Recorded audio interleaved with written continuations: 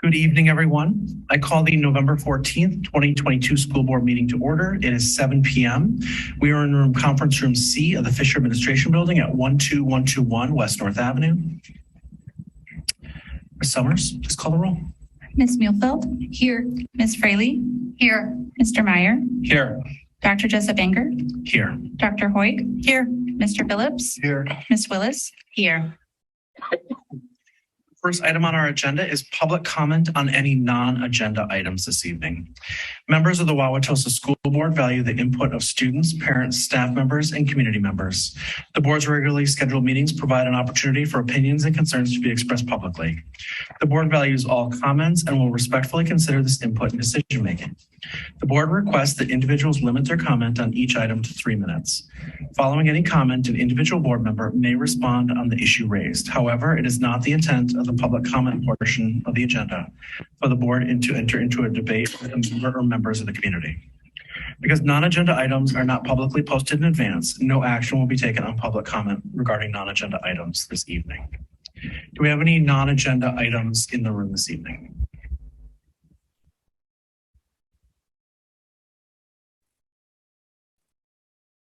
I'm just requesting that the captioning be turned on, please, for those online and in the room that need it.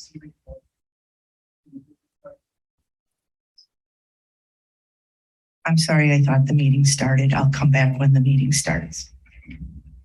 The meeting has started. If attendees online want to see the live transcript, they can do so by clicking the like button. Any public comment online tonight? Yes, we do have one hand raised. Sarah Larand, you have the microphone. Please state your name and address. Oh, good evening. This is Sarah Larand at 2445 North 91st Street.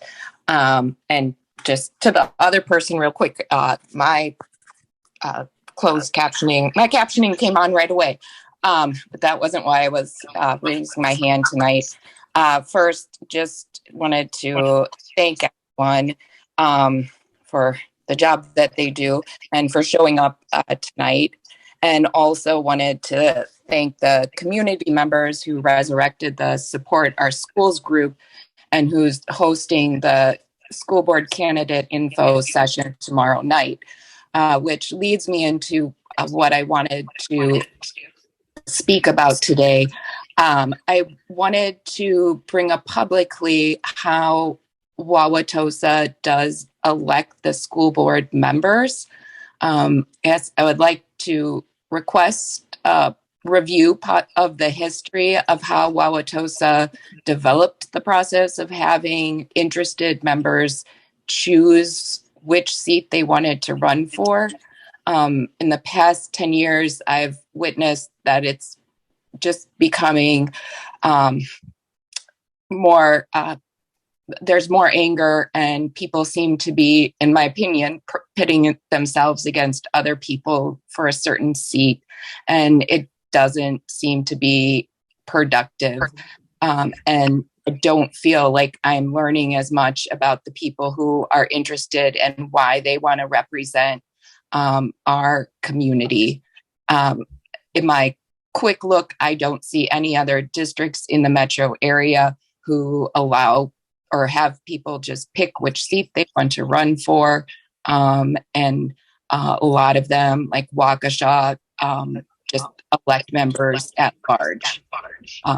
So I guess I'd just like you to consider looking at how everyone gets elected, and if it is can improve on this process. Thank you. Thank you, Mr. President, may I comment on that? Certainly, Mr. Ryan. I'd like to comment on that. Anecdotally, historically, and I do not specifically remember this, but before my time on the board, which was over 20 years ago, Wauwatosa did elect its school board members using district-wide, as we do now, but candidates did not run for numbered seats. It was a horse race concept, similar to what is used in other school boards in our area, as is said by the learned commenter here tonight. And in that case, for example, if in the spring there are 4 seats open, to run for one of those seats, a candidate must pick a seat and run against whomever else is running for that seat. But in the horse race concept, everybody who wanted to run for board would put their nomination papers in with the same number of signatures, and everybody would be running against everybody else in kind of a horse race format. And the top 4 vote getters would get the seats. And over the years, I have heard from many people that they would like to run for board, but they don't want to run against a person. They want to run for a platform. So just to throw that out there, and anecdotally, historically, it was thought it would be easier to replace school board members that weren't aligned with the views of the community. Whether that's correct or not, I don't know. But it seems that it's turned out to be the opposite, that it's become harder to get people to run for the seats because it feels personal instead of based on ideas. Not that it is or isn't, but just to throw in that historical anecdotal perspective here. Thank you. Jamie, any other comments online? There are no more hands raised. We will move into the consent agenda.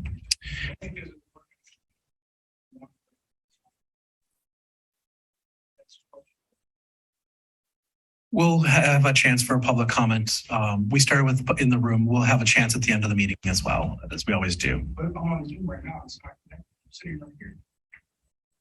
You said there was questions on Zoom. I'm gonna ask my questions here. Right on Zoom.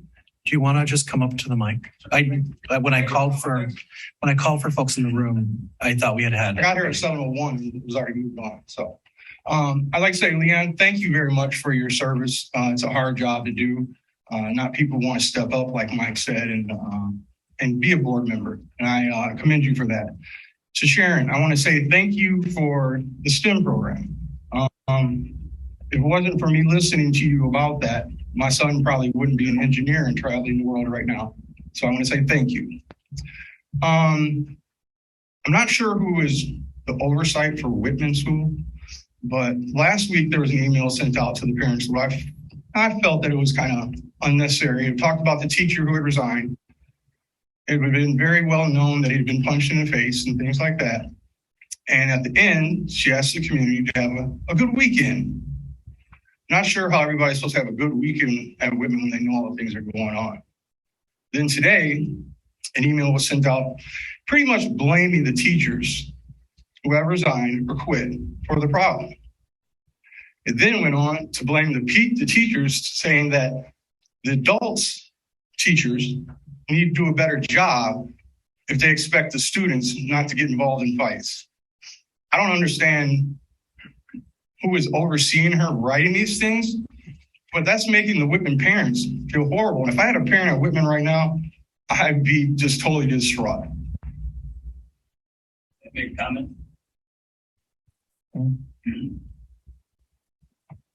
I'm a parent of several Whitman students, and I am exactly what Mr. Seabrook is saying. Frustrated, concerned, outright angry at the Whitman School District or the Wauwatosa School District. I talked to the principal this afternoon, actually about an hour ago, asking why there was no communication about this fight that took place between the student and the teacher, why there was no communication of the 2 females that got in a fight on Monday, which I have video of. It's not just a pushing. Somebody's going to get hurt. These are haymakers. In the fight that I have a video of, you see 4 or 5 students walking in formation down a hallway saying, "Oh, we found her." And then that student gets jumped. These are not little off the cuff fights. These are premeditated. One was just at West. These are all relative. They're all related. What's it going to take? Somebody gets stabbed, shot, pushed off of one of these balconies? You guys have all been through Whitman. I walk around. There's balcony. What if the fight took off right at the staircase there by the office and somebody goes asshole or tea kettle, pardon the French? What's going to happen? What's going to be the response? There was nothing until I talked to Sarah this afternoon and demanded. I went in last Friday, sat there for an hour. I couldn't get her attention. What are you guys going to do about that?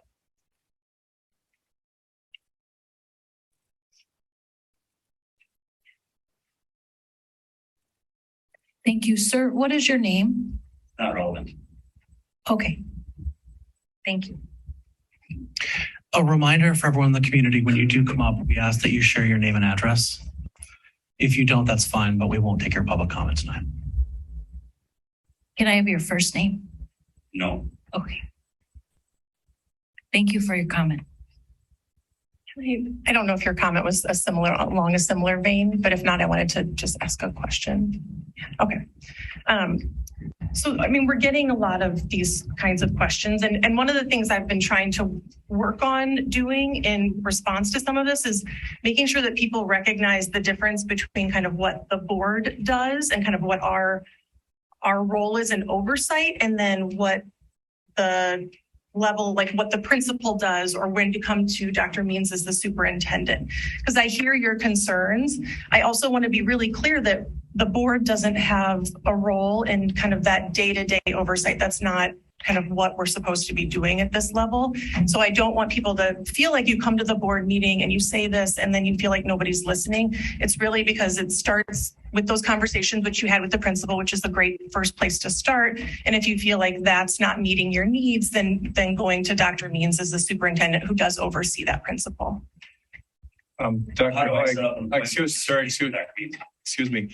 Dr. Hoig, your comment is incomplete as to how things can work. This board has power to, on its own initiative, summon employees to come before us in a closed session to hear personnel questions from the board, not in an action, but in an investigatory role. Do you think that's something we should be encouraging the community to We do? are, Or they've actually excuse me, talked to Dr. Means? we're not agended for this. Okay.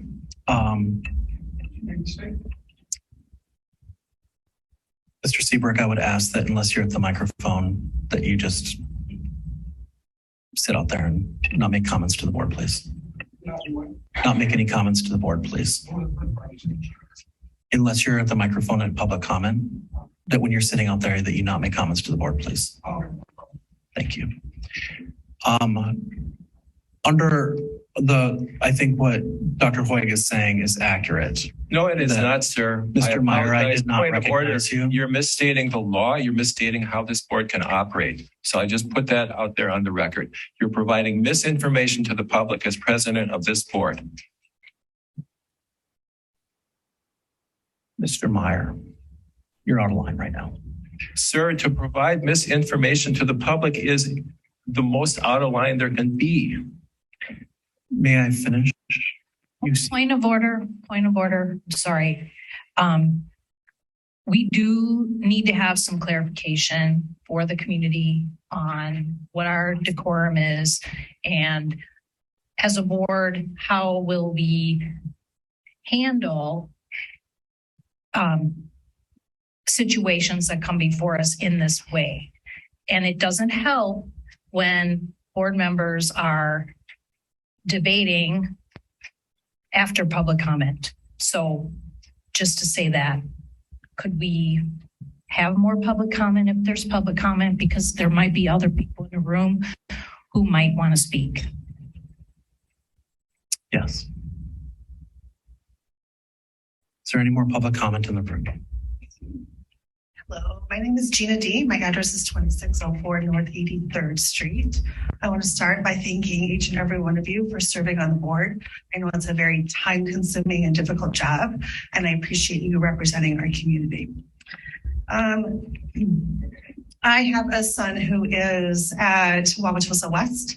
He is a freshman, and while I am not a doctor, he does not go to the bathroom during the day because he's afraid of going into the restrooms for fear of getting in trouble for smoking marijuana or vaping. He also doesn't want to smell like marijuana when he comes out of the bathrooms. So I would like to understand how that is being addressed and why there seems to be such an issue, especially at Wauwatosa West, with vaping and marijuana in the public restrooms. It's a pretty well-known fact. I ask him almost daily if he went to the restroom at school, and he says, no, I wait till I get home. That does not seem safe to me at all. I would love to know how the board would address that. And I also would like to plea for, I think there used to be 4 school resource officers in Wauwatosa Public Schools, 1 for each middle school and 1 for each high school. I don't know why that is not the case this year. I don't know if it's a funding issue. I don't know if there are other reasons for that. I don't feel that our schools currently are safe. I have 3 children in public schools here in Wauwatosa, and with the number of fights that are breaking out each week at their schools, they don't feel safe, and I don't feel safe sending them to school. So I would like to ask that you seriously consider funding at least 4 school resource officers, 1 at each middle school and 1 at each high school. Thank you. I can answer that question pretty quickly for you. There are 4 funded. The Wauwatosa Police Department has not been able to fill the 4th position. So as soon as they're able to hire and fill their police officer positions, that will be. The funding is all there and available. Okay, thank you. Thank you. Can you respond to the other question about the restrooms? Not this evening.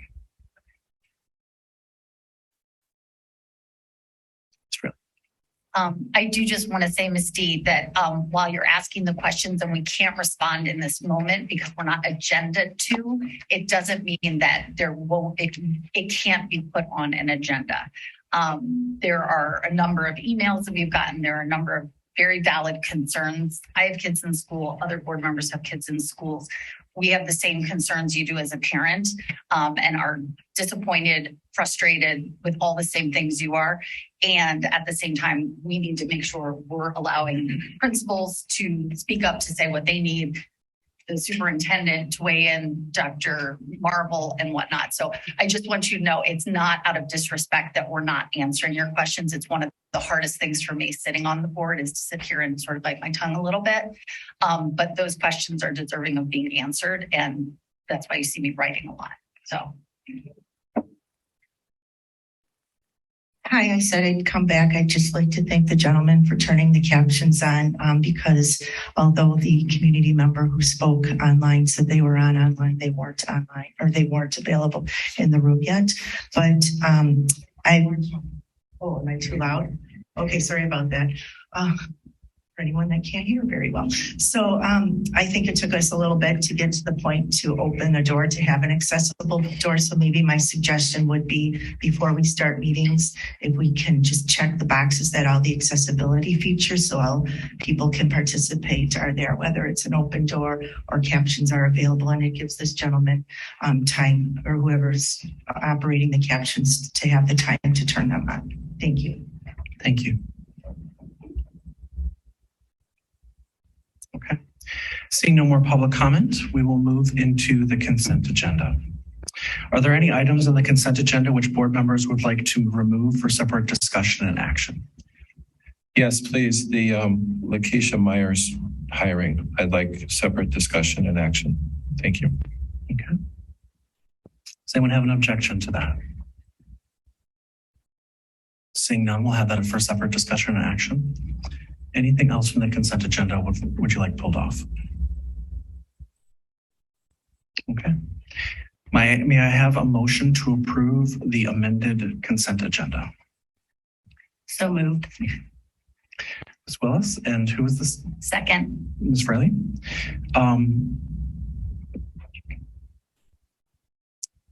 Please call the roll. Ms. Muehlfeld? Yes. Ms. Fraley? Yes. Mr. Meyer? Yes. Dr. Jessup Banger? Yes. Dr. Hoig? Yes. Mr. Phillips? Yes. Ms. Willis? Yes. Mr. Meyer. I have a question. I'm not. I don't know that the information provided to me is accurate, so I'll put the question to the superintendent. Is Lakeisha Myers a member of the Wisconsin State Assembly? She is. Okay. I have no doubt Lakeisha Myers is well qualified to do this job. And I am, as with any state legislator, very impressed with what they have done to run for election and to serve in that role. I have some heartburn about someone who approves the state budget that funds us being an employee receiving payroll derived from that funding. I mean, I'm sure there's no intent here to create a difficult situation, but it does, to me, create it looks awkward to me, and other people may have other opinions. So sometimes you just can't do two jobs at the same time, whether this is one of those situations, whether you can be a Wisconsin state legislator and indirectly, yes, indeed, indirectly on a payroll that's funded by the Wisconsin state legislature that's not for your legislative representative service. I don't know. So I likely will vote no on this only for that reason. Nothing to do with the qualifications or ethics of anyone involved.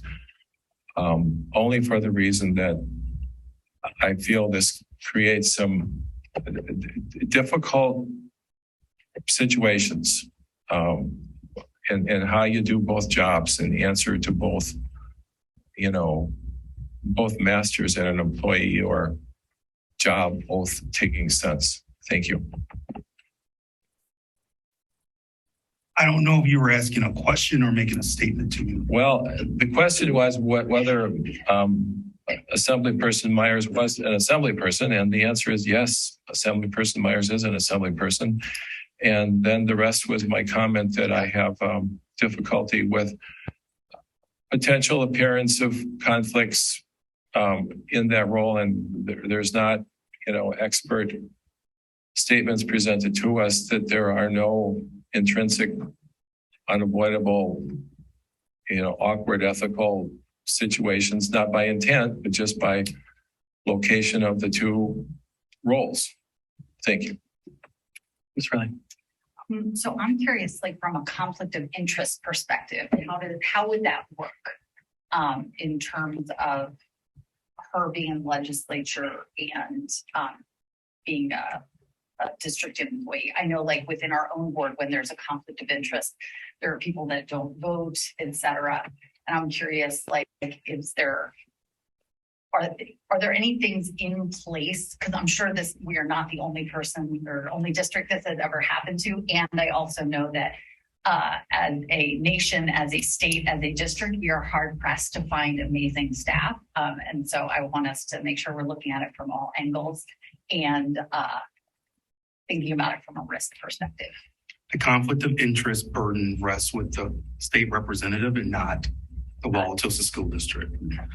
Her decision to recuse herself from any votes that's dealing with school funding or any other school issue, that's her decision to make as a state representative. In terms of her ability to serve her district, that is, again, her issue. Yeah. She, during the process of hiring, never once asked for a modified work schedule or an opportunity to be away from her job so she could fulfill her role as a state representative. As far as we're concerned, her work as a state representative is none of our business. Our job is to make sure that we have the best staff in front of our students, and it's our expectation that she will fulfill that job well. No more, no less. Again, the burden of the conflict of interest for Dr. Myers is something that she would have to work through as an elected official representing her district. Thank you. Dr. Means, is there any district policy that would prohibit her working for our district? None.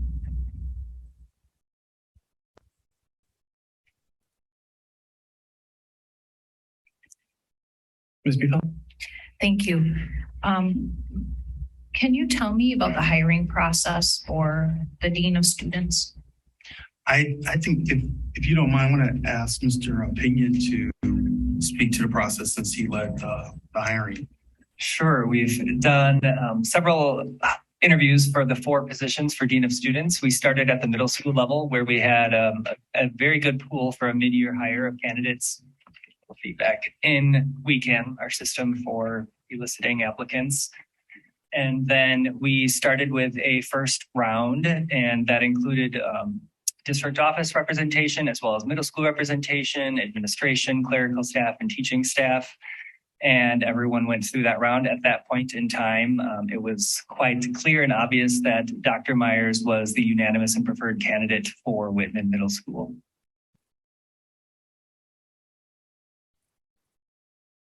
May I follow up with a question? Mr. Penny, did staff at Whitman have input into that process as well? Yes. And students as well. Great, thank you. Mr. Meyer. Hypothetical question, but I think it's worthy of considering. Will our legislative advocacy committee ever be attempting to speak with state legislators in its role in advocating legislation? And are there guardrails up such that depending upon committee assignments of Dr. Myers, that it would be handled the way everybody would like it handled and not inadvertently mishandled just by accident? So these are the kinds of questions that I would have. And thank you.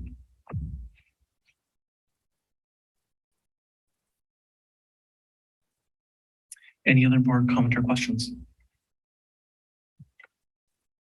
I just have a question, and also considering the comment we heard this evening from members of the community. What is the Dean of Students staffing like at Whitman? We're adding resources. Is this a second position? This is the first position as new. First position. Yes. Okay. The principal at Whitman has requested a second Dean of Students, along with 2 student supervisors. We understand that the unique professional challenges that have been presented at Whitman, so we have agreed to meet whatever staffing requests that have been forwarded to us. So we are going to move forward with a second Dean of Students. That will create a position or create a situation, a staffing situation where Whitman will have more administrative support than any other school in the district when it's all said and done. So we believe that from a staffing perspective, that's quite generous. Ms. Zelazowski has done, I believe, a very good job in adding more staffing to the 7th grade level. So we've lowered class sizes in the 7th grade. We've also have secured a full-time substitute teacher for that school.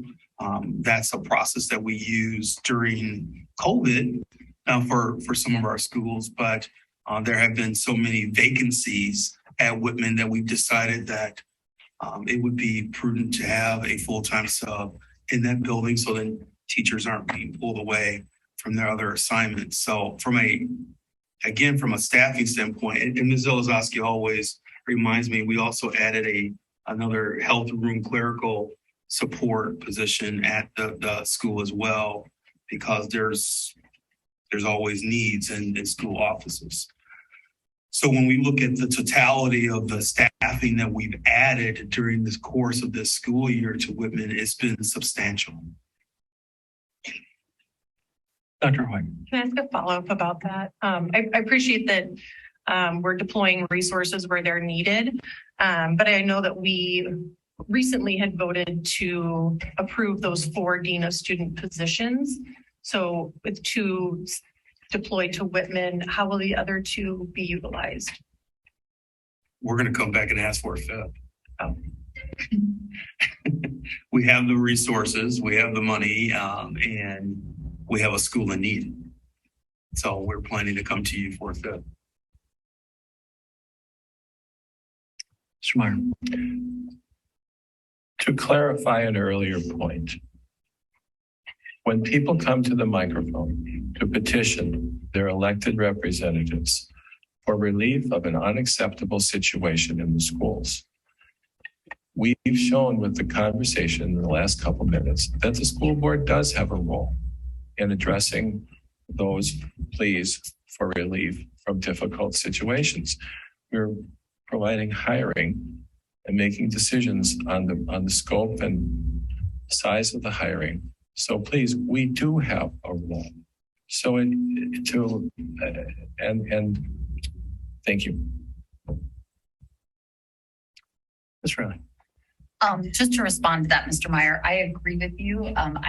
We do have a role, but I think what we were trying to get at earlier, or I won't say we, I think the way I was interpreting it earlier is that we have to just sort of honor the process a little bit too, so that we find a balance between making sure that folks who have been put in the principalship position, who've put in the oversight position are equipped, have the resources, the staffing they need, and that they have been coming to Dr. Means.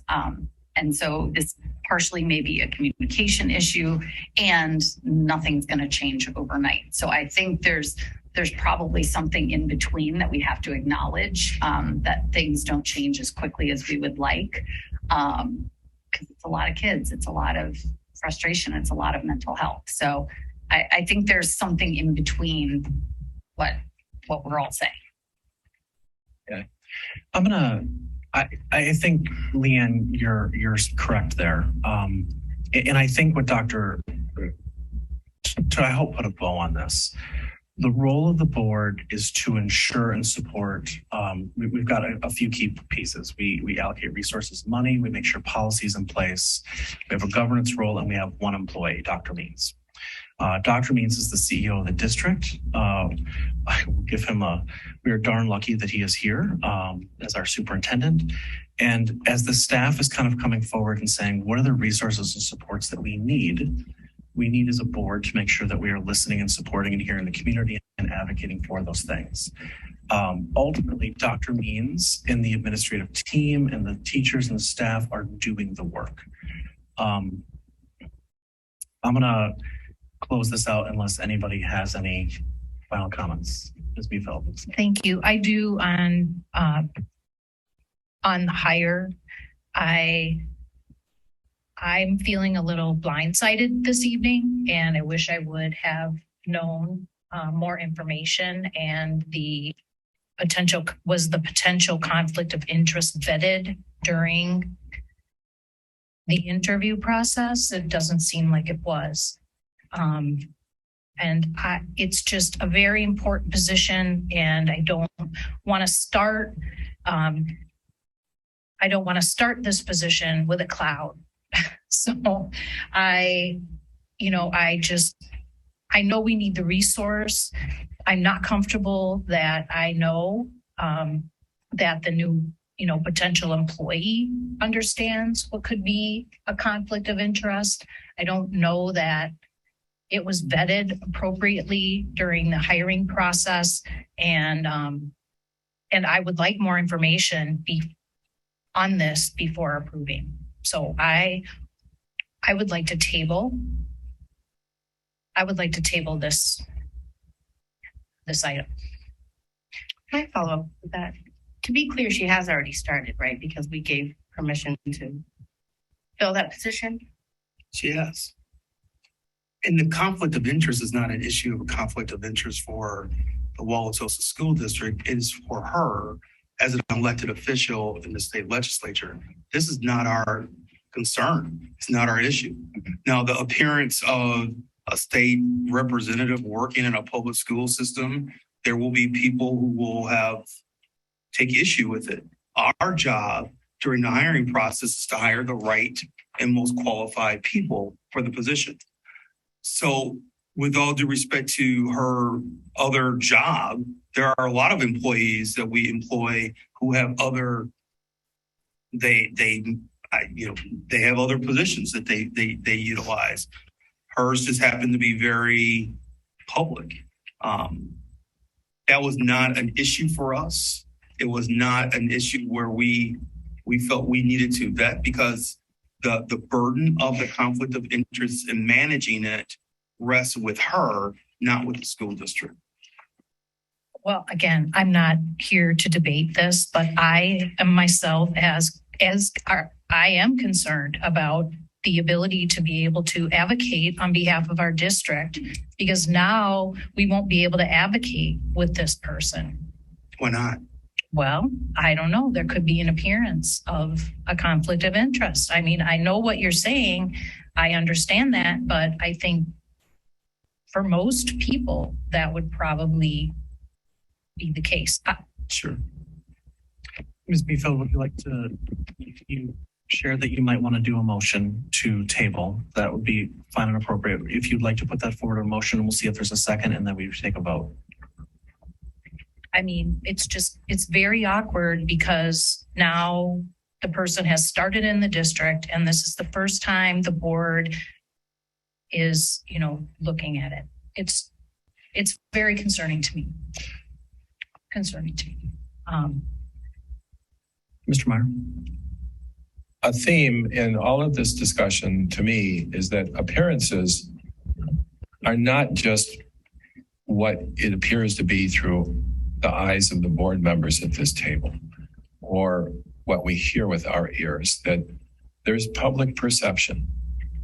And if we're perceived to have done something that puts someone in an ethical quandary, regardless of, there are extraordinary qualifications for the job. There's no doubt about that. It's a perception I believe I need to consider with my vote. When people petition to the board, the appearance to me about whether we've told them to go away, or whether we told them with sincere, not disingenuous that we hear them, or not without effect that we hear them, even with intent to hear them, that we're actually not hearing them because we don't understand how they're hearing things and how they're perceiving things. That matters. And not that we take votes based on optics. We make a lot of hard decisions that the public doesn't understand what we're doing, because we can't tell them everything, because there are things that are confidential. So it is a difficult quandary to be in, to be faced with a vote like this, because it is not clear that, we're not inviting some appearance that will cause unforeseen issues down the road. And do we need to consider that more, or are we just only worried about optics, which is not appropriate because we need to worry about the children? This is not easy to know what to do. Thank you. Dr. May I ask a follow-up question? Certainly. Ms. Mufield, just as you make this motion, I'd like to understand, what is it that you would be looking for? What information to help you make this decision? Well, the person's already started. I just have huge concerns about the board not being informed until this evening of this situation, because it is not a usual hire. And again, if we're going to advocate for our district, this could be a conflict for us and our now employee. And we weren't aware until this evening. I have some big concerns. So if I may, Ms. Mufield, for example, to put the question to Ethics Council for the legislature, does this create a problem? Does this create a problem for Wauwatosa's advocacy? Does it create, I agree. We're supposed to worry about Wauwatosa. So that's a fair question to put to whoever advises the legislature on ethical questions. Does this create a problem for Wauwatosa in advocating to the legislature? Dr. Means, does the district or human resources have any concerns about her hire? I mean, it seems like she was vetted appropriately. Like we would still apply the same standards that we would apply to any district employee. And that, Whitman is asking for support. And so it just, I take some pause in pulling something away that has been, I'm assuming, effective so far in her role. I don't know if it would have been appropriate for us to have tabled her candidacy because of her status in the state legislature. So as I'm listening, that's a concern that I have as well. Were we supposed to table someone's candidacy for a job because of their need to manage a potential conflict of interest? Someone could make the argument that that would have been us being arbitrary and capricious and not being fair. And so I'm equally, I want to listen and learn from this process, but also struggling with what we didn't do because we felt that we followed the process. In terms of advocacy for the school district, I think you have to manage that clearly, and you wouldn't want to engage or put someone in a difficult position. But that's our burden to manage as well. What we did during our hiring process is we simply looked at the best candidates and who were the best candidates for the position. When you start looking at other outside factors, that's when we make ourselves liable and expose ourselves for different concerns. Ms. Zolazowski. Thank you, Dr. Means. I absolutely appreciate hearing of the board's pause in related to this area. As the chief of talent, I always want to make sure our processes are fair and ethical, and also providing you with the information you need to feel confident in those we recommend for employment. I would also add that in my experience outside of Wauwatosa schools and in knowledge of other school districts, both in the area and across the state, this is not the only instance of an elected official serving in a public sector employment position. I know of several others. So from a yellow flag standpoint, it would not have come up for me, as I'm aware of other instances of that taking place in other school districts. So just a little bit of background in relationship to whether something was missed or not flagged in the employment process. Thank you. At this point, unless there's a motion, I'm going to call the roll. Please call the roll. Ms. Mielfeld? Yes. Ms. Fraley? Yes. Mr. Meyer? No. Dr. Jessup Banger? Yes. Dr. Hoig? Yes. Mr. Phillips? Yes. Ms. Willis? Yes. And that additional item passes. We are going to move into strategic goal 2, diversity, equity, inclusion, and accessibility, our special education and student services audit response.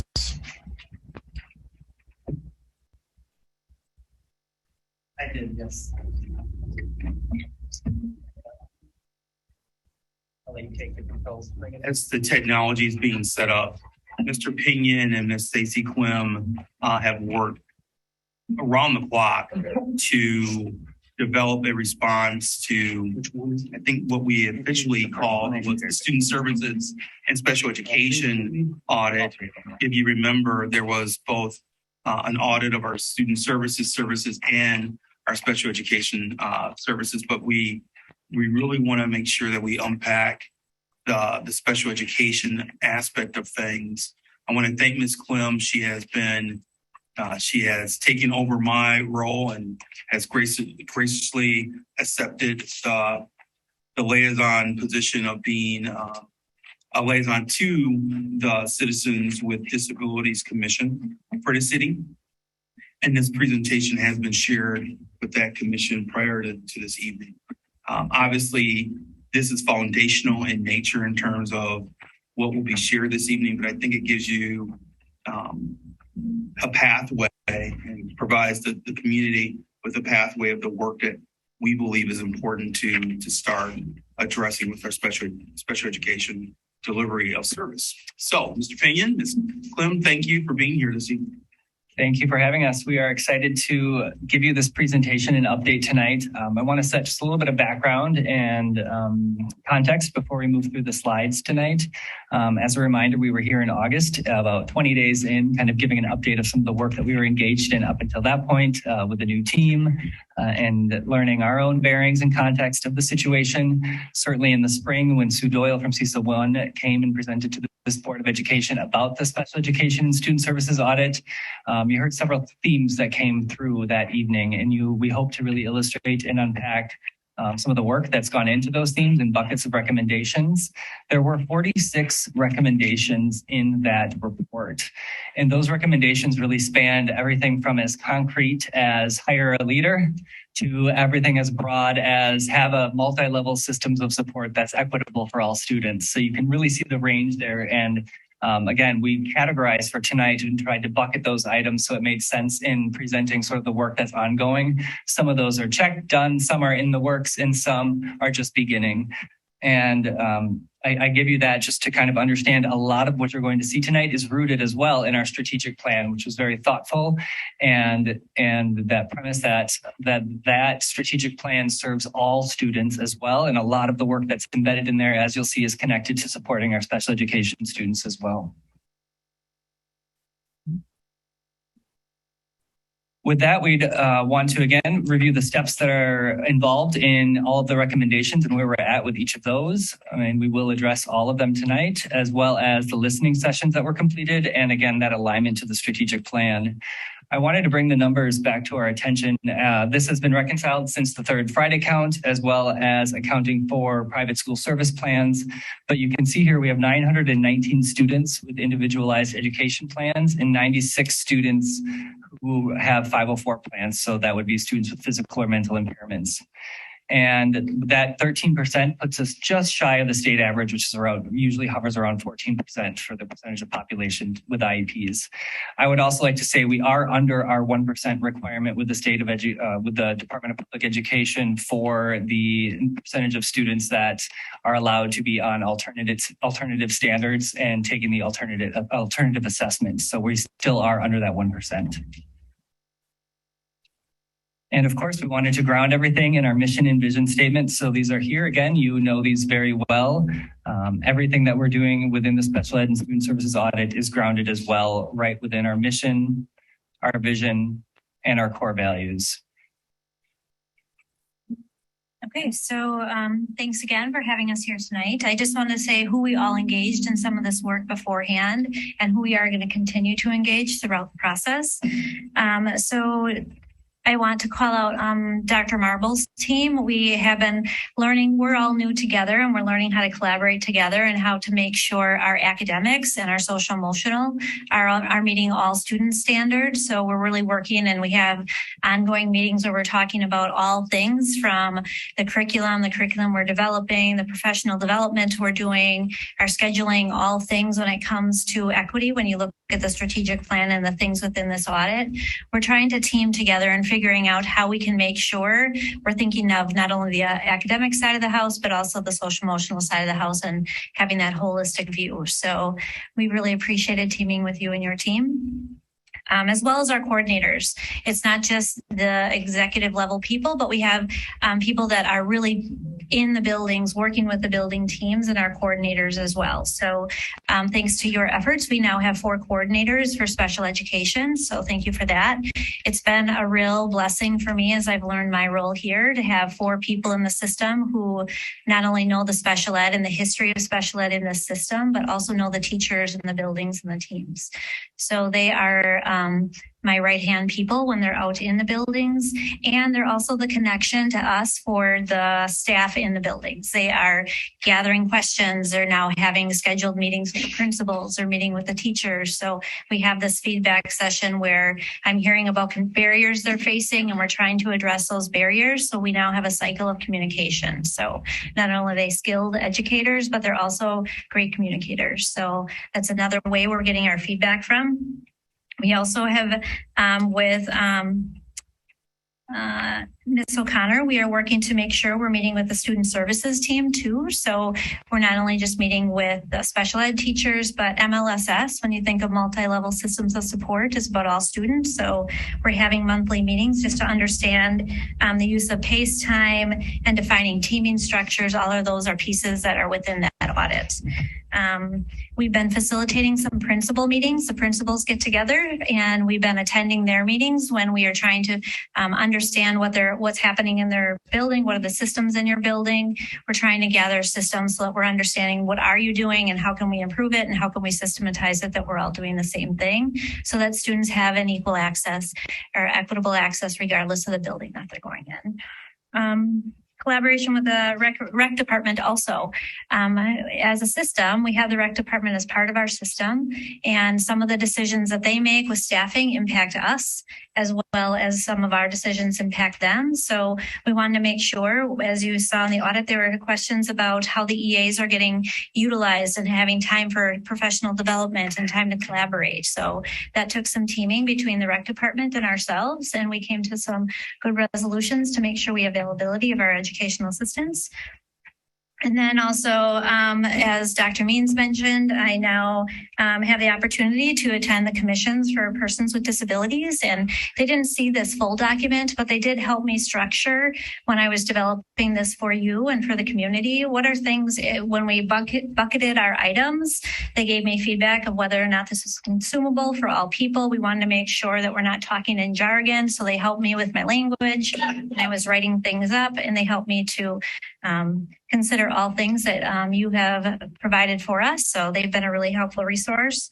And then to that feedback, I wasn't at that meeting, but Mrs. Clem brought that feedback back, and it was really instrumental in helping us craft this to be more, like you said, consumable and user-friendly for those receiving this information. So we're really thankful to that commission for their feedback. Mm-hmm. And then the WSD trainings that we're taking with our parent liaisons. Those are all the pieces that have kind of been helping develop this.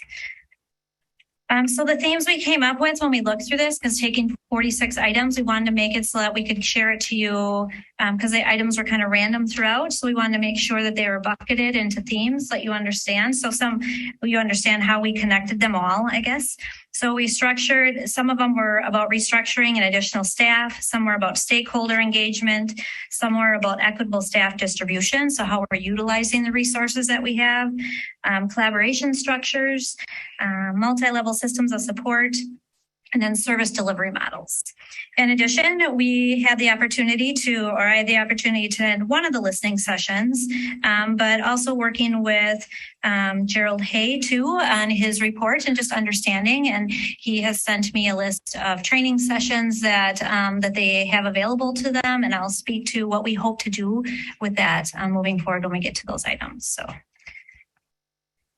This next slide I just put in here, this was one of the pieces from that commission that they said, we talk about MLSS and does everybody understand what that is? And we wanted to make sure we had a slide that kind of connected this for anyone who were to read this. When we think of multi-level systems of support, we're talking about, do we have a culture that all children belong in? Do we have shared leadership? Do we have structures and systems in place to implement things? Do we have evidence-based practices? And are we using them as a continuum of supports to meet the needs of students? And do we have collaboration structures and strategies to use data and high quality instruction? When we have all of those coming together, that is what a multi-level system of support is. So that's what we hope to build. But those things, when we look at it, we have pockets of excellence definitely in our system. We have people doing really good work. So I don't want to bring this to you saying these are all new things and things that haven't been put in place. We have people working really hard and who have done great things. What we're trying to do is systematize it and make it so that we can tell a storyline for every student. When they walk into us, either at 3 for disabilities, if they start at the age of 3 or at 4, all the way through their 12th grade year, do we have data system can follow and track that student? Do we have educational systems that we can make educational decision points throughout that are going to lead them to their best plan? Same with social emotional. Do we have a system in place that will track where they have come along for their social emotional journey and pivots that we have made for them so that we can always track those and look back to those to know that we made the right decisions for kids? So we're going to start with restructuring and the addition of staff and roles. All right, so I'll take this bucket. One of the recommendations was about restructuring and student service teams with job descriptions. So of course, us in front of you is evidence of that restructuring in terms of both the pupil services side and the Division of Academic Performance, and also hiring leaders. So leaders of student services, we have, of course, Stacy Clem for special education, Emily O'Connor as our student success director, as well as Shonda Holland for our director of diversity and inclusion, and then myself as chief of reports. Another very large recommendation was focusing on continuous improvement. And I believe this is evident in a lot of ways, and you should be feeling this as a board as well from a lot of the work that's been brought in front of you. Not only with the strategic plan that was finalized with special education very much in the forefront of our mind as we finalized that plan, but also through our school growth plans, the impact cycle, and all of our PDSA cycles, so planning, doing, studying, act. I think continuous improvement, at least from my stance coming into the system here in Wauwatosa, is very evident that it is at the forefront of what we're doing and ensuring that we're always getting better at getting better.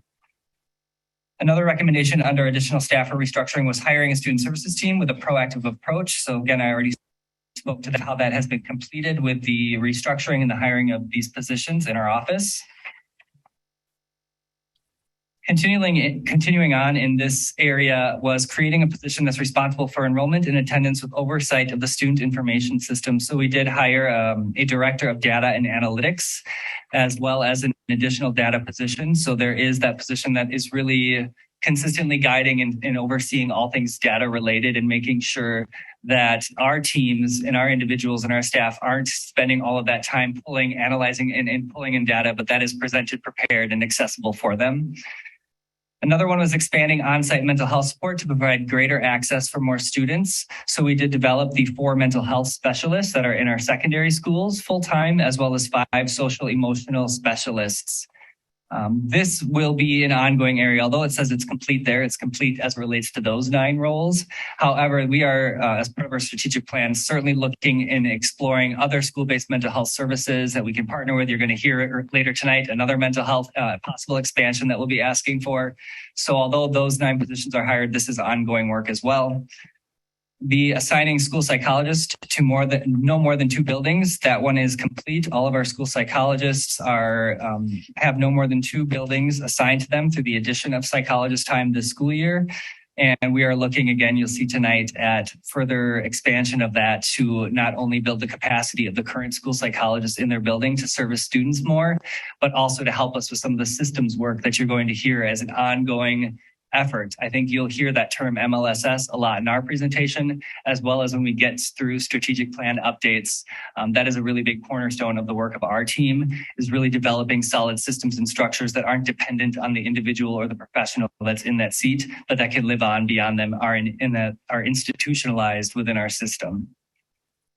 And then lastly in this section was the addition of special education coordinator. As Mrs. Clem spoke to, we did reclassify the diagnosticians as special ed coordinators and are reshaping that role, as well as adding 1 coordinator to offer additional support for our special education staff, students, and families. Next section or bucket would be the family engagement and communication. So there's a lot in this one, and then there's similar recommendations in the listening session about access and accessibility. So some of these things were also things within that access and accessibility response. So stakeholders have access to district events via accommodations, unlocked doors closest to accessible parking. So in collaboration with Keith Brightman, we talked a little bit about this in this response about the facility team and the technology team developing virtual options for meetings and working together. They appreciate the feedback that they receive when we hear about different ways, similar to the feedback earlier today about turning on closed captioning. Yes, we want to have a process in place and working to make sure that we have processes in place, but also supporting us when there's been a misstep that if one happened or not. So it's really helpful to have that feedback. When feasible, we've been scheduling meetings in various locations. For example, we recently had our Pupil and Family Supports Engagement session held at East when we held that in October, just to try to make sure we're in different parts of our community so that all community members have more access to us when we are meeting with them. It's also a piece when we come, if later I'll be talking about the events that we want to take. We're thinking about where we can hold those so that we have them in various parts of our community. Reviewing the district website. This kind of has twofold here. I worked with Sarah Fatita about this a little bit. We are looking at our whole district website to make it more accessible so that everything can be not only accessible for different languages, but accessible for all people having access to different parts of the website. So I know that she has worked on this currently. She's done an RFP that was sent out to look at different partners for our website. She looked at the assessment of the responses, the vendor interviews. She's done the vendor identification, and right now she's in the process of establishing funding. So once those pieces are in place too, we're also collaborating a little bit to make a special ed site within it that is really accessible to all people. Hybrid board meetings. Today's meeting is another example, and that's complete. They tried to do their best to make sure all our meetings are hybrid. The recommendation was to have a WSP family liaison to serve and engage others to serve in the community, consider advisory committee. Right now I'm attending. We did add a second parent liaison. Right now she's going through the training with WSP. In addition, I have a parent liaison working with me and then a community and a parent working with me to attend the supporting and engaging families through groups. In addition, we received from Gerald Hay from the listening session different areas to do training on. So we're developing a survey that we want to give to families, and it's a one question survey. What are areas that you want to learn about? Because we have all these opportunities and we have only so many nights. So our goal is to get a wide variety of families, that it's not just our families of our older students, but our younger families as well. Are they hoping to learn about the IEP process? Are they hoping to learn about guardianship? What are their needs? So we want to get a needs assessment before we plan the events. Once we have that understanding, we're going to plan some events in spring. And then at those events, also try to find out who's interested in joining an advisory committee.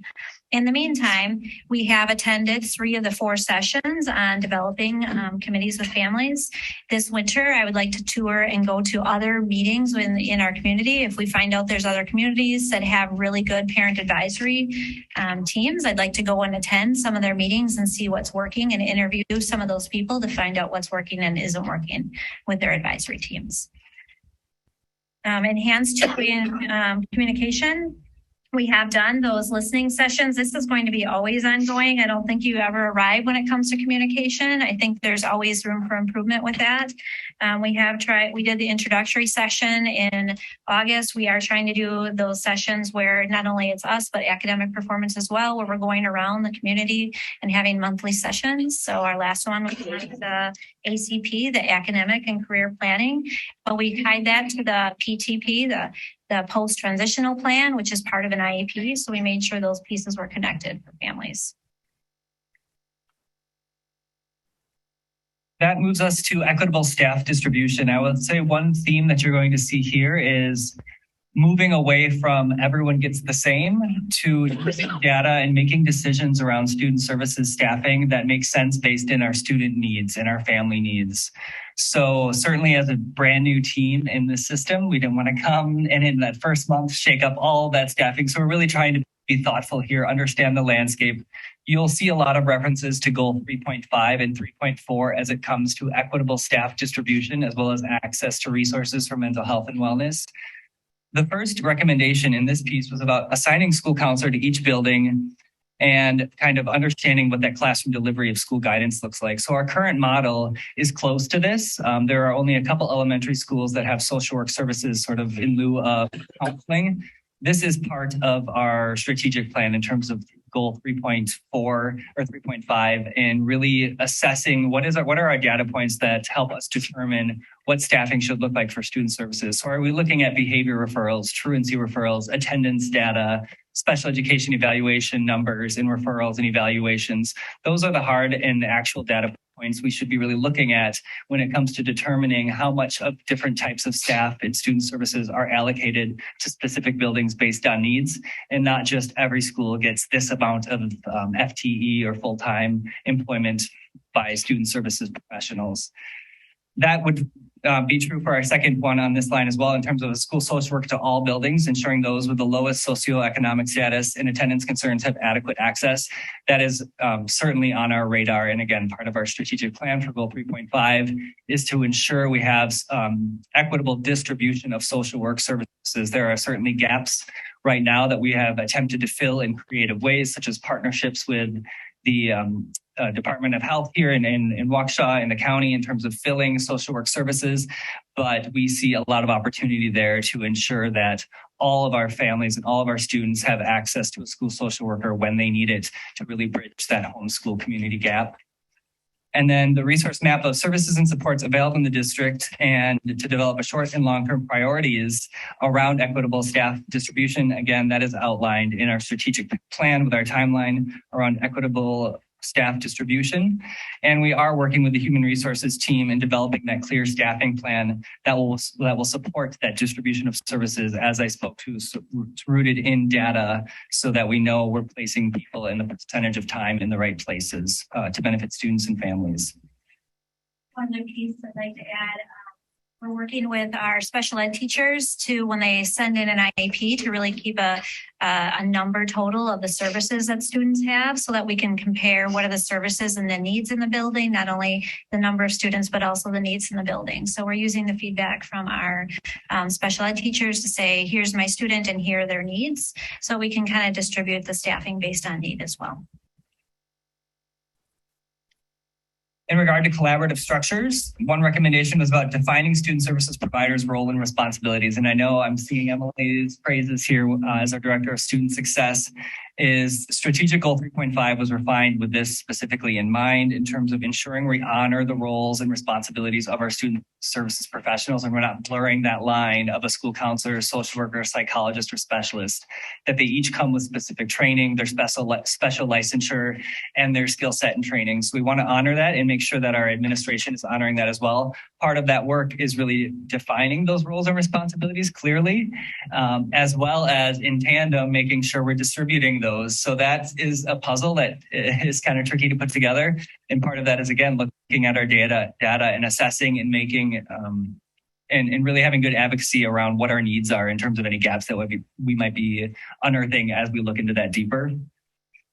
The second recommendation on collaborative structures was pairing school psychologists and social workers together to cover buildings, as well as feeder schools for family relationships. And we certainly take this into consideration when we are hiring and placing academic coaches, as well as student services team members and the mental health specialists. Again, I feel like a broken record in this section, but goal 3.5 really takes this into account within the strategic plan.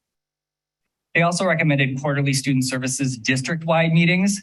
And we have found there was a bit of lack of consistent leadership within student services for some of our departments in terms of that standardization and collaboration or calibration really across all of our sites in terms of how social workers, psychologists, and our specialists and student services operate across our system. So we do have monthly meetings that all of our student services attend in terms of all of those roles, as well as some breakouts by their actual specific role. So we're happy to announce we've exceeded that recommendation.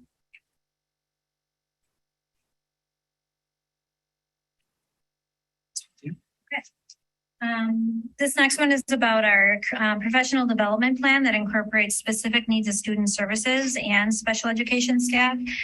Since August, our team, as well as the academic side of the house, we've met often to talk about the professional development. We planned for November 8th professional development, which is a district-led day together. We already have it scheduled to plan next year's professional development. We already have it on the schedule for February and March. to start thinking about the year in advance. Also thinking through our coordinators and our academic specialists, is that what they're called? Making sure that they are part of that because they're in those buildings. They know what the needs are and taking their feedback to help us with those plans. So those are all scheduled and we've been working together to have that. Creating common planning time for staff to co-plan for unique student needs. This is where we've really leaned into that pace time quite a bit, as well as strategic goal 1.3, where we're thinking about that. As we are diving into this, we're uncovering lots of questions about our schedules and how we're meeting the needs of students within our schedules and scheduling in general. And it's not just about special ed, it's about regular ed too. It's not just one. So do we have the right staffing for all of our students so that we're able to have that unique common planning time. So this isn't an easy, we can solve this right now. It's an ongoing, let's really look at our staffing model in general so that we're able to meet the needs of our students as part of that and have time to collaborate. So we're looking at that together. That'll be an ongoing thing for us. Align joint professional development opportunities for regular education, special ed, and UDL practices. Well, if you look at our strategic goals, so when you look at the curriculum development and you look at the social emotional development and you look at all of those pieces, we need to really align that because when you think of all of those pieces, that's what universal design is. So when you're looking at curriculum, part of that is not only some of the academic performance strategic goals, but it's also the equity strategic goals and the social emotional strategic goals. How are we meeting all of those pieces of our students together? So this aligns with our strategic plan when we're looking at our curriculum and doing some of those audits and we're teaming together. Utilizing the expertise of the student services staff, especially in data, behavior, mental health, and equity. The student service staff have a monthly meeting and the initial draft for the student support team meetings are indicating the needs for this role. So we're really working that's why we're coming to as well. We know that we have needs around looking at our data and people to structure that data. We've come together to look at what are our teaming structures. And one of them is to have a student support team teaming structure, which is part of that MLSS. But we are bringing to you the next item, or one of the next items is to look at that MLSS coordinator, who is a school psychologist, who is really good at looking at that social emotional data and helping build some of those systems. So we'll bring to you some recommendations that we have around that piece for the MLSS. Creating a building level problem solving team. So that was part of our framework. We did create that together ourselves along with the academic side of the house. We had to, when you're having a building level team, you're not just talking about the social emotional needs, you're talking about the academic needs and what are our criteria points that we're looking at, what are the data points that we're looking at. We made a recommendation, an initial draft. We sent that out to principals and then to the building teams. We're asking them to trial it and then we're going to get their feedback. So we're continually improving that along the way to make sure we have the best structure in place to meet the needs of our students. And then align a process of MLSS for academics and behaviors. This aligns with our strategic goal 3.1, and it's an ongoing thing. I think it's just ongoing to align ourselves. Multi-level systems of support, developing a culturally responsive problem-solving structure. That's part of strategic goal 2.6. And that's when we have culturally responsive problem-solving, that's a structure of making sure when we're having teaming meetings, how are we making sure we're culturally responsive when we're looking at our academics, when we're looking at our social emotional responses, when we're looking at our behavior referrals, how are we making sure? So as all those pieces, that's part of our strategic goal and strategic plan. Building a system of support to provide special ed oversight, allowing alignment between buildings and administration. So these two are part of our goals, 1.1 and 3.1. We have scheduled bi-monthly collaboration time to work towards these goals together as we build a system of supports together. Initiative inventory to prioritize the focus in the future plan. Well, I believe our strategic plan is kind of that. We use pieces from the special ed audit as well as the listening section. That is our strategic plan. It is the audit, and then that is our future plan. We're really staying focused on the strategic plan to make sure we're moving forward with that. UDL and differentiation are parts of teaching and learning audit. So we're trying to align and doing our best to align our work here as well as the work with the academic performance side of the house within goals 1.1 and 3.1. So yes, it's complete, but then yes, I'm going. All right. And in regard to service delivery models, one of the recommendations was to create a district's crisis response plan. So each building does have an emergency response plan and a crisis response team. Our safety coordinator, Laura Geisler, has been very helpful in making sure teams understand that, have access to it, and are refreshed around their own plan. And additionally, what's not in here is strategic goal 3.6 is really all about that mental health behavioral response and ensuring when there is a mental health crisis in the building that we're responding accordingly in terms of who's in front of that student and how we're responding to that crisis. When it comes to crises of a safety nature, we also have been trained this fall, the majority of our student services and administration around the Department of Justice threat assessment process. It's a newer training and a newer process for our staff. Some of our newer student services staff have familiarity with that from prior districts. We will continue to refresh and come back to that with our teams so they feel comfortable in that process as well. And then of course we have our disciplinary framework from a discipline side of things, which comes to how we handle and respond from a discipline side and embed learning within discipline. Another recommendation was ensuring highest quality staff is servicing students with the greatest need. I would say that this is something that's always ongoing, similar to a lot of areas, as we always want to make sure our most qualified staff are placed in the appropriate places with the students who need it the most. And that when there are students with high needs, we're having the building principals guide and shift as necessary to try to meet those needs. And the service matrix that Mrs. Clem has initiated has really helped to have that proper distribution of staff where the needs are greatest. So that's a tool that is newer and really helping us make those decisions at different points in time. Lastly, on here, creating a coordinator position for special education to help problem solve with building principals. Again, we added the additional coordinator for special education, and those diagnostician roles are shifting more into a coordinator position as well. This next one's about service delivery models. So there was a recommendation to redefine the district's co-teaching model. As our initial audit, now that I've been in the system a little bit, co-teaching is just one service delivery model, and we want to make sure we're meeting all the needs of our students. And we have a range of service delivery models, not just one service delivery model. So we're looking at not just co-teaching, but we're looking at how are we meeting the needs of our students and how flexible are we within our delivery model so that we can be more flexible in our service delivery, not just one model. But we are working towards that through our strategic plan too. Ensuring second step implementation with fidelity. This is part of our strategic plan on strategic goal 3.14. ELA and math schedules that allow for one special education teacher to support a variety of grades. This is going to be ongoing, as I mentioned earlier. When we look at our schedules and the impact of schedules of collaboration, staffing, it's just an intertwined thing. We can't pull out one and just solve one of the recommendations without thinking about them all. So that's part of our strategic plan, is to look at how are we delivering our services? How are we looking at our staffing models? How does our schedule impact all of that? Add a SEL coordinator to implement second step. They added 5 social emotional specialists to elementary school. This recommendation aligns with the goal 3.1, 3.4. Ms. Clem, do you mind if I interrupt? No. Maybe give you a chance to breathe. That'd be great. Is the board, is the board aware of what second step is in terms of curriculum?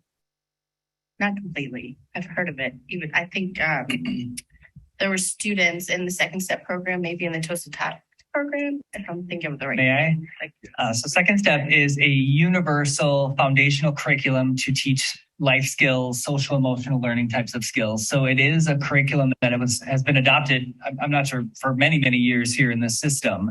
However, I think like many things with COVID and shifting responses and pivoting a lot, we need to get back to a place where we ensure that teachers are properly supported in delivering second step. It is delivered at the teacher level, at the elementary level.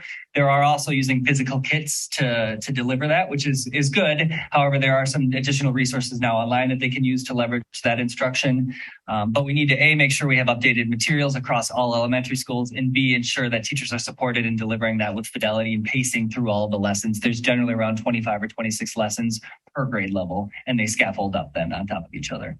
So who is the target student population for the Everyone. program? Everyone. Okay. All elementary students, and part of the strategic plan is adding a social emotional learning foundational curriculum to the middle schools, which is part of one of the committees in Pupil and Family Supports' tasks, is identifying what's going to meet our needs for the middle school.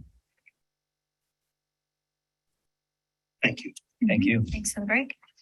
All right, listening session. So have experienced leaders to support equitable understanding of student needs. So again, this goes back to your support to have 4 special education coordinators. I don't know what I would do without them. They are able to be an outsider who has an objective viewpoint, and they're not embedded in the work. And if a child is struggling, they can come and say, hey, have you tried this? Have you tried that? But from that lens of special ed, where they know how to do the work, but they also can be an objective person. So they've been really instrumental in a lot of that work. Ms. Clem, Yeah. do you mind just maybe unpacking this for the community again? Can you just talk about the title of these 4 people prior to the school year? Sure. What their titles are now, and how it's actually helping people in the buildings, and that it's not one of those supervisory positions, but it's truly boots on the ground, if you will, in terms of support. I'd love to. Thank you. So these historically were our diagnosticians. There were 3 of them. They were not diagnosticians are if you are qualified or if you believe your child might have a disability, they would be the people who would go in and they do all the assessments. They would be helping develop those initial plans. They'd be running the process of special education because it's a laborsome process. And they would be leading the teams through that and then helping them write their IEP. They were also available. They had some time that they were available, but it was more in a responsive mode. They did some professional development, but not a ton. They helped create resources for our teachers, so the teachers had resources. And right now, you did add 1 more coordinator, and they are leaning into their role as leaders, and they're really enjoying it. They are making some strong relationships with their principals, so their principals have another person to have available to them to bounce ideas off of, to understand the law, to understand what their decision points are and how that impacts students with disabilities. In addition, they're helping guide the principals because principals have such a broad job. They can help guide the principals, say, well, in special ed, this is the way you need to think about that. Or they've also worked as special education teachers, so they also have those strategies that they can bring to the table as well. So they're now leaning into that, and they meet with their special education teachers on an ongoing basis rather than reactive. When a student isn't doing well, they're doing it proactively to meet with their teachers to say, here's what the guidance is from DPI, what are challenges, how can we work through those together, and they're holding collaborative meetings with their teams. For me, as an observer, board members, I feel that this is the most critical. You're hearing a lot of different things that have happened with this audit and what's been implemented. I think this is, from my perspective, my humble opinion, this is the most impactful. Mm-hmm. These coordinators have taken on the leadership role, and they're sitting with principals and they're helping them work through difficult situations. And they're also counseling the teachers. In the past, you didn't have that conduit. And so for a family, they felt if they weren't getting the right services, they felt they had to go from the school level to the director of special education because there was really nothing in between. And so I think this has just been a major game changer for us. Yeah, well said. I don't know how they functioned before. I have a lot of respect for the people who worked and sat in these seats before me. And I'm really thankful that you did allocate those resources towards this because it has made it so that I have felt like we were able to really get in front of things and help when families do have questions. I can say, you have someone, this person is our coordinator. They can help come and give another objective view, and they can come and observe. They can look at the IEP. They can look at the audit of it. So they've been, very helpful. Ms. Clem, may I ask a follow-up question? Just while we're talking about the coordinators, because I'm so curious, because we had coordinators in our district. Are they authorized or even allowed to act as district reps in an IEP meeting? They are LEAs in IEP meetings, yeah. Great, because I have heard, working in the district last year and having kids in the district, that there was some concern around principals not having that broad understanding of special education. So it's great to hear that these coordinators are in there helping coach the principals and acting in the IEP meetings. So thank you. Yeah, and I think it also does help families too, that the families have that additional layer of support too to really understand it. So I think it's been a great resource. Accessible websites. So this is something that we talked about earlier. This was part of the listening session recommendation. It was also part of the special ed audit. So those are pieces that in general, our whole Wauwatosa website is something that is getting looked at right now with Sarah Fertitta. So I don't need to repeat what I said earlier. All curriculum materials should be accessible. So this is, again, going back to our strategic plan. We agree they should be accessible. So when we are doing an audit, no, we can't make every material accessible today. It has to be part of that ongoing audit process. And that is in collaboration with all of our teams, with the academic team. So when we're working together, this is stuff that we look at and think about and create a structure to consider when we are looking at different curriculums. Accessible public meetings. It is an ongoing thing to have our meetings virtual. In addition, working with Keith, and he leads the facilities team. He does review accessibility through his accessibility plan when he goes through, and he's going to be working on making a 2023-2028 facilities plan, and accessibility will be part of that plan. So they will go through, they'll walk through the buildings, they'll look at what's accessible and what isn't, and then they'll determine, they'll do, would say a needs assessment is what you've done. Yeah, and then determine how we can structure that and make sure we're doing that for our families. An accommodation request process should be implemented and advertised.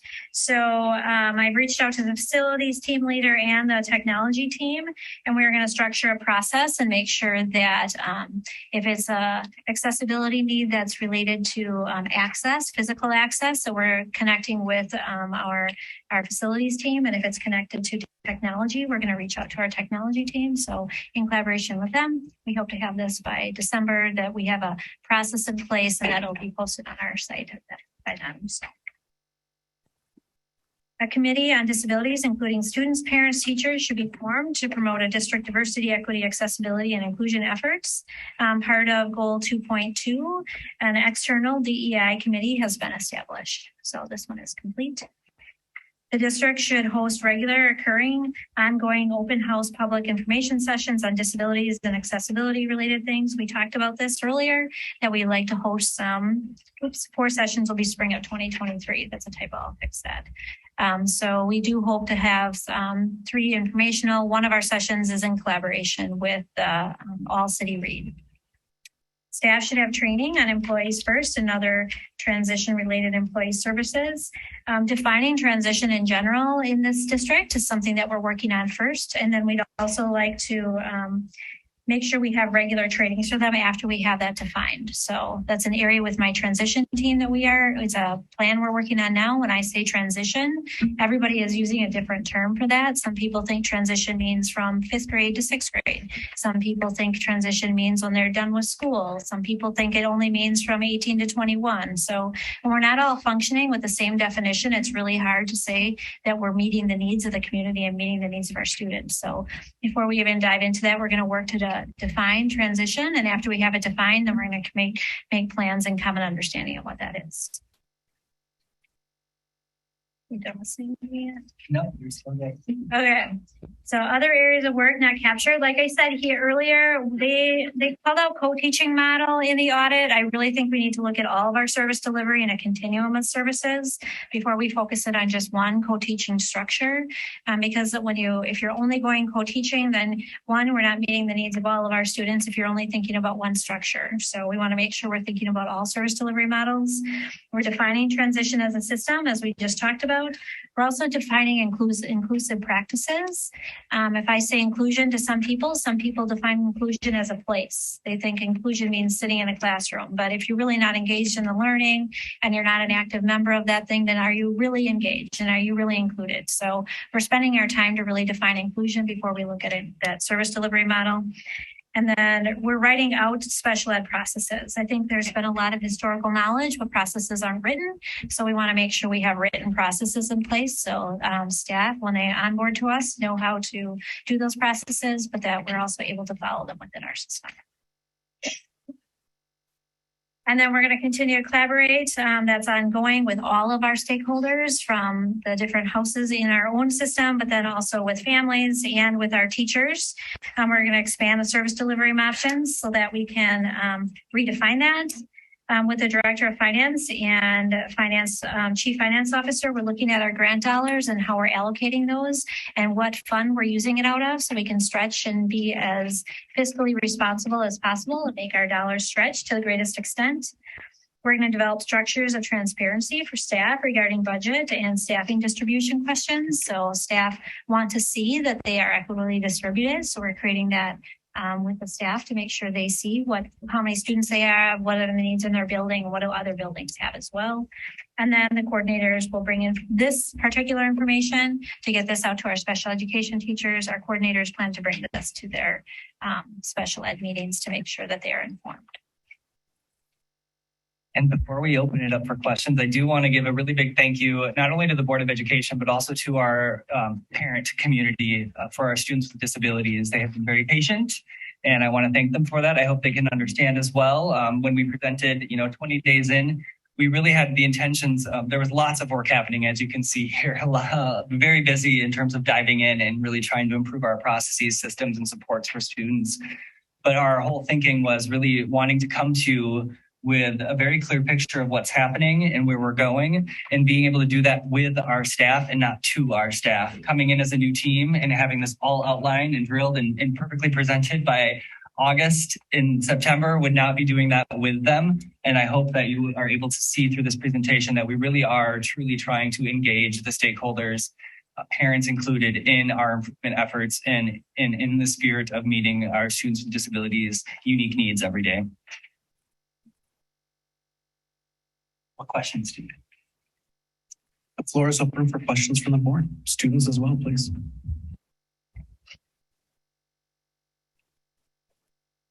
I have two questions. That wasn't very nice. So firstly, I want to cover the special education coordinating positions. So I feel that if they're talking with the principal, talking with the teachers about how to best accommodate the students, they should also be with the students. So I wanted to clarify, which positions do they hold and where are they held? Is it at the 4 secondary schools? Is it at the Fisher building? I just want some clarification on that. That's a really great question. One structure, when you talk transition to me, means that you're engaging the student. They should be part of their IEP, because ultimately some of the most successful students, when they leave us, are able to tell us about themselves and their disability. That's called self-determination. Do I know about myself? Do I know my strengths? Do I know my areas of need? And do I know how to advocate for myself? So making sure the students are part of their IEPs and part of that planning when we're talking about what their needs are and how we're going to help serve them, making sure the students are at the table. So yes, they are helping to ensure that we are doing that for students and encouraging students. They are district level positions that look at how are we implementing our IEPs and are we making sure we're doing them with fidelity. So yes, they can support with the students, but really that's the role that's case manager, that special education teacher to be with the students. Okay, thank you. My second question is regarding the evolution of the Second Step program. So with the increased, with the new materials and the increased materials available to students, I wanted to, as someone who did it when I was in elementary school, I wanted to just understand the differences, at a base level. Who would be teaching it? Would it be the base teachers for the class? Would it be your primary teacher? Would it be the school counselor for the elementary school? Yeah. So Theo, I can answer that. At the elementary level, it's that primary teacher, right? And that's right now where Second Step lives, is we have the K through 5, so kindergarten through 5th grade curriculum, which is what you likely went through when you were in elementary school. What we're looking to as part of our strategic plan is adopting some other kind of social emotional learning curriculum or foundational. It might not be Second Step. It might be Second Step for middle school. So when we get to that juncture of whatever we are adopting or bringing in for middle schools, We will have conversations with all of our principals, teachers about where that's taught, who's teaching that, how we're going to develop them, how we're going to make sure that they're comfortable delivering that content. So we're not there quite yet, but at the elementary level, it's that primary teacher. I mean, that's why you mentioned the additional training for the teachers. Yep. Okay, thank you. A couple questions. So I'm excited about the second parent liaison. If you could just talk about how current parents and even prospective families with a student with special needs have access to these parent liaisons. So for a new student who is referred, we send a letter along with the initial information, and we make sure that parent liaisons information is available to them via email with these are the parent liaisons are available to their another family member. They have to be a parent liaison. From WSD, you have to have a child with a disability in the system. So that is how they are shared out. And when we get our website in good order, there will be an introduction to them there as well. What's kind of their scope of work for?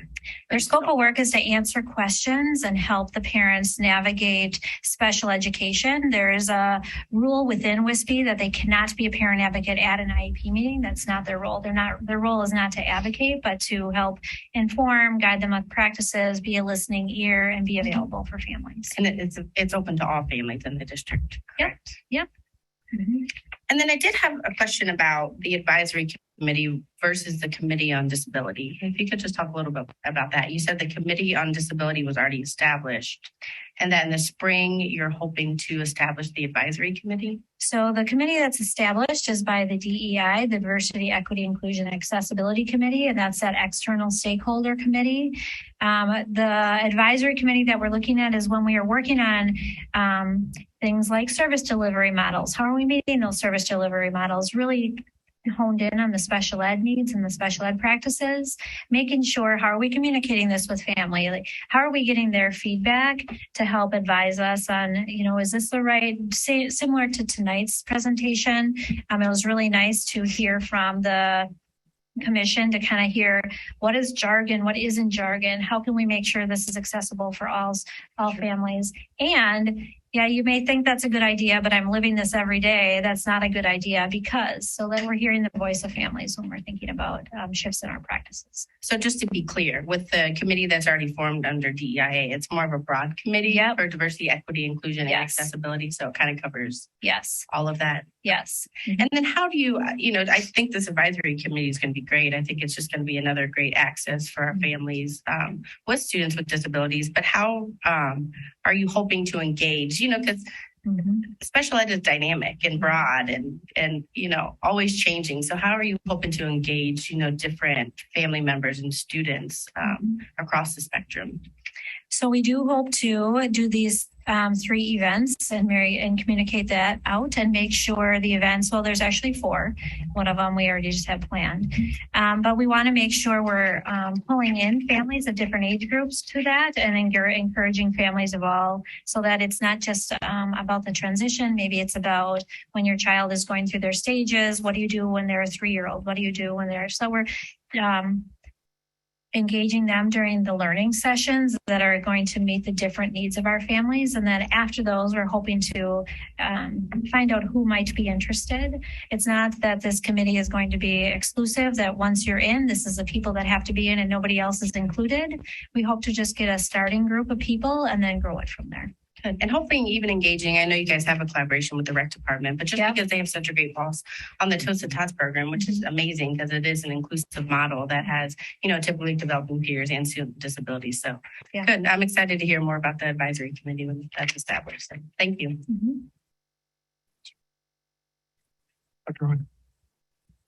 Thank you so much. This is really an incredibly comprehensive plan that you're enacting here. And I really appreciate how much headway you've made in a really short period of time. So thank you for that.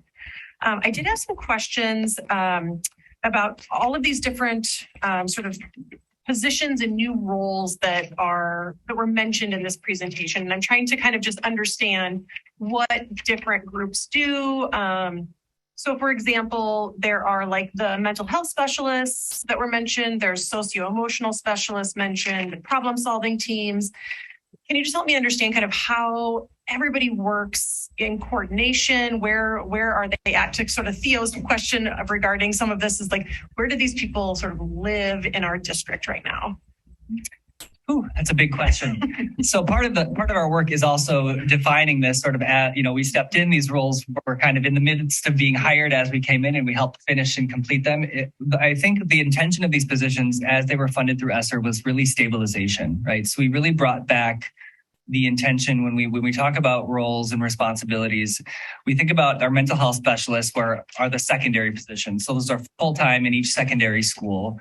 And they're coming to us with very different backgrounds. We have some that have psychologist licensure, some with social work, some with counseling licensure, but it is always one of those three licenses that they're coming to us with.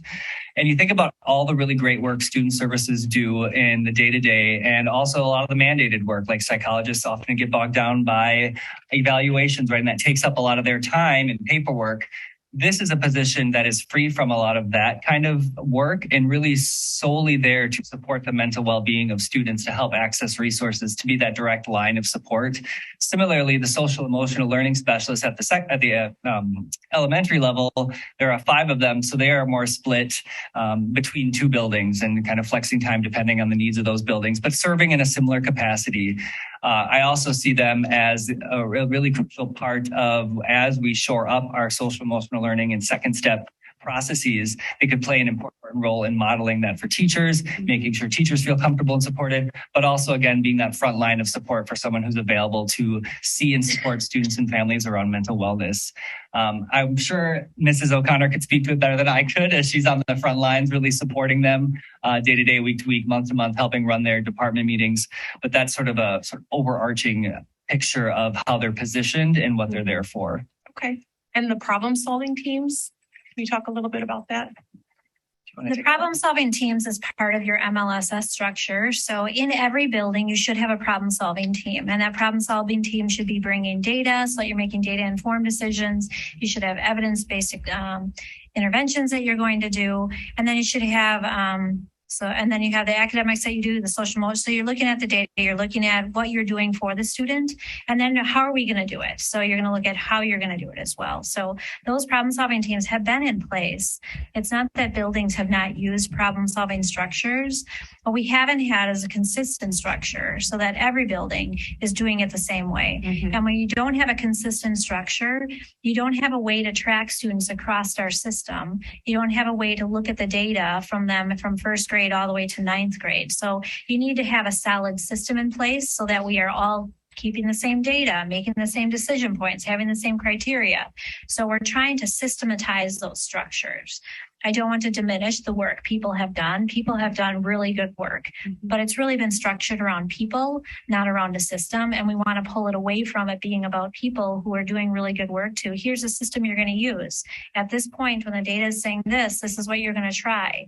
When your child is struggling with comprehension, here's the intervention structures we're going to try because they're evidence-based and they're, so we want to have a clear line, a clear path for every student so that if we do find barriers or we do find that our universal practices aren't working, we have a next step for you.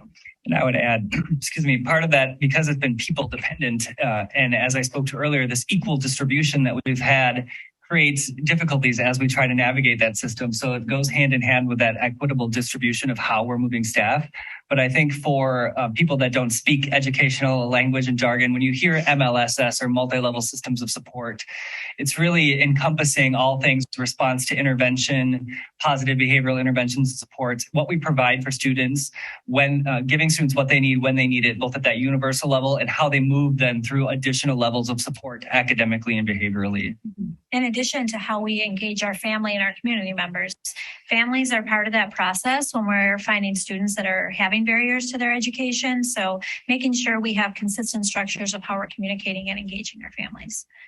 So would families go to some of those problem solving meetings? Would they be invited as? Yeah, as I would assume once we have structures in place that we want to engage families because they are a huge piece of kids making success. When you think about the, like that traditional triangle you would see, right, where you're thinking universal and subsequent tiers, that top tier, when you're getting to a deep problem solving meeting, ideally would have multiple stakeholders. So I've had great problem solving meetings where a therapist might have come to the table or, a provider externally, community providers, as well as the parents. That's a true wrapping approach where everyone's at the table giving their lens and their information. But of course, that's an intensive process. So you have to have a solid universal structure to fall back into so that you're not flooding that percentage of students that need that deep of a dive. One final question. You mentioned that as you came in, a number of these positions were already being hired or, we had already kind of been decided where they would go. But as we talk about equity, we're going to be potentially moving some of those resources around to places where they're in most need. When do you anticipate that process starting where positions might be shifting around? I would think as we look at staffing, late winter, early spring, we'll talk about staffing for the following school year. That's when we really want to start looking, identifying and assessing our data sources for how we make those kind of decisions for student services and shifting and making, those incremental shifts year by year based on the data. So I would hope that the shifting begins in terms of appropriate allocation of staff moving into next year. Okay. But like if let's say a counselor or one of these mental health specialists is at your school now, you can anticipate at least that position will stay at that school for this school year. Correct. Absolutely. And we don't want to disrupt anything too much in terms of what's working really well and the relationships that are established for staff. So I don't want to send fear that we're going to be shaking things up so greatly, but we just want to make sure people are put in the right places and the right allocation for students based on the need.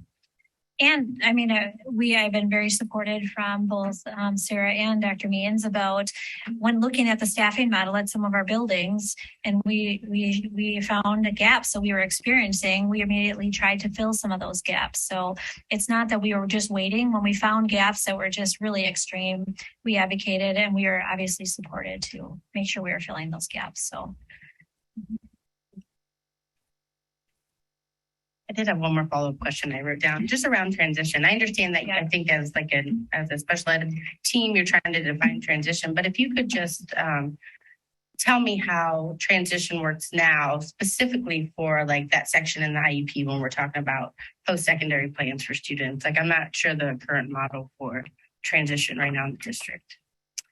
Right now, when it comes to transition, the current compliance piece is at age 14, we have to make a post-transition plan. So that is a DPI plan that you have to do. It's one of the indicators that we have to post to.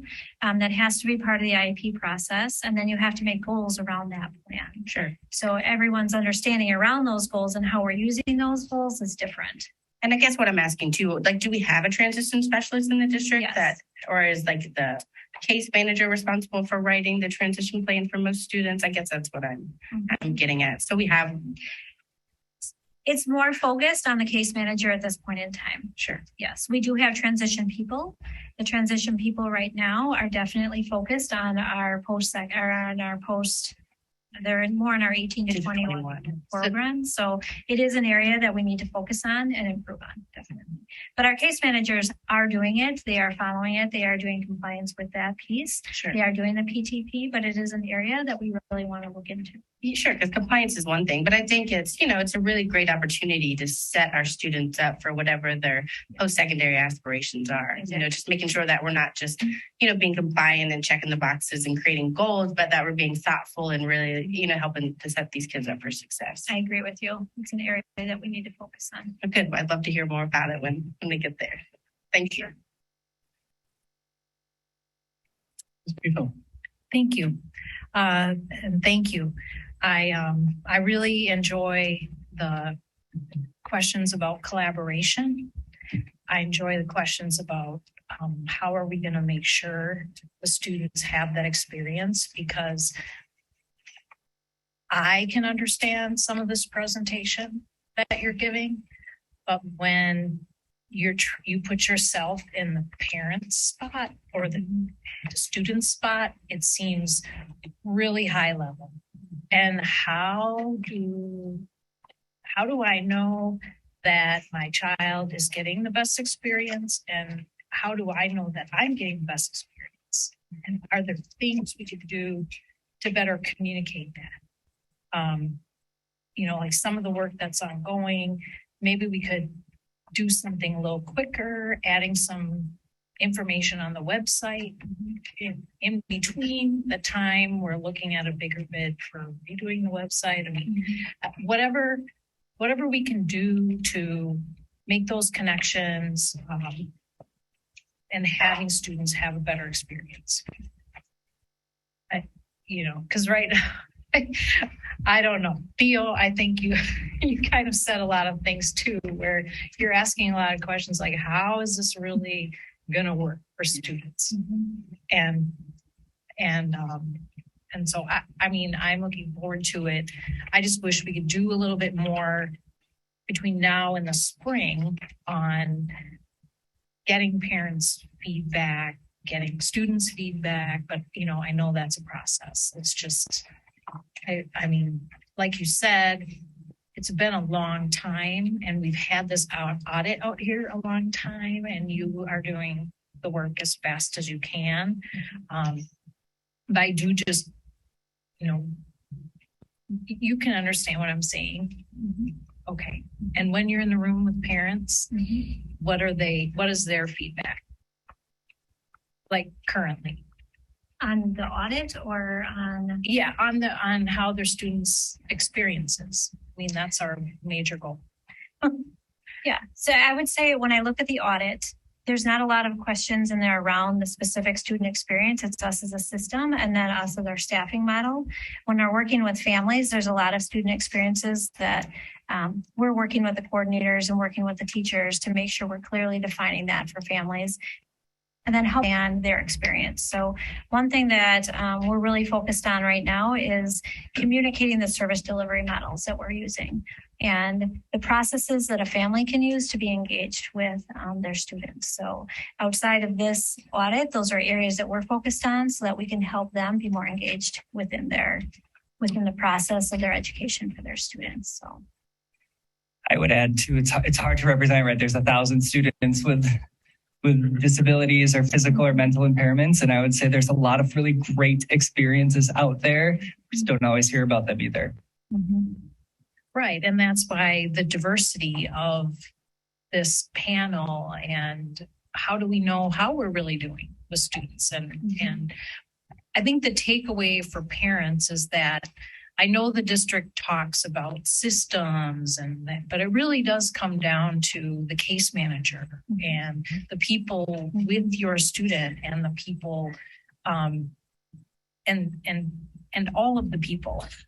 You'll be getting involved. The board from occasion gets involved. But it's people. It's not just this structure and what you saw on the PowerPoint slide. So. Well, there's teaming structures.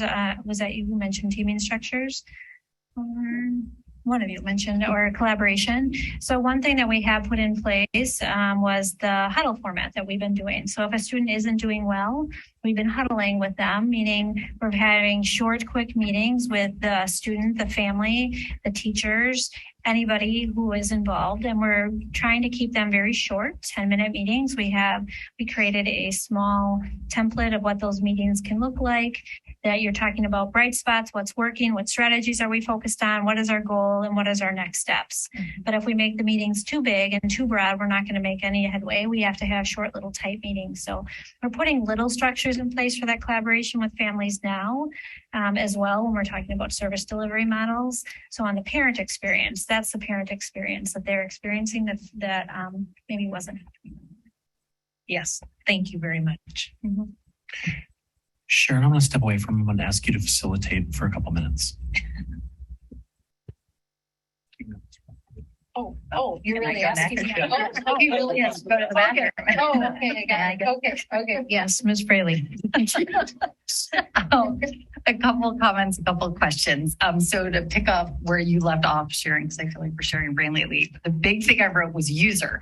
So I absolutely appreciate the comprehensiveness of this and the fact that we're going to an MLS system and that MLSS means nothing to most people. And so one of the things that I'm hoping we can do that's sort of captured under the second bullet with communication is, can we create a narrative that people can understand? Like when you go to the hospital, there's an MLS system, right? You've got your primary care, you've got your specialist, you've got your nurses on the floor, you've got the medical assistant that comes in and takes your blood, et cetera.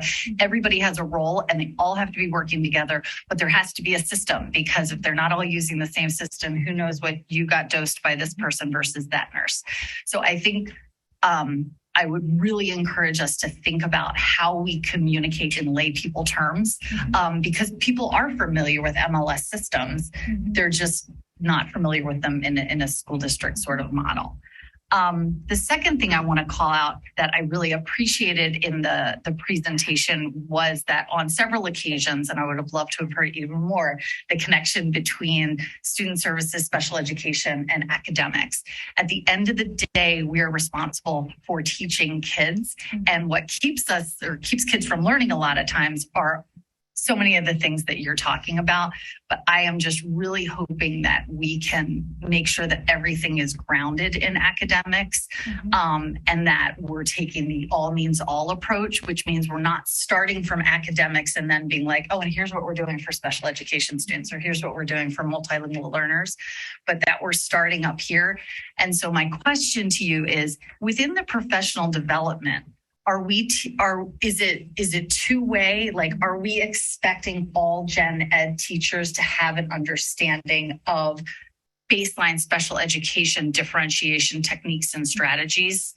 Yes. And in fact, I had one of the sessions I ran for all new teachers was about 504s and IEPs and kind of grounding in some of the basics of how do you fulfill that IEP at a glance, the 504 accommodation plan. So absolutely. Like, how do you use higher order thinking questions with kids with special needs based on X, Y, and Z? Okay, that's just super, super important to me. And I always feel like special education or gifted and talented or MLL is always the add-on versus if we start at the top, everybody wins.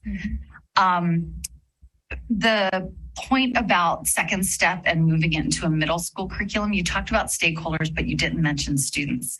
There is no one better to tell you what you think than middle school students. They will not hold back. And so I really hope we can engage student voice in that, because if they think it's dumb, if they think it's uncool, if like, it's not going to be worth any money that we spend. And I know there was it could have been human growth and development where kids weighed in on the book at some point, and it ended up being, I think, a great choice. It was really visually pleasing and whatnot. And last two things. First is, and this goes to what you were talking about, Ms. Neufeld, super helpful. I would love to see in the next presentation, what are the metrics or the outcomes that parents as a user are seeing or students as a user are experiencing now that you've got so much great foundational work done. I'm sure there's lots of folks who are like, I don't see anything changing, but that's because you're building the plane right now. It seems like you have tons of the skeletons built, lots of great things. You have the staffing, but do parents know who to go to? Like, is there this is what this person does. This is what this person does. Who's allowed to call a huddle? Can the student call a huddle? Can the teacher call it? Like questions like that. And these things may already be out there, but I think for me as a board member, it would help me to sort of move from like that 50,000 foot to understand what parents are experiencing. Because to your point, Mr. Pinion, we don't often hear the stories of what's going well, the quiet majority. We hear when things are going wrong. So would love to know how we can know based on anecdotal qualitative data until we have the big numbers at the end of the year that people are experiencing changes, both from the parenting perspective and the student perspective, even if it's to reach out to some folks to say, like, we're not hearing from you. No news isn't always good news. So would love to hear that.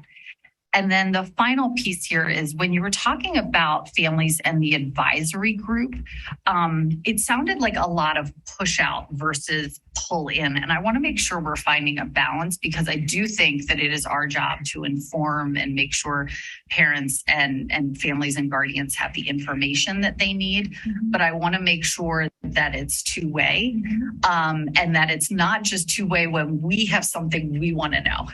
So it's like, oh, we're looking at new curriculums. What do you think? We've been talking a lot where I work over the last 2 years about input versus feedback, and how giving input feels a lot more engaging and a part of the process than just responding to something that we're putting out for feedback. So those are things that sort of came up for me, and that I liked hearing you say that the group is starting and that it'll be changing and evolving. I think being able to get out into a newsletter soon, like how that's going to be built, how people are going to be selected, how many people are going to be a part of that group. When in the absence of information, I think people generate their own. And so I think the more specific we can be with the community about what we're looking for, and our openness for it to really be a dialogue, all the better. So thank you very much. So much good stuff in here. It was a lot, a lot in a couple of months. Any other board questions or comments? I'm going to open this up for community questions and comments.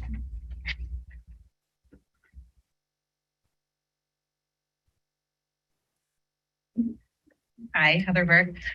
First, I wanted to start by saying thank you to the board for prioritizing this item on the agenda tonight. And then obviously, thank you to Stacey and Luke for stepping into this role and hearing all the recommendations overall and for tonight as well. So I wanted to just say the situations that we're in, whether it's special education, mental health, whatever, these aren't traditional situations that we're facing. And traditional methods alone aren't going to really get us out of this. And so one of the things that I keep hearing throughout the district are terms like engagement, involvement, and they seem to be kind of used synonymously. And I don't think those terms should really be used interchangeably. So I just want to give you some examples of the definitions that I use. So engagement is where stakeholders are consulted. So this is sporadic in nature, a very time restrictive manner. So for example, parent-teacher conferences. Involvement is a step up from that. It's where stakeholders are invited to participate in portions of a larger project or goal, for example, the strategic planning committees. And then partnerships are where stakeholders have equal power, input, and investment in mutually agreed upon outcomes. So the key here is that engagement has low levels of shared power, whereas partnerships have a high level of shared power. It's the shared power, the shared input, the shared decision making. And I think that is part of the answer when it comes to communicating those experiences and seeing what's actually happening, and not just listening to me as a parent, but listening to our students as well, and really forming those connections and those partnerships. I think it would really, really help. There's a time and a place for each one of these engagement levels. Absolutely. We don't need to form close partnerships for every single thing. But I think it would help clarify some things throughout the district if we could define these terms for the district use and then be consistent in using them. I hope that makes some sense. And then the last thing I wanted to say is a lot of the information from tonight is heavily rooted in the strategic plan, and it should be. I am noticing some gaps in the application of the strategic plan in the classroom. This isn't one building, one situation. This is an across the board thing. The building principals are incredibly responsive. I mean, like within minutes responsive to any issue that I have had. But not every parent walks around with a binder full of every district policy and all tabbed and marked up like I do. So I just see some room for growth in understanding the strategic plan, the disciplinary framework, all of the new policies that are going into place, and some existing ones too. And making sure everybody is on the same page and understanding what this is and what it looks like at that classroom level. Thank you. Thank you all. Seriously, thank you all for this work. This is a lot. This is a lot of work to do in a very short time. I appreciate it. Thank you.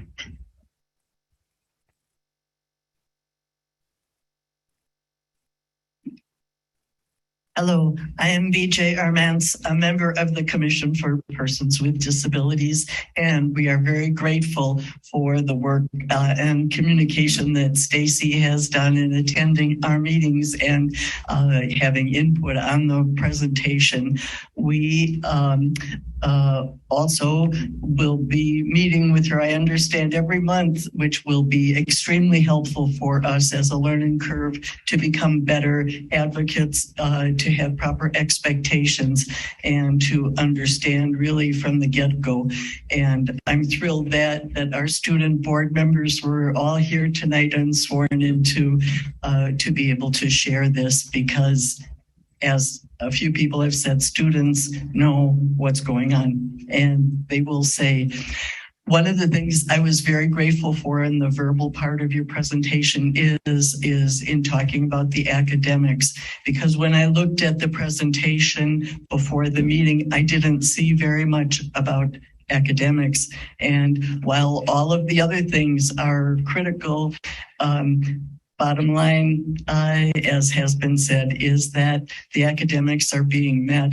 I would like to see a lot more information about the data position, because what data is being collected, who is passing all the various types of tests they have, especially to define what does success look like for each of the goals that we're setting, so that that we can, as advocates, as parents, guardians, teachers, can say, oh, wow, they managed to take this very nebulous field and we have actually now established data points so that we can have measurable objectives. It's something I always struggled with in my place in the workforce, but I know the whole thing about SMART objectives, that they timely, that they are real, and that they are measurable, and all of those, the acronym that it stands for. So that is something I think would really help the parents, because one of the huge things that appears to have slipped is managing expectations of everybody. And there's been so much confusion in the past couple of years. And I must admit, and I hope you remember that we are so grateful that you are here, and that this is a chance to turn this around and have clear communication with clear goals, and to set expectations up properly, so that we know where we are. I will admit I am disappointed to see that there has not yet been a meeting with parents groups scheduled, even to say, guess what? We have a lot of data to sift through, but we wanted to pull you together and say, we're here. We're with you. Here's what we're doing. Share some of this presentation with them. I know one thing that would work for me is, and it was kind of referenced, process flows. And it's not like a reporting chart. It says, okay, here are these positions. What are these people doing? When do they come into the picture? How does that work? We are at time. Oh, sorry. Okay. So, but I know we'll be talking to her in our meeting. So again, thank you, and thank the board and everyone for their great questions. Thank you.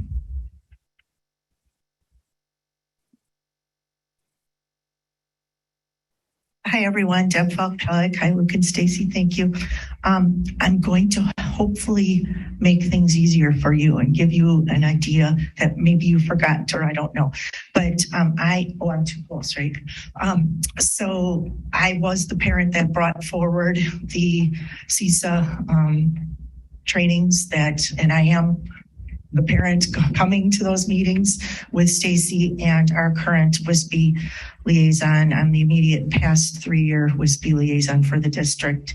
I asked the question in the meeting, Luke and Stacy, you were both at it, and next week is our last training. And I said, when can a group get up and going? And the CISA representative said, no reason it can't be done by December. She's offered herself to this district to do this. How long do we have to wait? We cannot wait. I mean, use her. We are offered a free resource to develop an advisory group, somebody that's done this in other districts. Let's get this up and going. I'm really concerned with what I see where it says consider an advisory committee. I trust that will happen on slide 12. But how long do we, I've come to this board. Leanne, 2 years ago, it's coming on 2 years. You and I spoke. I told you all the districts that are doing things. You told me we would get something going. Sharon, you sent me a huge document asking me, Deb, can you review this on family engagement? I had parents saying, don't do it. This board won't act. I did it, right, Sharon? I reviewed that. I gave you feedback back. So you guys can act. Thank you, Jessica. You clearly read my email from today. You asked the questions that I sent out to the board, but we don't have to wait until spring to tour all these other districts. It's going to be good. We can get this going by December. I am encouraging somebody, if the staff won't do it, somebody on the board saying, let's have Sherry come in here and help us get this going because she's offered it. We can do it. Let's see here. You gave a number of accolades to the Wauwatosa, the city's disability commission. Clearly, you like what they're helping with. So why can't we have our own school district disability advisory committee? And this can be done again by December. I do agree. We haven't had any special ed communication. By this time, normally we've had 2 parents. Thank you, Leanne. You recognize that too. So even if it's just coffee with Stacy and Luke, come and learn about some of these things. And I wish that our auditors would have been here because remember, these two aren't responsible for the mess. They are helping us get out of the special ed mess. This was brought forward to the board when the gifted and talented audit was done. Thank you. That we asked, could the auditors be here? Mr. Hay is here. So I don't think the special ed community ever got his report sent out from the district. And I'm not sure if the board got the independent's first report either. So bottom line is we can do this by December. Somebody please stand up and say, we're going to ask Sherry to get our group going, the CISA to help us get this group for free, organized and going in this district. Thank you.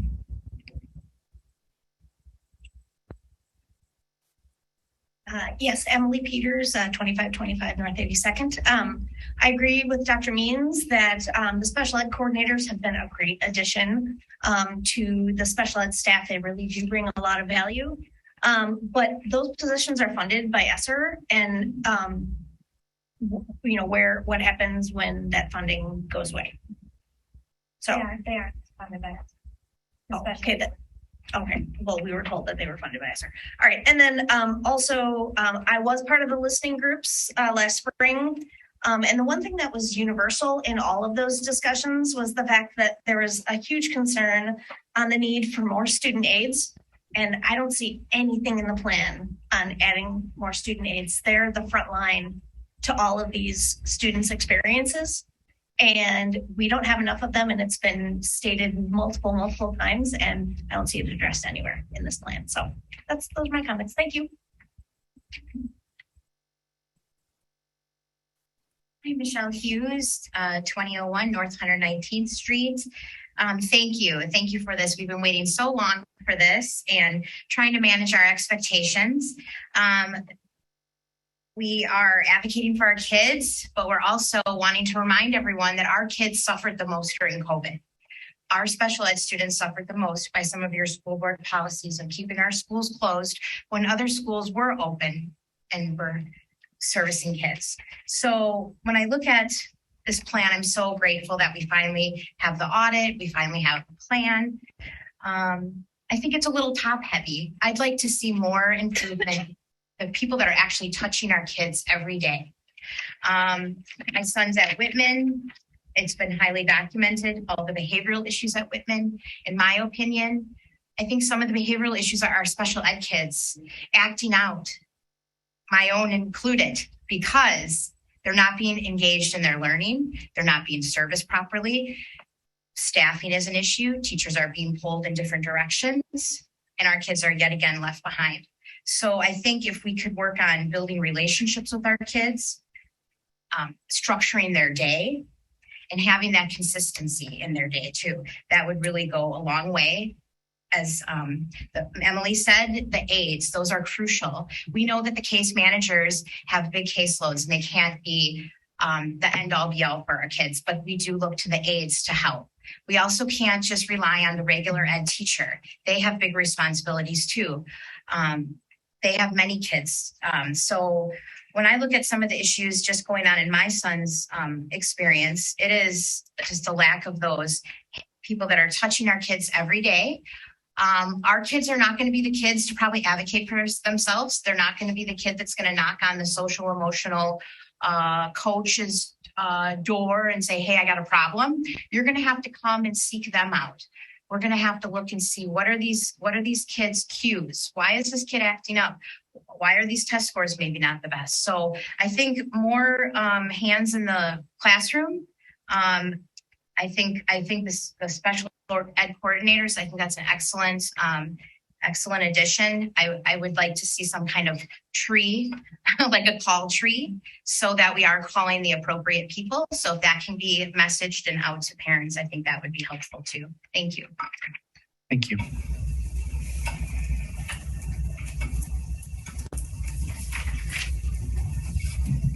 Hello, Joe McLuhan, 772 North 116th Street. For a point of being completely transparent, I do want to let you know that I am the aldermanic liaison to the Commission for Persons with Disabilities. The meeting that Ms. Clem was involved in, I was involved in that meeting as well. So thank you for attending that meeting, and thank you, Mr. Pindia and Ms. Clem and the members of the board for everything that you've done. I am truly optimistic based on what I have heard tonight, that we're taking some serious steps in the right direction to address some of the concerns for our students with disabilities. As long as we put action to our words and not just have words, I think we're progressing in the right direction, and very optimistic that we're going to be achieving success for our students with disabilities. One of the areas I do have concerns is that transition piece, and we're looking to define it. One of the things here for most people, transition is moving from our post-secondary education to from elementary education, or from our time with our students here in the school district to other levels of education or to the workforce. And we want to make sure that we are supporting our students through that transition as well. We don't want to get to high school, senior level high school, and then once they're done and out the door, we forget about them. We want to make sure that we are supporting them as well. We're going to be supporting them, throughout their education, and then suddenly to have that pulled out from underneath them and leave them strangling is just not really a good thing. And for importantly, our juniors and seniors. Our seniors, we've got about 6 months left with them, and we need to make sure that they are aware of the services that are available to them, so they make use of those services. I know from a personal level, my son could have benefited from that, part of the class of 2020. Has a little bit of struggling getting out into the real world. We want to make sure that our seniors especially are aware of those services out there. I know we've got some really good services, but we can't wait. We got to do that starting now, because we only have 6 months left with them. Our students that are elementary ed or in middle school, we've got a number of years to support them and help them figure things out. But with our juniors and seniors, we don't have a lot of time left over anymore, and we need to make sure that we are supporting them and make sure that they are clear about what services can be offered to them as they make it out to the real world. But thank you very much for all your efforts. I really do appreciate it. And I'm very optimistic. Thank you. Thank you.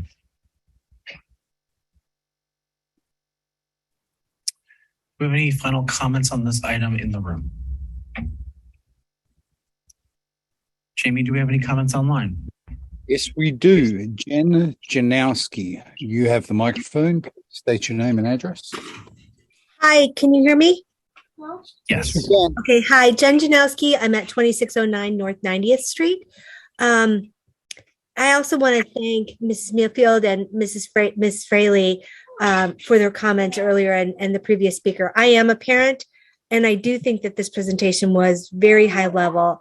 I, as a parent, am not feeling the impact. I don't see any impact or difference in my son's experience. I don't feel particularly included by the special ed director or student services. I've seen no impact in my son's experience. I don't feel included or connected. I don't know who our current parent liaisons are. I don't even know what a huddle is. Just in a couple of quick things, just in order to make the presentation more accessible to all of us, and to echo some of the comments from Mrs. Newfield, the jargon, it would really be helpful also to put your names on the presentation. I didn't catch both names when you first started. I think, Luke, your name I didn't catch when you first said it. It would just help. And then also ask you to limit the jargon. For example, I don't know what a UDL or an SEL or 3.6 or 2.2 or 1.1. I don't know what those things mean. It's meaningless to me as a parent. A couple of other things. I don't know who the special ed coordinators are. I know Emily just stood up and said they're doing great things. I don't know who they are. Maybe the case manager is that. I don't know if we're calling them the same people, different names. If it's not the same person, then I don't know who they are. If it is the same person, then I know who it is. But I think people may be being referred to in multiple things. I also, it's been 9 months since the audit came out. I actually didn't realize it had been that long. I had to dig it up because I felt like, gosh, I don't remember these recommendations being what they were. And it just felt like when the conversation was happening that everything was so much about structure and that we've completely lost sight of our students. And I think I've heard that comment from several of you already. One thing that I know that came up in the multiple sessions that we had during this audit is communication. Over and over, we talked about problems and the lack and gaps in communications. It is now November, and it has been already iterated. There has not been a single parent meeting for special ed, no communications. So instead of improving and increasing it, it's actually disappeared. The August and October listening sessions, I'm not sure about those. I don't know who they were sent to or who the messages would have come from. I personally, I work full time. I get hundreds of emails a day. And if I've received them, they didn't rise to the top of my inbox.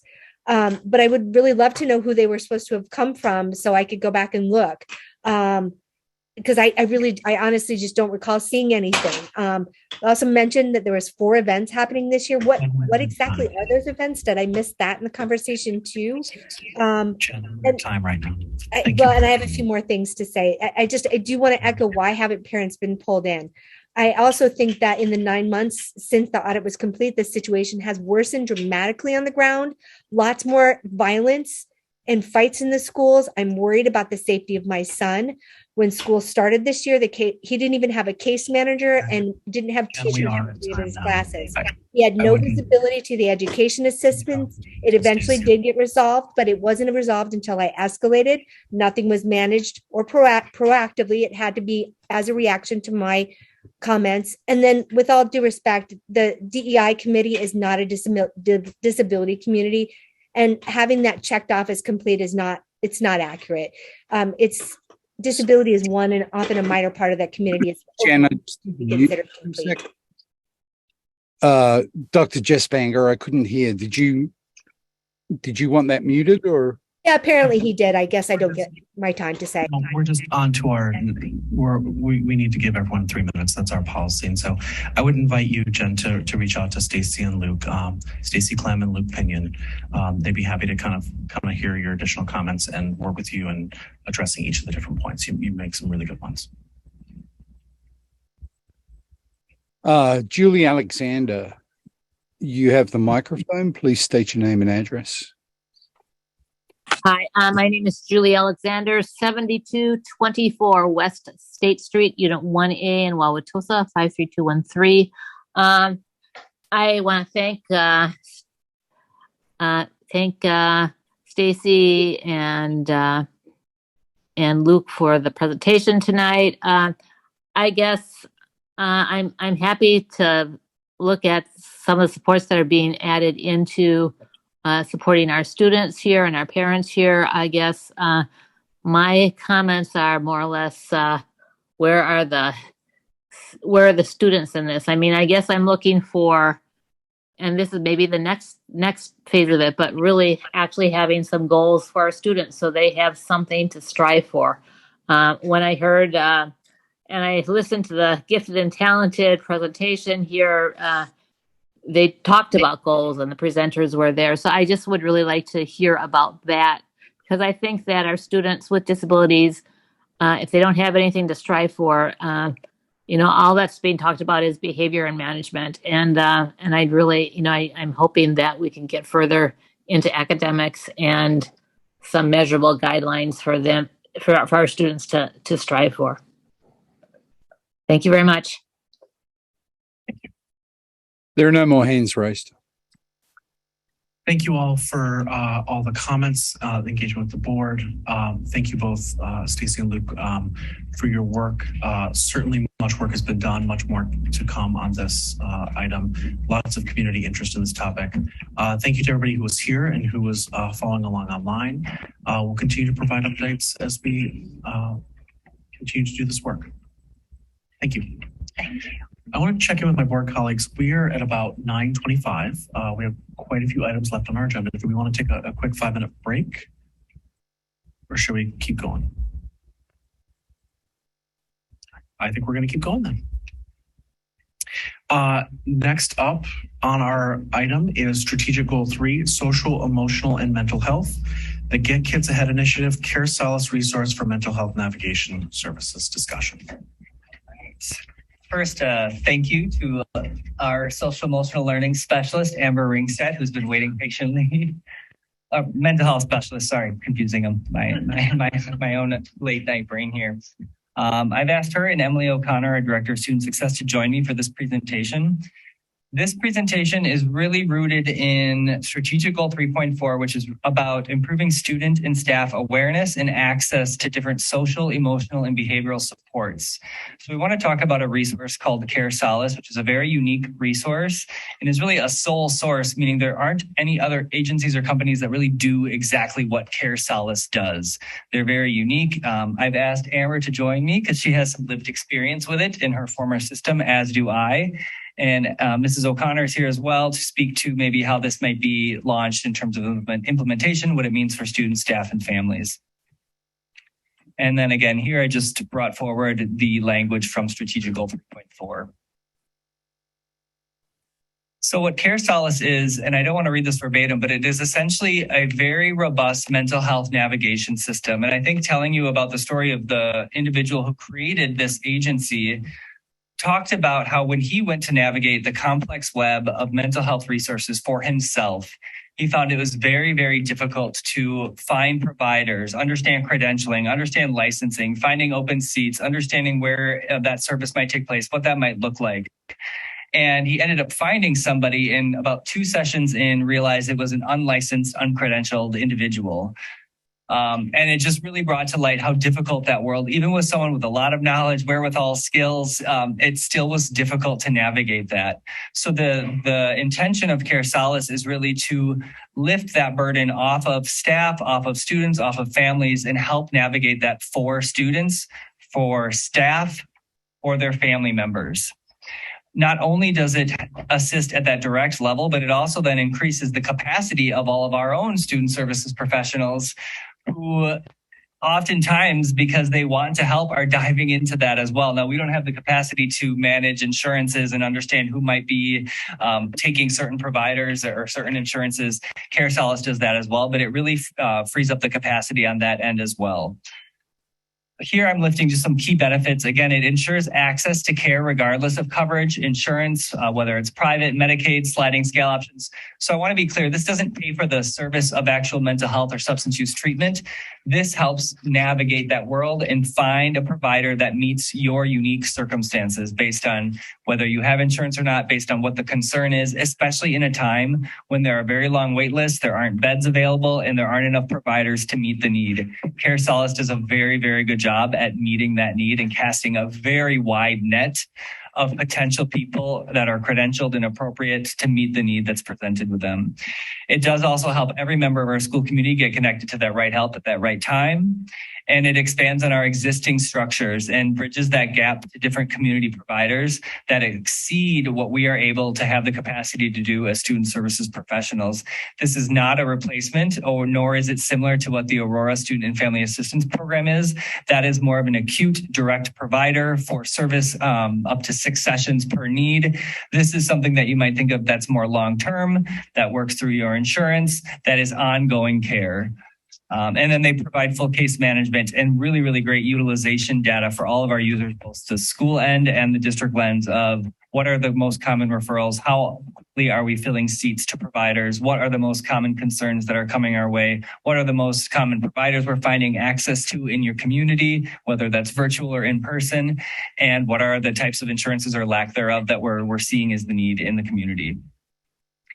They have several different ways you can access services through Care Solace. One would be what's called a warm handoff process, and maybe Amber will be able to speak to that a little bit from her experience when we get to that slide. But this is where a parent might ask for me, can you just make a referral to Care Solace and give them my information?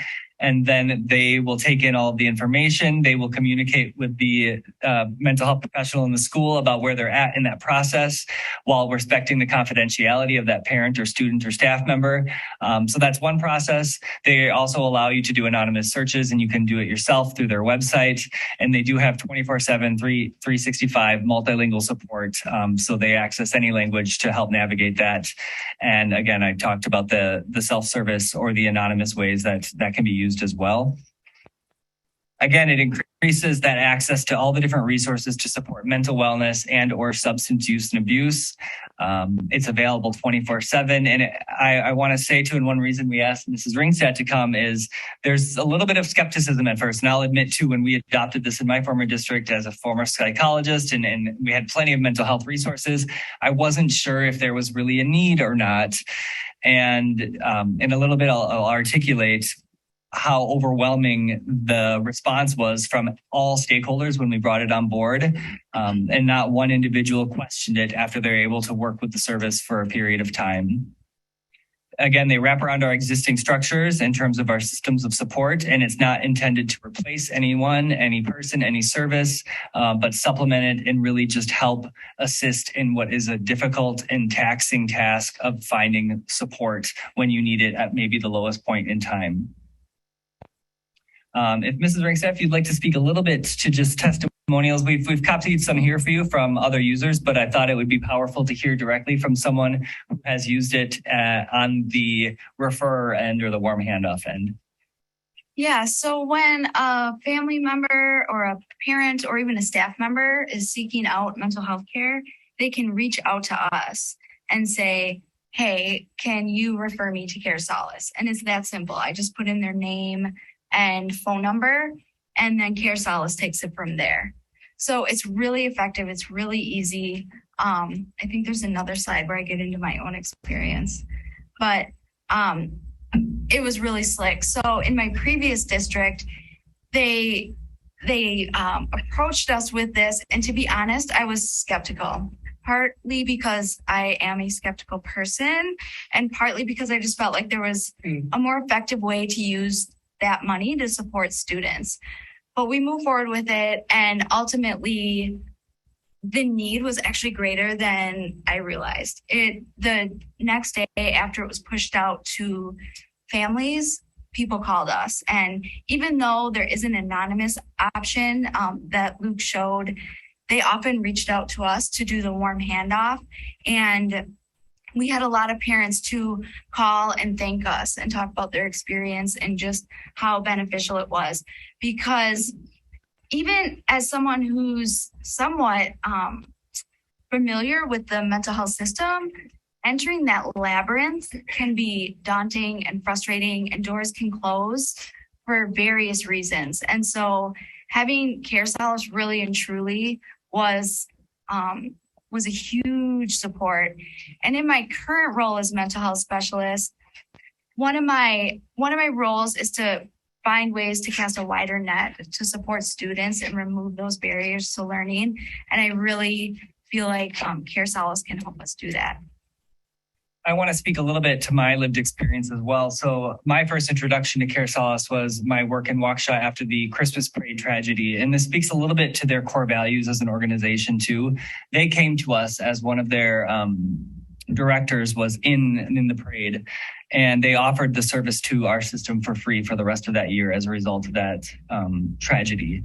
And, you know, out of a staff of 50 student services, every single individual at the end of that year was begging for us to keep Care Solace because they saw the value, they understood how amazing it was. And Care Solace is relentless at really that communication and making sure you're kept in the loop. And they will go above and beyond at making sure they've connected the individual that's, you know, being asked to a service.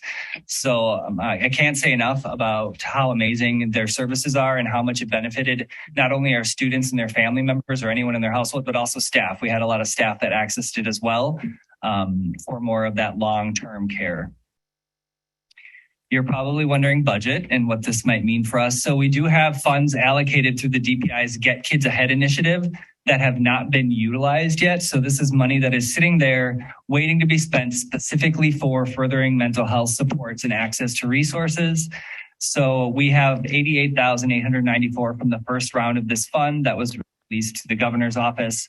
And that has to be spent down, I believe, by June of 2023. And then there is another round of 2 years of funding. So essentially, we would be able to fund this entirely through that grant and provide that at least for the next 3 years through those funds. And there is really no implications in terms of staffing. It actually increases the capacity. So it puts back more time directly for our student service providers to work with students and to serve students and their families. Same with district level. There's really not staffing implication at the district level. It will also increase our capacity in terms of maintaining lists. So they will keep updated lists of providers. Again, the utilization data is really, really helpful in helping the district office plan and meet needs that are occurring throughout our system around mental health. So we would, in my past practice, typically bring forward that utilization data at the school level, and then as well as at student services team meetings to kind of talk about the implications there, how it's being used. And then again, they maintain the list of providers for us. So we're not continually having to update that as things change and evolve.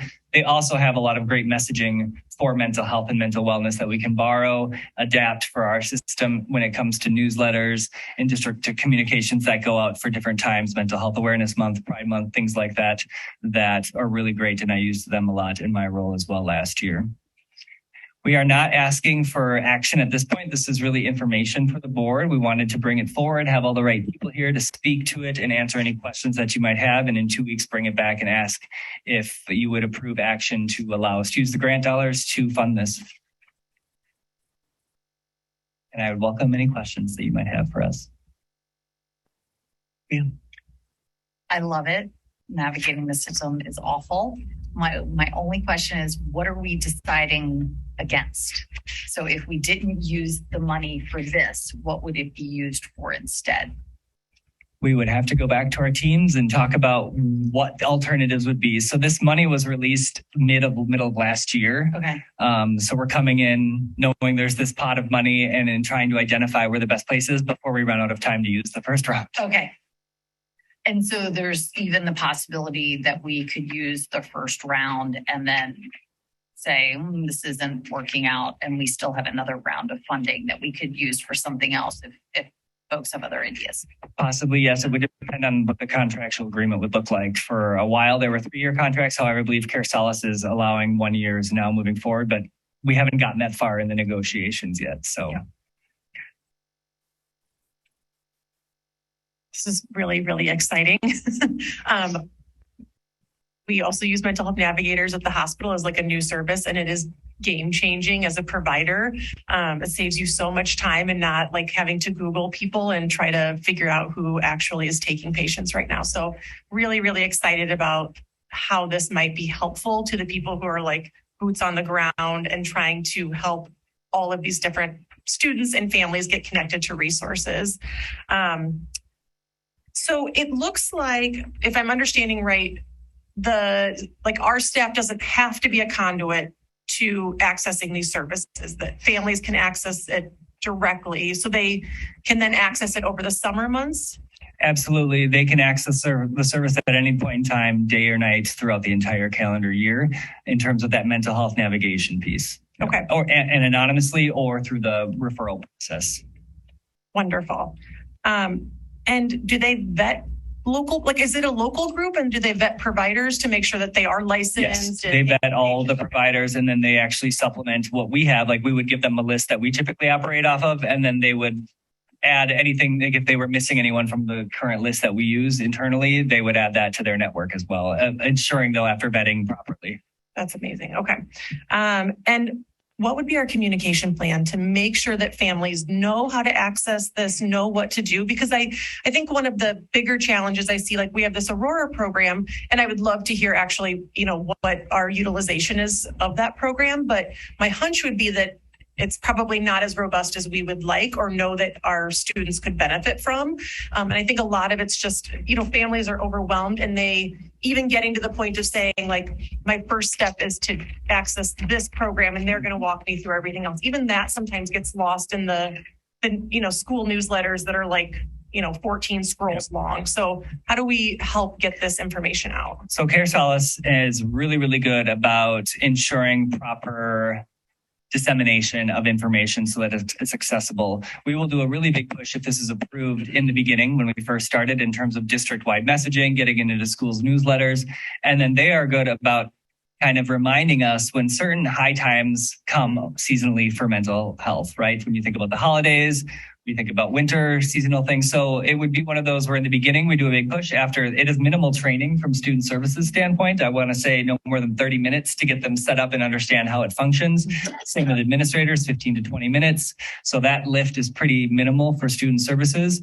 But we would work closely with our communications director to make sure we had an intentional push, and it would be timely in the sense that we could also then remind them of all the other mental health resources we have throughout our system, and that this is just a newer addition to help complete gaps. So we would be very cautious and intentional because we want to be sure that people know about it and that they're using it. And we will be able to see those trends in the utilization data too. So sometimes when you start seeing a dip in a trend in the utilization data, that would cue you to push out another message. Thank you. And it's staff as well, correct? Yes, they staff it 24/7. I mean, our staff are eligible. Oh, yes, absolutely. And anyone in their household. And anyone in their household. Yes. Zachary.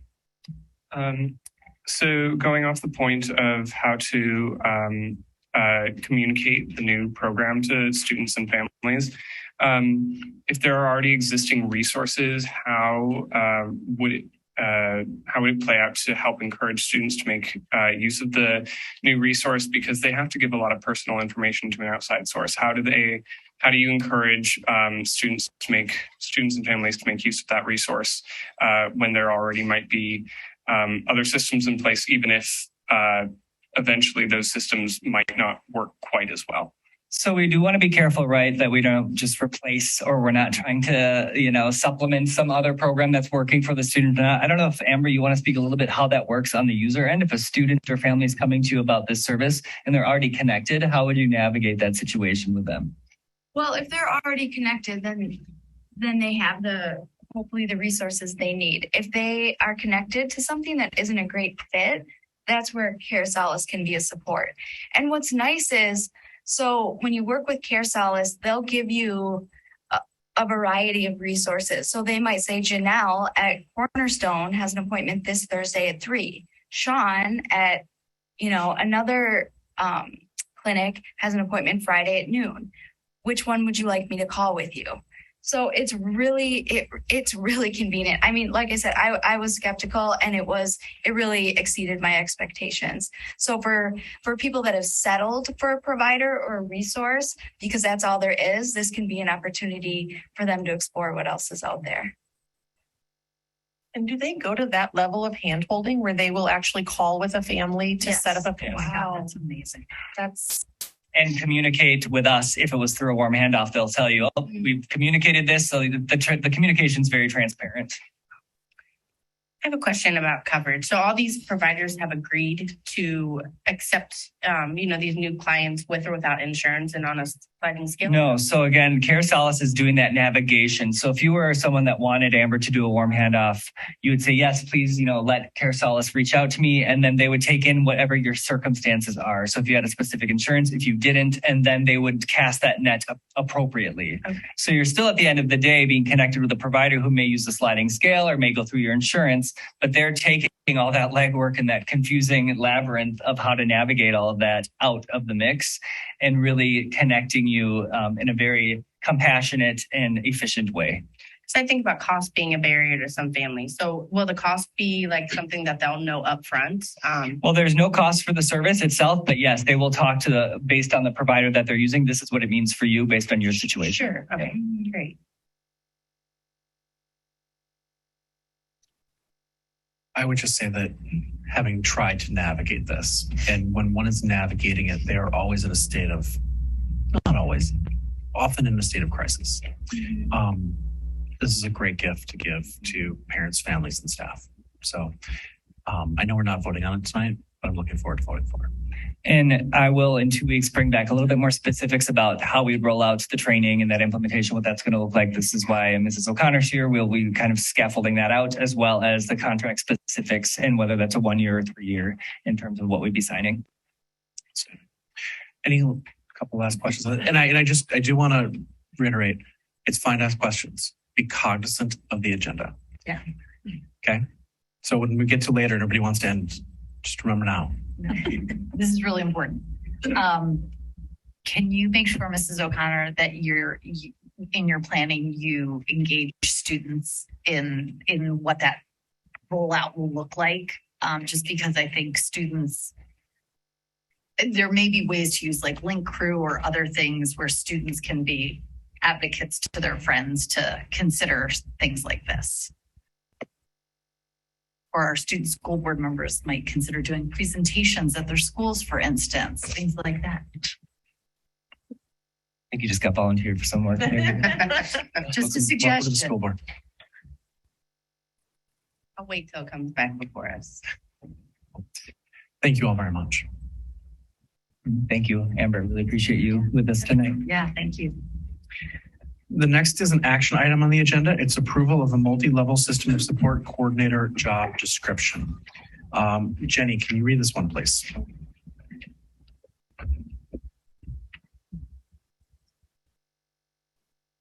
May I have a motion to approve the multi-level system of support coordinator job description as presented? May I have a second? Second. Thank you. Take it away. You've heard me talk plenty this evening. I'm going to let Mrs. O'Connor take the lead on this slide. I will say Mr. Pinion and Ms. Clem teed this up well in having a conversation about how we wrap together our systems of care and our systems of support for our students and for our educators. I think it's important for us to just continue to anchor in the vision, mission, and core values of the Wauwatosa School District, because that really did guide this decision and what we're bringing forward to you tonight. Thinking about how we are setting ourselves up to be those advocates for students, providing equitable access, and really empowering every student to thrive within our school system and in our communities. Just glance at those for a moment.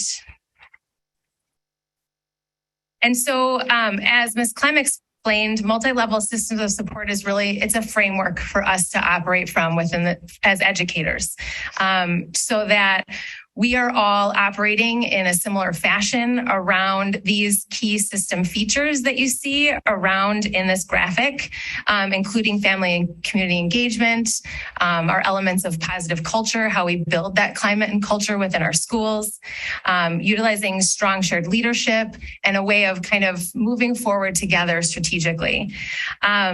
Multi-level systems of support was previously in Wisconsin known as response to intervention, or oftentimes you can even hear still in our district, we talk about RTI, or positive behavioral interventions and supports, PBIS.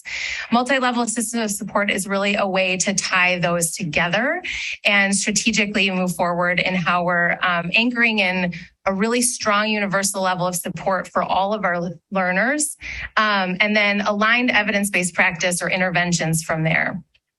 It's a data-driven problem-solving process. At the end of the day, it's a way to make better decisions for our students in a more efficient and effective manner so that we get them matched with the needs that they have sooner.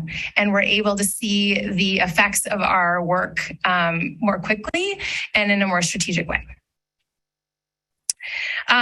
Multi-level system of supports really does pull together multiple items within the strategic plan. So we pulled these line items are the strategic objectives for review.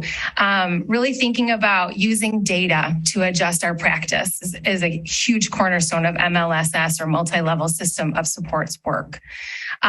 You heard Mr. Pinion and Ms. Clem reference it in multiple ways in our response plan to the special education and student services audit. It's also a way to decrease disproportionality in discipline and over-identification in special education. Around goal 3, really, you heard me mention PBIS, positive behavioral interventions and supports. 3.1 in our strategic plan is really about introducing or reviving a developmentally appropriate framework that supports social, emotional, and behavioral learning. 3.6, ensuring appropriate mental health behavioral responses. So when students do need additional supports, how do we cohesively address those needs as a team? Our buildings have strong educators and even teams in place. And we need to make sure that we are equipping them with the right evidence-based practice to support students who are experiencing higher levels needs within their school day.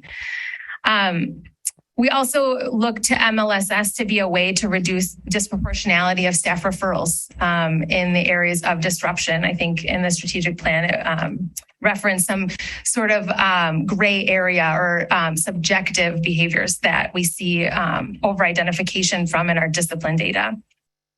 And then really establishing multidisciplinary problem-solving teams. Again, Ms. Clem referenced, we have really strong work happening. We just want to do that more effectively and aligned.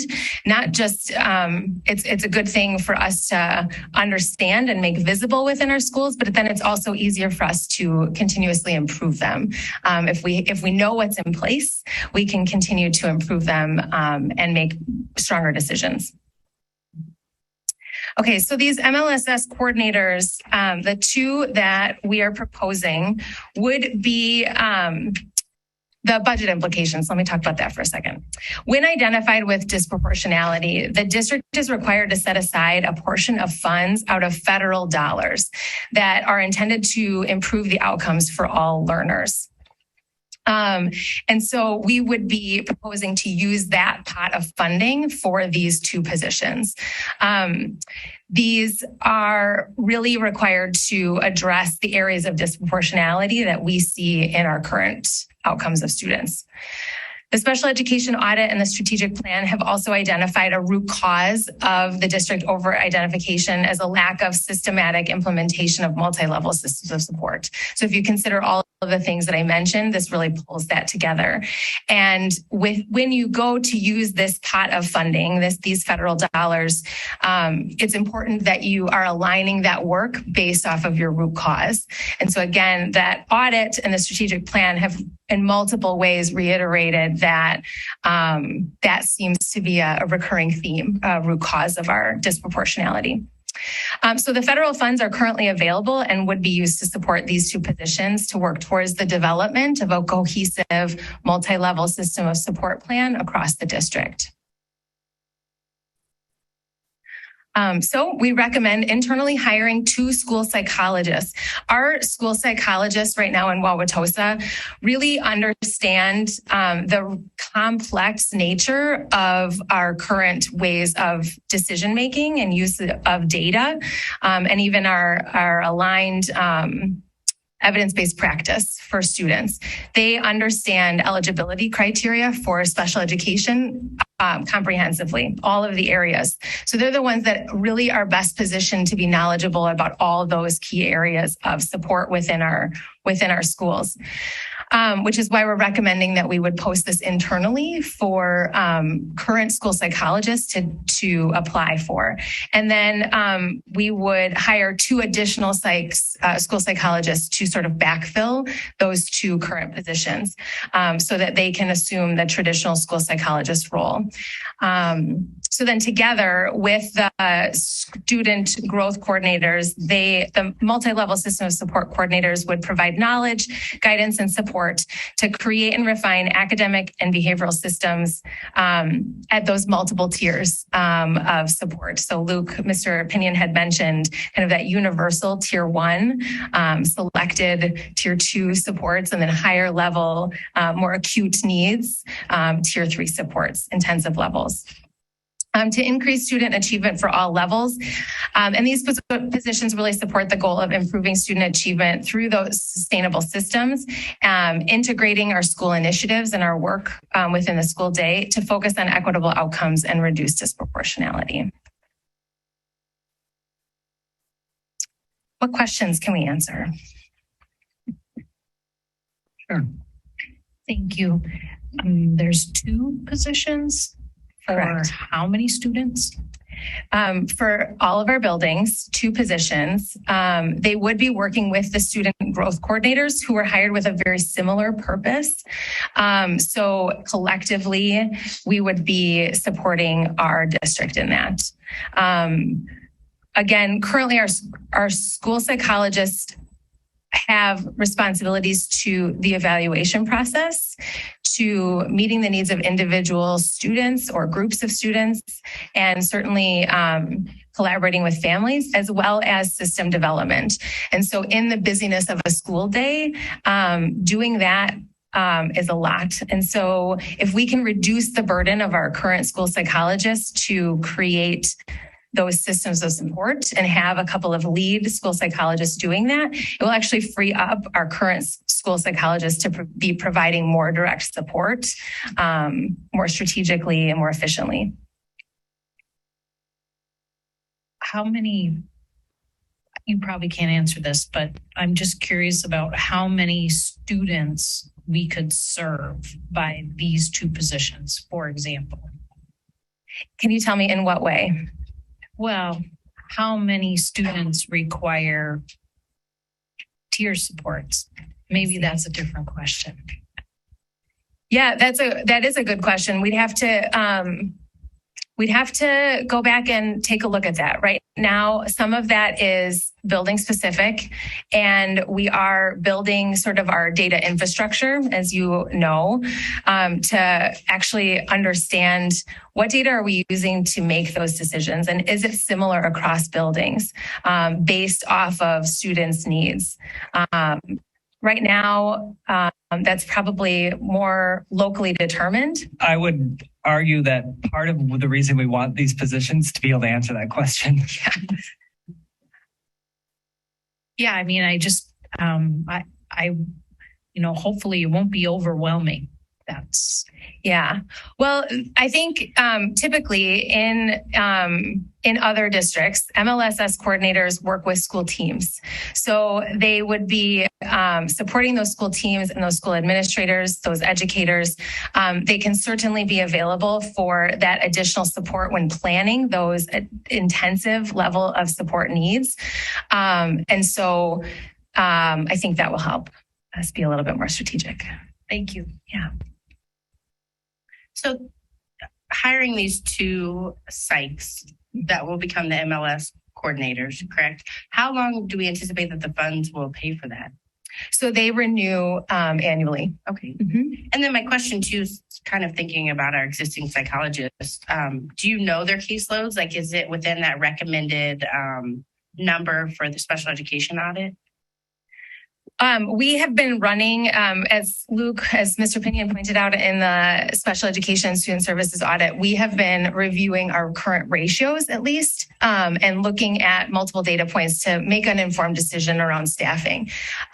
We did the additional hires of the school psychologists helped, so that each one of them does have 2 buildings. That has helped definitely reduce the burden.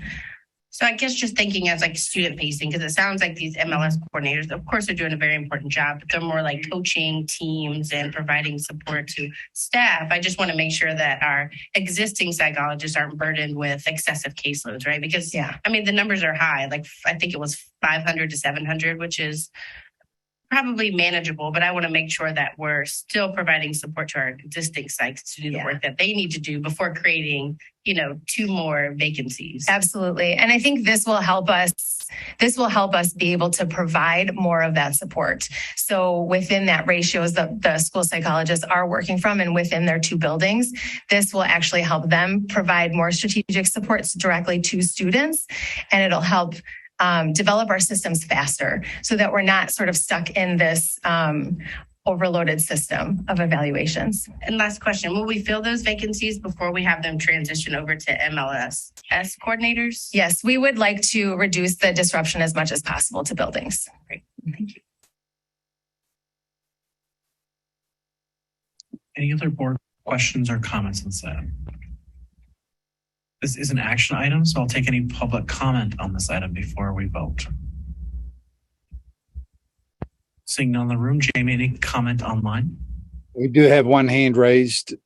Julie Alexander, you have the microphone. Please state your name and address.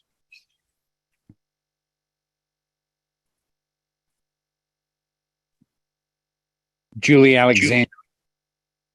Julie, I think you need to unmute yourself.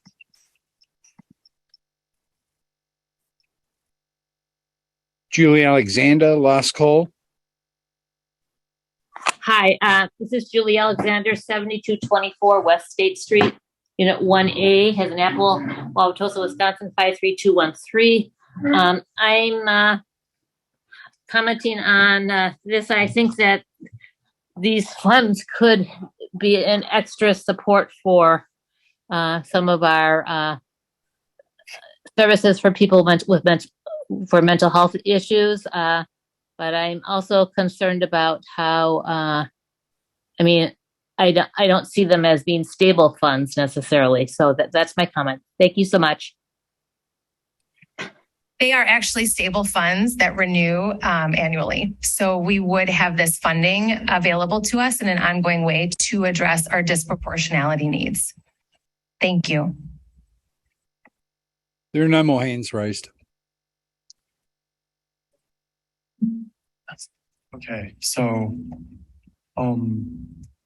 it could just be late, but could you please define the term disproportionality in this context a little further? Because you've used it a lot in a lot of different contexts, referring to disciplinary measures and staff, and I would just like to know, have a better understanding of what that would entail.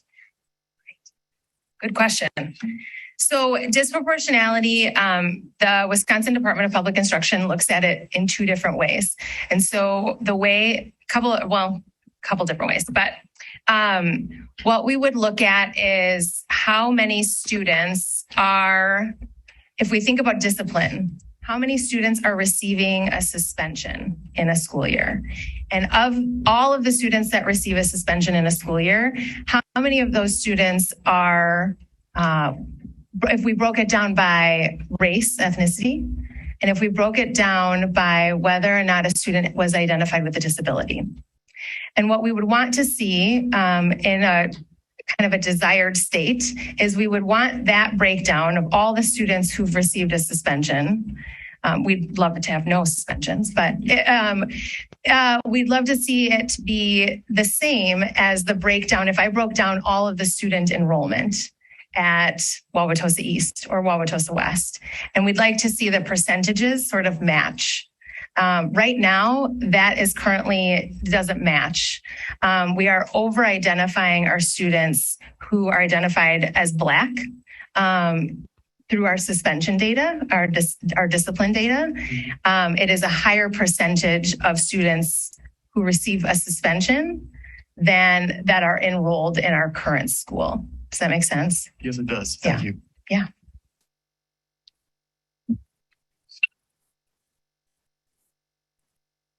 Question, please. So when you say over-identify, could mean that the underlying reasons for the suspension, for example, were not there. Or over-identified could mean that we aren't servicing those students in a way that shepherds them away from the behaviors that ends up with them being suspended. I'm sure there's, this is not my line of work. I'm sure you can say all kind of different scenarios, but what do you mean when you say over-identified? Do you mean that they should not have been identified and because the substantive behaviors were not there? Or you're saying that we have not provided services, as is our obligation as an educational institution, to shepherd them away from the behaviors that are suspension type behaviors? Or both, maybe, I don't know. Yeah, and I think in that question, you're highlighting the complex problem-solving process that we want to develop. So those are great questions that we want to be asking consistently within our teams, so that we are consistent in our response to, if in the example of behavior and suspension, so that we are consistent in our response. That is really important. And then digging deeper, what are those underlying causes of that? And are we addressing those underlying causes within our school system? And really, to Mr. Pinion's and Ms. Clem's discussion earlier about what is that data story, K-12 or PK through 12 and beyond, so that we really understand unique learners' needs. So one or the other or both could be going on. Yes. Either to me is disturbing Yes. because people are getting, checkboxed for doing stuff that you really didn't do, or we're not doing our job and shepherding them in a path that doesn't get them in these behavioral situations where they're doing stuff. I mean, everybody has free will and it's up to them to behave as they choose, but our mission is to mold behavior. And so that is on us then as well. So, okay, thank you. Yep.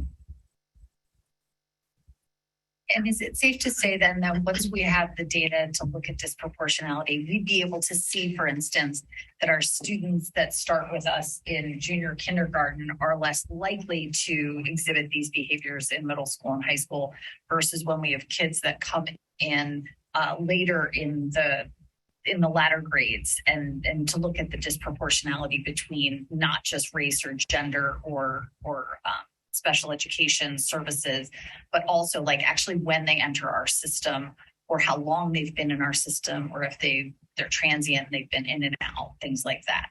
Yeah, and so asking those kinds of questions is really important for us to drill down and actually understand how to address those root causes. So yes, it is a multi-layered approach to understanding our students' needs. I would argue too, when we have our system in a better place for our student level data, we'll be able to tell that storyline much better and reach back and be able to see what was done in kindergarten and what was done. Right now, it's very difficult to kind of reach back and understand that picture for each individual student. Super helpful. Thank you. Seeing no other questions or comments, please call the roll. Ms. Muehlfeld? Yes. Ms. Fraley? Yes. Mr. Meyer? Yes. Dr. Jessup Banger? Yes. Dr. Hoyk? Yes. Mr. Phillips? Yes. Ms. Willis? Yes. And that motion passes. Thank you. Thank you very much. We are now headed into several different operational goals on strategic goal number 6. First is the long-range facilities planning discussion.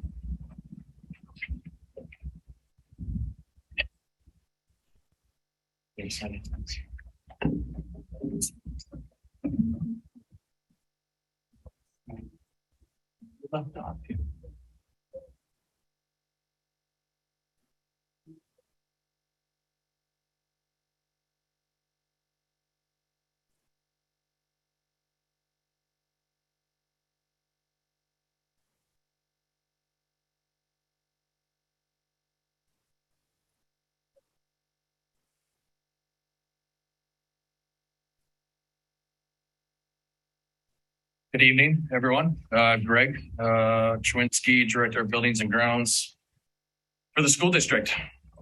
Start the slideshow.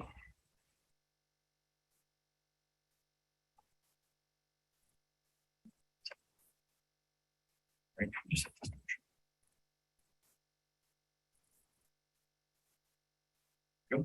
So we're here to talk tonight about a number of things, as was indicated. One of them kind of being an update on where we are currently at with long-range facilities planning. And also, which we'll get into kind of a little bit in this presentation, but in the next agenda item, the 2023-24 capital improvement project discussion. So I do want to apologize right off the bat here, because that should not say remaining referendum projects. I apologize for that. It should say something to the degree of a summary or where are we at currently. So obviously you all know the 2018 referendum is nearly complete. But speaking of remaining projects, we're obviously still working on some for this school year, the 2022-23 school year, which we haven't all completed yet. But those were presented earlier in the year to all of you for approvals, and we're still working on completing those. So this long-range planning is part of the district strategic plan. I think this is 6.2, I believe, for long-range facilities planning. And we've begun the process of developing a long-range plan. We're almost done with the referendum, and so now what? What do we do next? So it will be our intent in the coming months, in the coming year, to gather feedback and input from various stakeholders, staff, students, community members. That'll be a big part of this process for creating the much broader 20-year long-range facilities plan. But for this first part of it, essentially what we need to do is we've created here a 1 year and a 5 year plan that we'll talk about on the next agenda item. But that's the first step in it. So the first part of this whole process, was we really needed to get an updated study. As some of you know, the last study that was done was in 2017, reviewed by the FAC committee, and presented to the school board for referendum, which is how we got there in 2018. So a facility study was recently completed by PRA, along with a roofing study and we've reviewed projects in the last several years. So I just want to bring this up because, and I've shared this multiple times, and I won't get into these this evening, but for a more detailed list, because this is a tool that we did utilize to kind of develop the 1 year and the 5 year plan, is we needed to look back at the historical projects that were done either by A, referendum funds, or B, non-referendum funds. So those are there, and these were actually not only in the February school board meeting, but also back on September of 21, were also presented as one of my capital improvement project updates.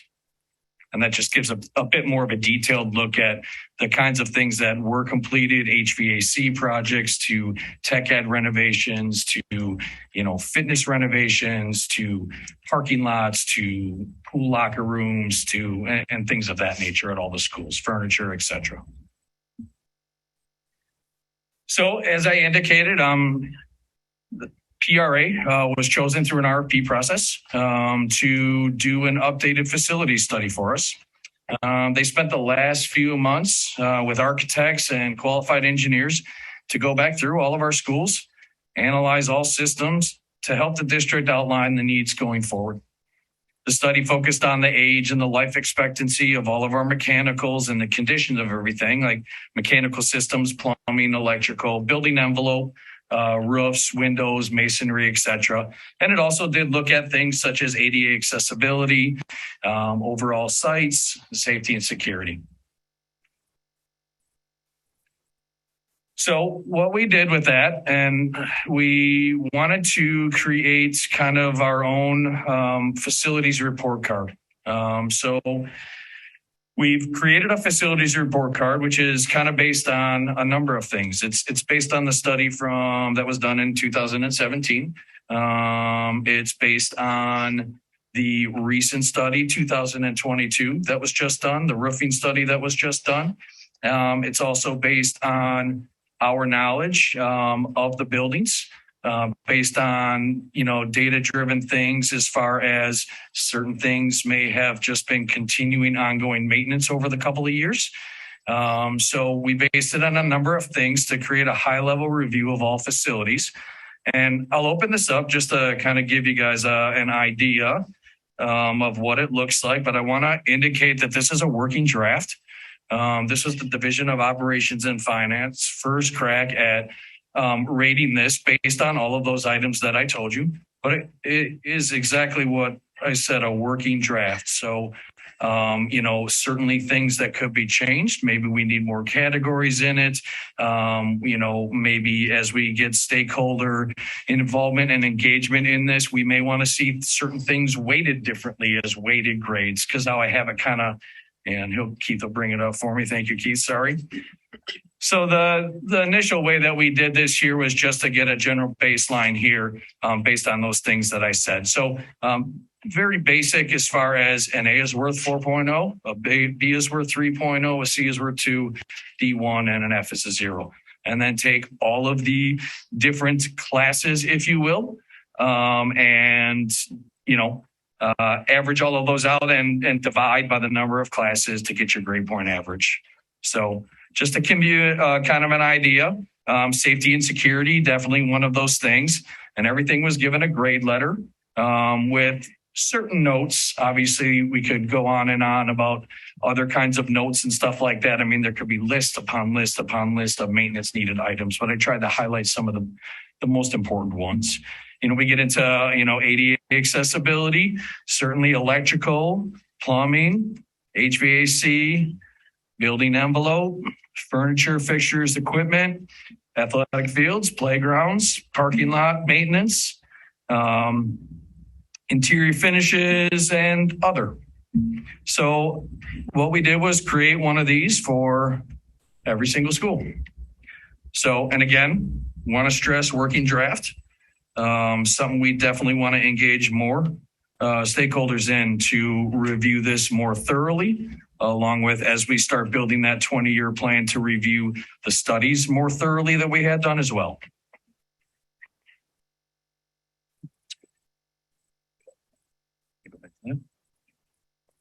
Yeah, so the idea with this is we would update these report cards at least once a year as we move forward. So as we have recommendations for projects that would be for the next budget cycle, that would help address some of the needs that we see on the report card, and then inform replacements of that. But it will be a real-time tool to help both the board and the public get an idea in a sense where the priorities are within the schools and within the maintenance work that needs to be done over time for those facilities. Again, informed by all the reports that Greg mentioned. The one I don't think you mentioned is there's also a report on playgrounds and outdoor athletic areas that informs this report.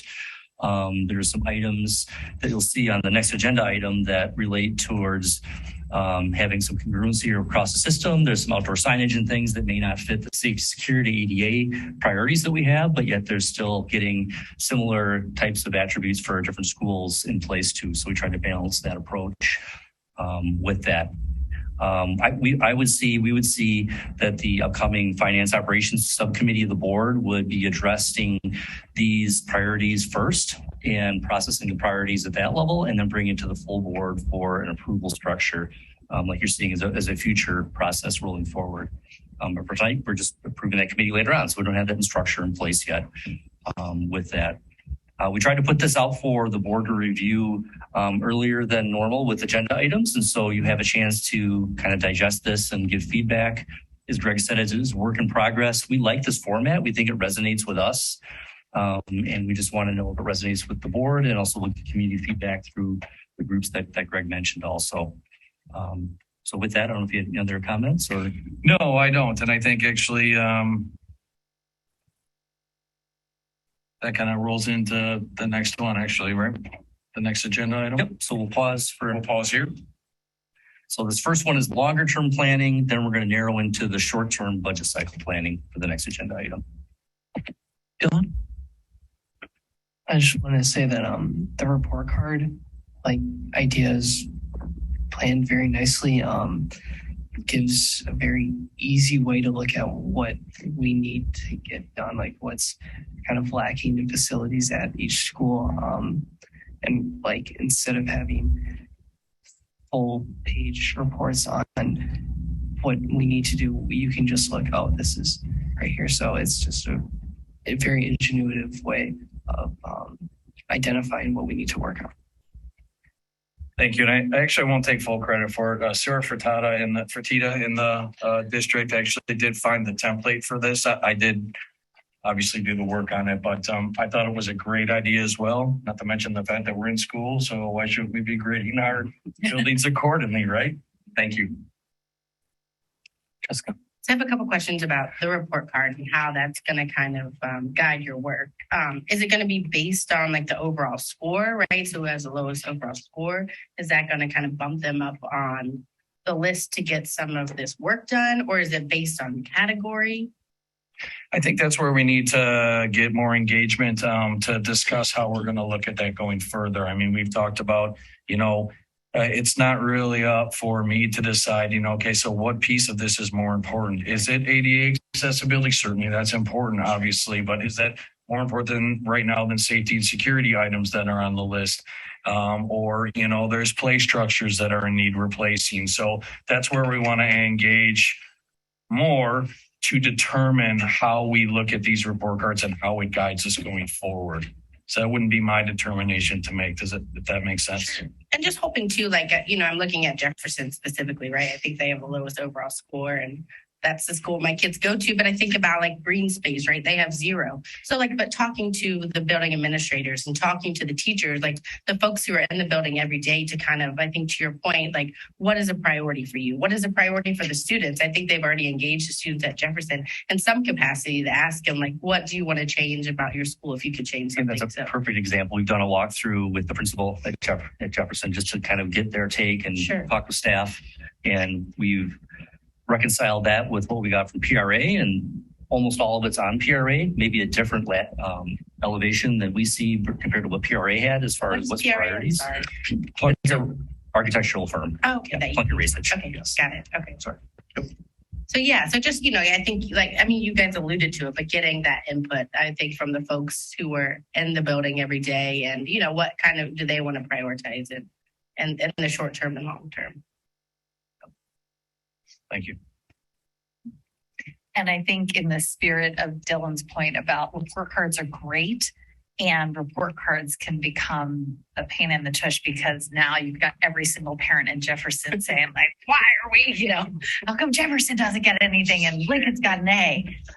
So I think transparency around how decisions will be made will be really important, just so that we're being as simplistic as possible and also helping folks to understand like sometimes it's to the financial benefit of the district to do something at 3 schools because we can employ the same vendor to get it done, even if school A has a B and school, has a C- or whatever. So like, I foresee excitement about the report cards and some heartfelt feedback coming your way when folks, dig into these a little bit more, and who decided that we're only a C, we're an F in this area, et cetera.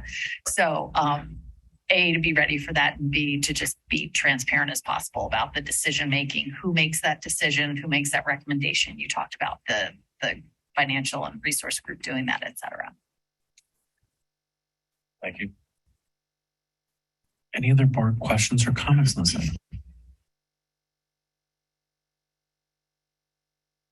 Okay, so regarding the different aspects of things that are graded on this building report card per se,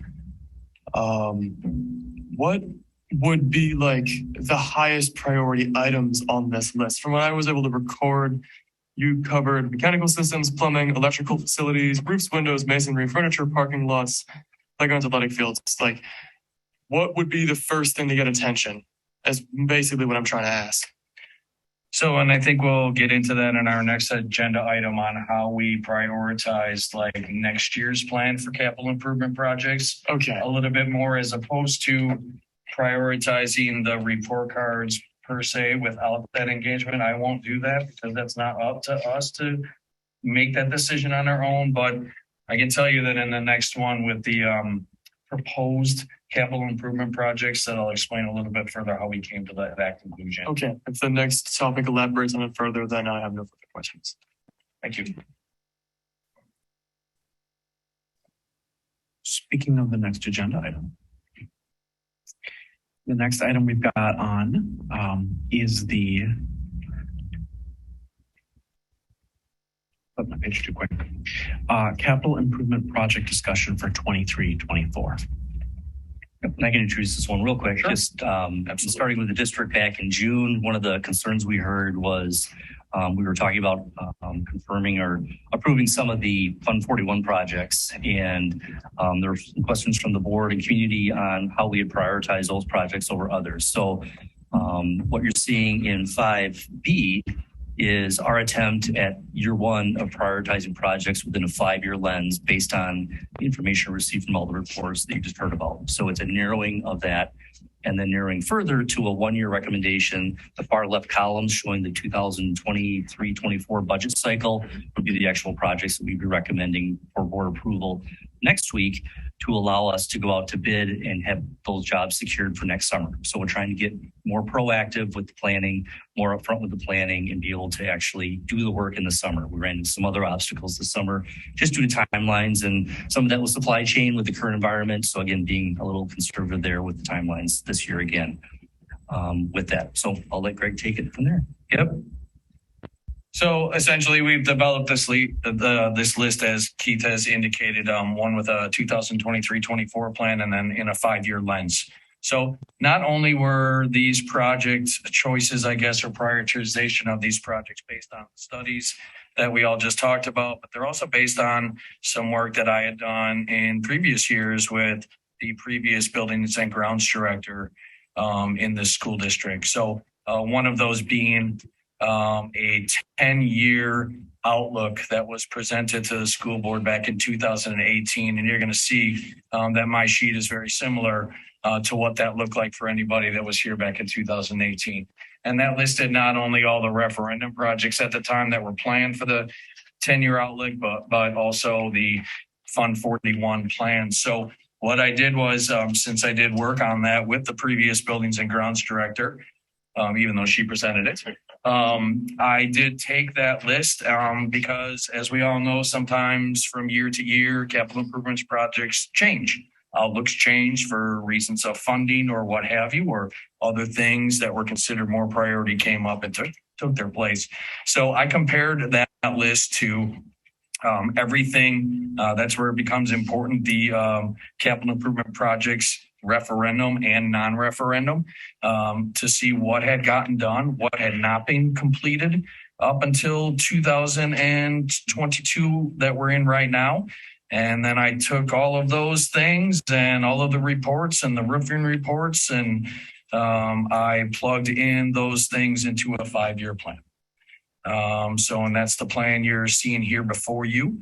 And essentially, I think Keith indicated here, if you get down to the bottom, essentially it's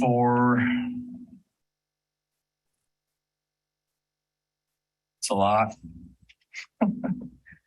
Year 2023-24 that we will be proposing for and looking for approval, as Keith indicated, so that we have time, appropriate time, to be able to go out to bid, to be able to get designs done in an appropriate amount of time that allows us to come back to the school board, present those bids, get final approval, and then start these projects instead of kind of scrambling at the end or what have you. The first one, as you can see, that it totals, we're proposing $2,133,000 of capital improvement project plans. You'll notice that roughly the total for the 5-year outlook is $10 million. Currently, correct me if I'm wrong, Keith, but I believe the district does have about $6 million in fund balance in Fund 41. It's $5.5 million of fund balance at the end of this fiscal year, plus another $500,000 that we would levy if we levy the same amount that we did this year, a year now. So $6 million would be the total that we have, and levying likely $500,000 budget to also support that. So over time, we would have $8 million to fund the $10 million of need over that 5-year lens. So we're almost there. We have a little bit of work to do to figure out how to bridge that remaining gap, but a couple of years to figure that out as we look at that. Yep. So I think I don't know. Do you have anything else to add? We also sent this to the board in advance to hopefully give you time to preview what the list of projects were. So we can take any questions you have. But again, we use the prioritization based on the report cards that we saw, the information we used for that purpose, the formal reporting that was done and the analysis that was done within the district, and trying to put together a list of priorities that we think is, again, more proactive than what the board feedback was that we had this last summer. Or questions or comments on this one? Mr. Meyer. I asked this question with knowing I don't really know if it's like an intelligent question or not. Like, I don't know anything. So with possible lead times in the supply chain for things and the price instability, and that layered against our annual legal cycle for approving budgets and when do we earmark the money and what if things change, is that creating any challenges for you when you ask us in a given year to approve a budget for something that, you know, the suppliers might not even know that they can get this stuff? Maybe they think they can now, but when the day comes, they can't. Or maybe they think they can't now, but when the day comes, they can. Things are so unstable now. Does that create process problems for us about how we approve things? Yeah, so two things. The numbers you see on this spreadsheet are updated to reflect current dollars. Right. To fund these. We would then take these out to bid. And when you take it out to bid and you accept the bid, the board approves the bid, you're locking in that pricing of both the equipment it takes to do the project as well as the labor costs all in. So you're securing that work. So then that fixes those costs. Okay. There shouldn't be surprises later on. You know, a year ago or so when things were really unknown in the construction area, there may have been some caveats to that within the bids that we received, but right now we're not seeing that. It's they're able to lock those things in, especially short duration like this. Right, short duration, maybe different thing. Yep. Oh, okay, so do you perceive maybe that would hurt or not affect the pricing vendors are willing to give on bids? You know, because they factor in risk variables as well when they price things or not. Well, when they have a bid to us and the board approves that bid, they secure that commodity based on their bid right away. They're not going to wait a few months and see if prices go up or down. They're going to secure that based on what they set up for their bid. Okay, good. Okay, thank you. Any other final board questions or comments, Dr. Hoyk? I know we haven't gotten to the enrollment study piece of this yet, but I'm wondering, you know, sort of in your mind, how you think these pieces will work together as we're looking at these different facility needs and we're talking about our enrollment numbers and where those numbers may be shifting over the next decade. Yep. Just like enrollments and facility planning both have a shorter term planning lens of that 1 to 5 year, and then both have a 20-year look that we want to use our best estimates to be able to predict what that future looks like.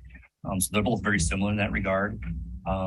And item 5A reflects that longer term 20-year lens on facilities, which will very much tie into what we get as far as our informing pieces from the enrollment study that we'll talk about with one of the next agenda items. And then likewise, in our short-term enrollment cycles, we know our deferred maintenance of our buildings. Enrollments don't really impact what we're showing on the 5-year lens as much as it will in the 20. This will come back to us next week for a board vote, I believe.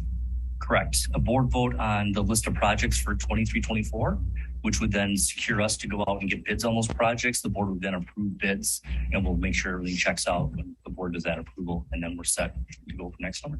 Great. I'm going to move us on to our next agenda item, which is an action item, contracted cleaning actually, it's not an action item. It's the contracted cleaning RFP discussion. Again, action on this would be at our next meeting.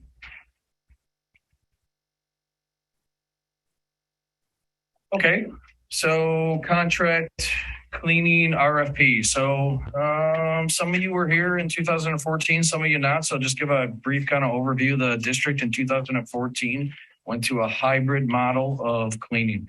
We initially had all in-house staff for all of our custodial operations and maintenance, but went to, again, a hybrid model where we maintain one building lead at every elementary school, one building supervisor at every secondary school, and one second shift building supervisor at every secondary school as well. And all other positions in the district were outsourced. So we have currently been with a company for about 9 years, the company that we're currently with now. And so it was certainly time. That was done over a period of a series of approved extensions, along with the extension that this board did approve a few months back for a 6 months extension with our current company, to allow us time and allow myself time with the new CFO, Keith Brightman, here to develop an actual RFP to be able to put out to bid for competitive bids. So we have done that process. I put the RFP out sometime in October. I'm sorry, I don't have the date specifically. All interested, we put it out to over 10, I think it was 10 or 11 vendors, and all were required to attend one of 2 walkthroughs if they were interested in bidding, which they did. So we spent 2 days walking through with all of the interested contractors, and out of that, we received 5 proposals back. After reviewing the proposals with administration, we reviewed them and narrowed that down to 3, kind of based on their proposals, the cost, and all of that. Narrowed it down to 3 that we did a shortlist interview with.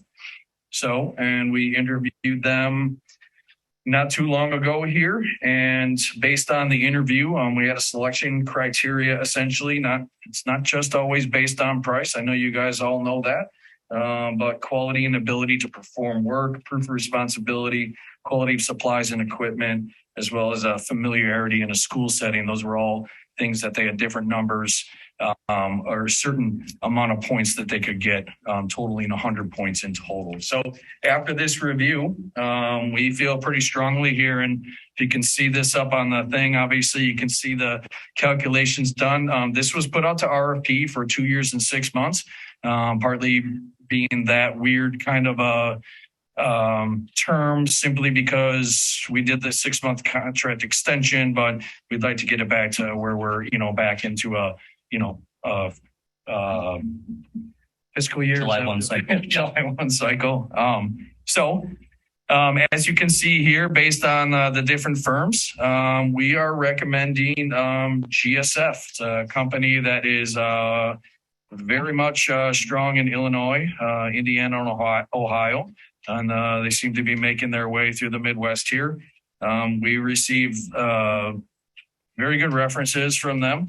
Some of the things that we do like about them and why we feel they'll be a good match. I mean, for the obvious, over a 2-year and 6-month period, they're about $500,000 less than the second lowest firm that bid. So there's certainly a savings there, but more importantly than that was the references, and they will also be making upwards of a $600,000 investment to bring all brand new cleaning equipment in here. So all of the old stuff that is owned by the current company will go. So we'll start all brand new. They are also Green Seal certified. They use a chemical system that essentially they make in the district, using water, salt, and electricity. And it is safe, it's green safe, and it just does just as good as any of the other chemicals and stuff that you can purchase from other vendors. Essentially creating 2 types of chemicals, I believe it is. And the good thing is that we'll never run out. If we ever have another pandemic, we won't be scrambling or what have you to get chemicals. They did bring that up as one of their points with one of their schools that they do that with, that when everyone was scrambling, they didn't have to worry about it. So for all of those reasons, they're fully prepared to commit starting July 1 of 2023. And do you have anything else to add on that one? No, I think the green certified cleaning approach really was kind of the hook that got me beyond the pricing and the other things that they had. It really is impressive how they do that. And they'll have 2 stations set up in our district, which creates the chemicals that they use. One is more of a sanitizer, disinfectant. The other one's more of a cleaner for whatever use they have. So it's safer for all, anyone in the environmental side of things, especially their employees who are up close to the chemicals, but everyone who comes in contact with that side of it. I'm impressed with the investment in the equipment. It'll include robotics. If you go to a Walmart, you'll see the machines that wander the store and clean as customers are shopping. Similar types of equipment will be used in our schools. It'll be more after hours, but they're very safe and just cutting edge. So we're impressed that they were able to offer that kind of solution for us also. They're very amenable to, we had some contract language or proposal language where we can take back up to 14 positions of this contract and bring them back in-house if we choose to do so. So that gives us flexibility, especially at the elementary level, to look at the custodial side of things and after-hours use of facilities. And if the cleaning contractor approach isn't working in those areas, we have the ability at any time to replace those with our people and still use that equipment that they've invested in within our district. So that allows us a lot of flexibility if we decide to go that route, or that's better off for the district within that. So no, we're recommending the board consider and approve this at the next meeting. Dylan. So I just had a question about with GSF, would we be keeping the hybrid model, or would all positions be going to them? No, we would be keeping the same hybrid model currently, but what Mr. Brightman was just discussing is that we have left an option within the RFP language and the contract language that if we wanted to replace up to 14, or if we wanted to hire in-house up to 14 FTEs, full-time employees, they would then reduce the amount of contract based on a single FTE for every FTE. So it gives us the option to do that, but we would still maintain the current model that we have. Okay, yeah, I heard the additional 14 staff members, so I wasn't sure where that would fall into it. Really? So I realize we haven't even approved or started with them yet, but if you're looking at the contract, I wonder, since they're moving into Wisconsin, if there's any opportunity to write something into the contract about if we refer other districts, if we're really pleased and we refer them to other districts who end up taking on their business, that we get some sort of kickback, like some money back or. It's uncomfortable word. I know. That's why I said there's something else. I know what you mean. But you know what I mean? Like if they really are just starting to make their way into Wisconsin, I'm liking a lot of what I'm hearing, but obviously we won't know until we see the quality. But let's be honest, superintendents talk. And if we're really pleased with them, and Dr. Means tells other superintendents, and I think that's the kind of stuff that you write into a contract on the front end to maybe get us some sort of benefit on the back end. Yeah, I'd say it's already kind of pseudo written into what they proposed to us. Okay. And that they're about 10% lower than the next lowest bid in the dollar threshold. So they want to get into our state in a larger footprint. Yep. And obviously they need to keep us happy to have us be a positive reference for Yep. them. So there isn't kickback language, which I don't Yeah, know. no, I know. You all know what I mean. How about it is indirectly within the pricing they gave us. Okay. Pricing considerations if they gain efficiencies from economies of scale by market penetration in South You all know what I meant. Wisconsin. Yep. But If it can benefit our district financially, great. And one other thing I just want to mention about them is they appear, and the references appear to back this up, is they're a very employee-friendly firm.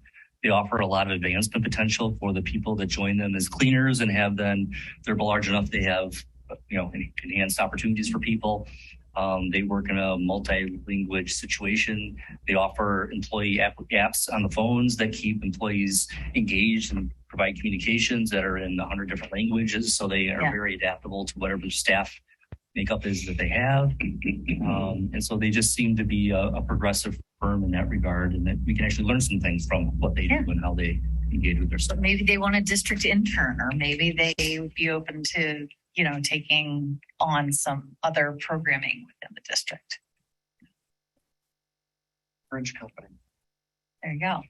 Yeah, they did start in Europe and they moved then to the United States. Yes. Seeing no other questions, I'm going to move us forward to our next agenda item. Again, that will be back on the agenda in 2 weeks for a board vote. The next one is the CG Schmidt pool invoice. Mr. Phillips, this one is yours to read out.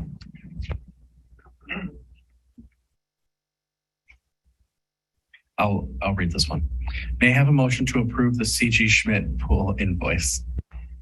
So moved. Oh, I'm sorry. Ms. E. No, you don't go. Can I have a second? Second. Thank you. Yep, then we're bringing this to the board. This is the final payment for the East High School pool project. And this one's a little bit delayed in that we were negotiating some final pricing with them, validating some of the costs and bringing this back as a final invoice. So we don't expect to have any further costs. This invoice would be paid with existing referendum runout funds in the amount of $628,654. But that again would complete that project cycle funding. Any board questions or comments on this item? So we're entirely happy now, more or less. There's still some punch list items with the pools or with other areas, but they're addressing them. As there always is with any project. Correct. But in material substance, we're fine. I will answer that yes, with the caveat there are some things that there's some stainless steel issues that we have in the structure, but there aren't any major structural or design issues that we're still wrestling with. Okay, thank you. This is an action item. Is there any questions or comments from the board or community on this item? Jamie, anything online? No, there are no hands raised. Okay. Please call the roll. Ms. Muehlfeld? Yes. Ms. Fraley? Yes. Mr. Meyer? Yes. Dr. Jessup Banger? Yes. Dr. Hoyt? Yes. Mr. Phillips? Yes. Ms. Willis? Yes. And that item passes. Next up is the enrollment study proposal discussion. We still going to, do we want a 5-minute break? No. Just going to keep going. Yeah. Yes. And so Looks like 9 people. yes. At the end of the door. From the bottom. Okay, so tonight we have in front of the board the proposal for the long-term enrollment study. We're recommending the board consider this and approve it at the next board meeting. This directly relates to strategic objective 6.1, where we want to have a very science-backed projection to be able to use for facility planning as well as future program planning. The last time the board did a study like this, it was back in early 2000s, is my understanding, between 2003 and 2005-ish. I've seen a couple different dates on it, but that was informative for some early upfront space planning regarding open enrollment, number of elementary schools to have within the district, was the decision or helped with the decision on having neighborhood schools for the district. But it's an important piece to understand what the demographics are going to look like 10 to 20 years from now to the best we can based on the sciences that we have. This is a single source vendor recommendation in that we don't know of another company that does this for schools and determines future enrollments. There's Applied Population Lab, which used to be out of UW-Madison, now it's out of UW-La Crosse. And they actually work closely with MD Roffers and do kind of the baseline piece of this project. And then MD Roffers puts a lot more of the science behind housing flips and aging demographics of the community, changing demographics, number of children per household based on those changing demographics. And they do it by census tract, as well as current attendance zone. So if we want to start modeling what ifs based on what we get from this report about maybe looking at different attendance boundaries for different schools, we'll be able to do that using existing census tracts versus having to recreate everything and go back to the drawing board with all of this. So it'll be very informative. There is a price point of this of $30,000, but again, it's something that we would do once a decade, if not every 15, 20 years within the system. And again, it'll inform a lot of our strategic thinking and planning in different areas. So I think it'll be a valuable tool to the district once it's in place. There's about a 4-month timeline from the time it's approved to when we get the report. So if it's approved at the next meeting, we'll start working on this in December and have a report to the board in late March, maybe early April, to process through that way. Again, we'll probably take it to our finance committee first and validate some of the assumptions and projections there, and then bring it to the full board once we validate it at that level. Ms. Mifo. Thank you. Well, I have to say I might be the lone dissenter likely on this proposal. I really don't want to spend the money in this way. And in the 2000s, as you said, it wasn't helpful. I would rather spend the money on encouraging enrollment and marketing. We have a very transient population in Wauwatosa, and the projections that were given back then didn't pan out. They didn't play out. And we actually focused on actually getting more resident enrollment. It just wasn't helpful. And I don't want to spend the money this way. Mr. Meyer.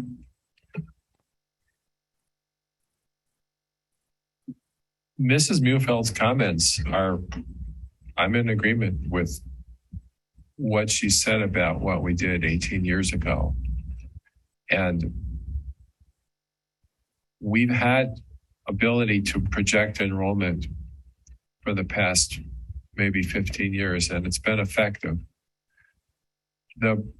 What I saw as the problem 18 years ago was, and we had very learned people doing studies. We had the rural sociology department from the University of Wisconsin at Madison and other groups as well. And they're formidable intellects in those places.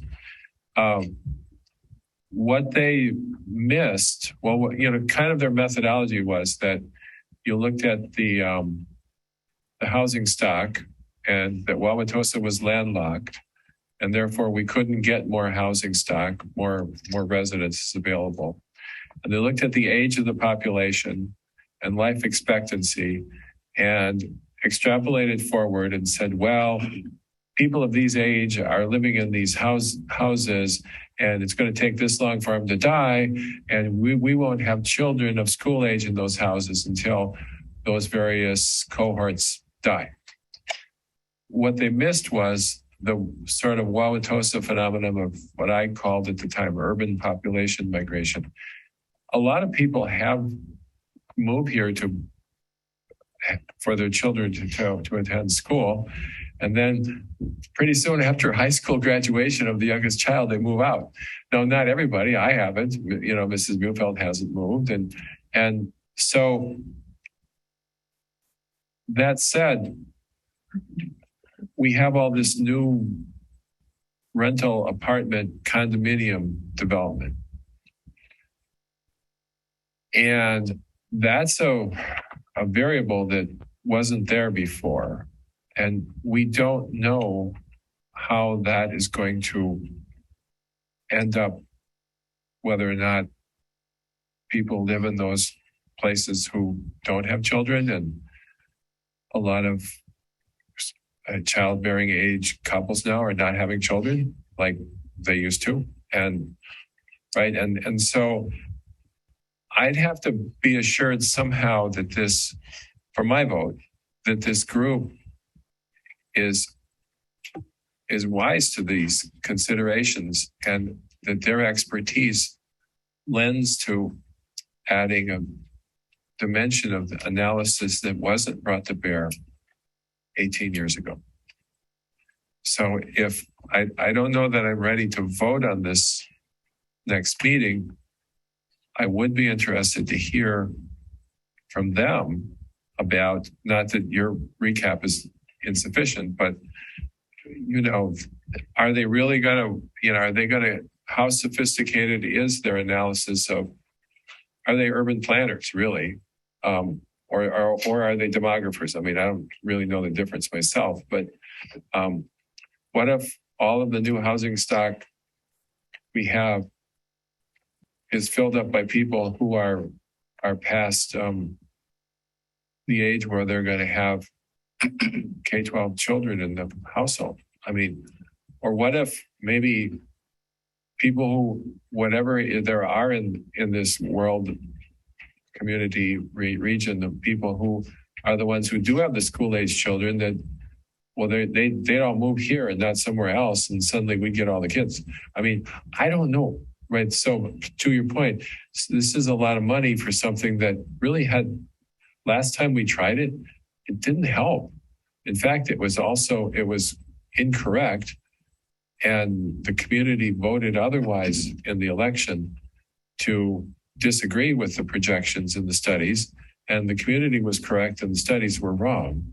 So I need some help here to know that the analysis brought to bear will address the things that are particular to Wauwatosa and to address these new variables in the housing stock that is being built in Wauwatosa. Yeah, so the company, or MD Roffers, recently did the study for West Dallas, West Milwaukee, directly south of us, informed some of their facility planning items. And so they put some of the content from that proposal or that report into our proposal. So you can see that on page 4. Yeah, I saw that. It looks at some like the housing changes over time, and where you had more housing changes in recent years, you would expect less in the next decade or so based on their logic. And then where you saw less, you would see more over the next decade, because things kind of have a tendency to kind of play catch up like that. They also look at the changing demographics in each one of those census tracts. And so different demographic groups have different rates of childbirth. And so they associate and account for all of that. And again, look at different attendance areas or boundaries of our schools to determine what future attendance of resident students look like, which then helps inform any non-resident discussions we might want to have as far as a long-term focus on that. So I see high value in having this report for us and kind of guiding that planning in a number of different directions. I guess I have not seen the report that was done back in the early 2000s and reconciled that with what was done as far as internal planning. So I don't have that history to be able to share with, but for the assumptions they used, it was a well done, professional, good report. But they missed the population migration. Was that the one done by Applied Population Lab? I don't recall. I think if it was by UW-Madison, then that would have been a group. And their scope is limited. They do 13 projection trends based on different methodologies, but they don't account for housing turnover. They don't account for demographic changes. This is what MD Roffers does to add value to what Applied Population does. Okay, thank you. I'll have to think on it. Ms. Wells. I guess to Ms. Brightman, I'd like to have a better understanding of how this report will kind of guide the direction of the district, of our district. Like, what decisions are we going to make based on the report? Because looking at West Dallas, I think it was like to add additional schools and things like that, which, I don't think that we have the capacity to do that. So I'd like to know, I think more specifically, what data it is that you're going to use to inform what about our district. Does that make sense? It does. Yeah, I can tell you, just coming in from my clean lens of just joining the district, we have the neighborhood school concept at the elementary level, which is great, but yet it has some inefficiencies in how we staff and how we fund those different buildings. And so if there's any conversations about wanting to be more efficient in that regard, I think we need a study like this to help inform what the shifts are, because the last thing you want to do is go down one path and then have to stop 5 years later because it was a wrong decision. So these are pretty high level things we'd be talking about and pretty emotional topics, and just something grounded in some science, and it's both demographer and urban planning. I think this is the combination of those two. And this company works with different firms in both regards.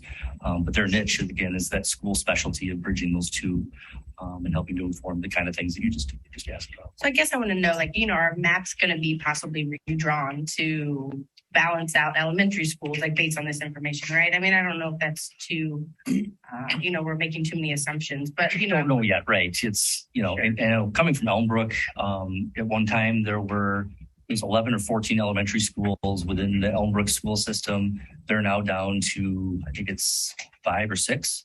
And so it's just that shift over time, and it's a normal ebb and flow of any school district. There'll be needs for more schools at times, less at times, based on different decision-making criteria that different districts have. And so you just need something like this to help ground that in kind of reality, and then have discussions about what the costs and benefits are for different proposals that will come there.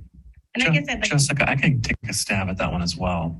So if you ground us that our key goal is driving academic student achievement and kind of our mission and our vision, there's many questions the board could grapple with as we go forward. What's the best model for delivering that? I think there's questions the community has grappled with. We've gotten emails as a board of we should close certain schools or not. We should adjust things. And all this data may help us land on right now how we're set up is exactly the way as a community we want to be set up. Or it may, either way, it gives us a grounding to, I think, for me, grapple with some questions that are being raised in the community. Is this the right number of elementary schools? Is it the right number of high schools? And so it provides all that information. There's a lot of things that I know I'm curious about as a board member. We have had a lot of apartments built. Is that drawing more kids into the community? Who's living in those apartments? Some of them are really large. So does it change how much school A can handle in terms of enrollment? Do we have to consider adjustments to boundaries? So I come in with kind of no sense of advocacy for any change, but it will, if we do need to grapple with some of those things, this would give us some foundational knowledge for it. So ultimately those decisions rest with the board, informed by community conversations and a lot of discussion and everything else. So I guess to another question I have, like, is it tried and true? Like, do we know districts who have used their data, I think to Ms. Munfield's point, I don't want to get it wrong, right? I don't want their projections to be so wrong and we make a decision based on their projections that don't pan out to be true. Correct. Yeah, they are projections, and they're looking out a decade, 2 decades into the future. So you have to take that into account when in any report you look at like this. Same thing with long-term financial planning. It gets less accurate the longer duration out you go. But yet it sets a lens for what you're looking for. In my head, I like to think, can we be 90% accurate with what we're trying to do? And if we can do that, then we're doing a pretty good job with those longer term projections. I just wanted to tie this back to strategic objective 6.1. And it says there to commission an external enrollment projection to determine the forecast resident students for the next 10 years or more. And then develop determined facilities and then potential non-resident enrollment levels. And so this is our follow through to that strategic objective, is having that external source do this. Again, they're the experts in the room that would be doing this. They've had success both at West Dallas, West Milwaukee. We're pleased with their work, as well as Mequon-Thiensville.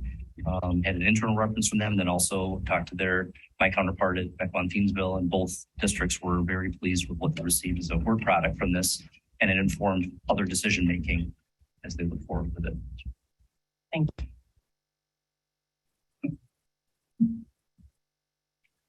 So this one will come back onto the agenda in 2 weeks. I would say one of the things that's been really helpful is getting a lot of this information several days in advance of meetings. We've got a 2-week window now. If folks from the community have questions, if board members have questions, these would be great things to send in to Dr. Means, Mr. Brightman, who can make sure that all that information can be brought to bear, that everyone is as fully informed prior to voting as possible. So thank you for a whole host of presentations you've given to us this evening. Any public comment on any of these items? Hi, Deb Falk-Pellick. I'm actually intrigued by the enrollment study, and I do wonder if some of these questions that people are bringing up could actually be put in there to say these are the sort of things that we're looking for answers. I also wonder if the consulting company would be looking at initiatives within the city. So the city had that survey for older adults over age 45, and predominantly people are talking about wanting to age in place, loving living in Wauwatosa. So if we have more people aging in place and there's more initiatives to make homes accessible and funding for that, to be able to do that, so that would not be necessarily people of childbearing age. Lastly, we've talked about marketing before. I know, Mr. Meyer, you've brought this up, and think about your own homes and getting like 5x7 cards or something from schools advertising and sending that to Wauwatosa residents. And I do wonder if we do that and we really try to sell what we have. I was actually very surprised at my own home to get something from Waukesha Memorial High School with their bus routes in Wauwatosa. There's a stop at Mayfair, there's a stop at Center Street. And I'm like, wow, we have Wauwatosa residents, enough Wauwatosa residents going out to Waukesha for high school, that that they have enough kids to go on a bus, picked up in 2 locations. I also think about just expansion of ideas. Divine Savior started a program for girls with intellectual disabilities. There's a parent from here who took their girl out to go to that school and talks about it and market, and I'm wondering, what do we do to market things in addition to the K-8 school in Shorewood, advertising for kids with disabilities. So there's more options, but we are hearing a lot of different options from other places. And I do agree with what Ms. Milfeld said about marketing ourselves a bit more. What are we proud of, and trying to get more of that out there as we see with other schools sending things to us.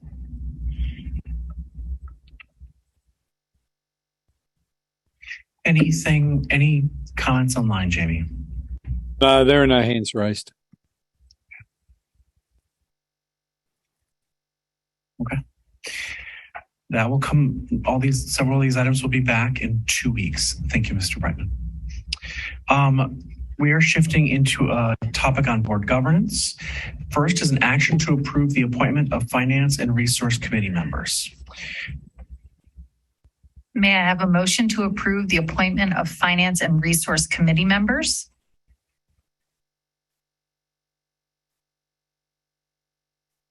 I should have read that.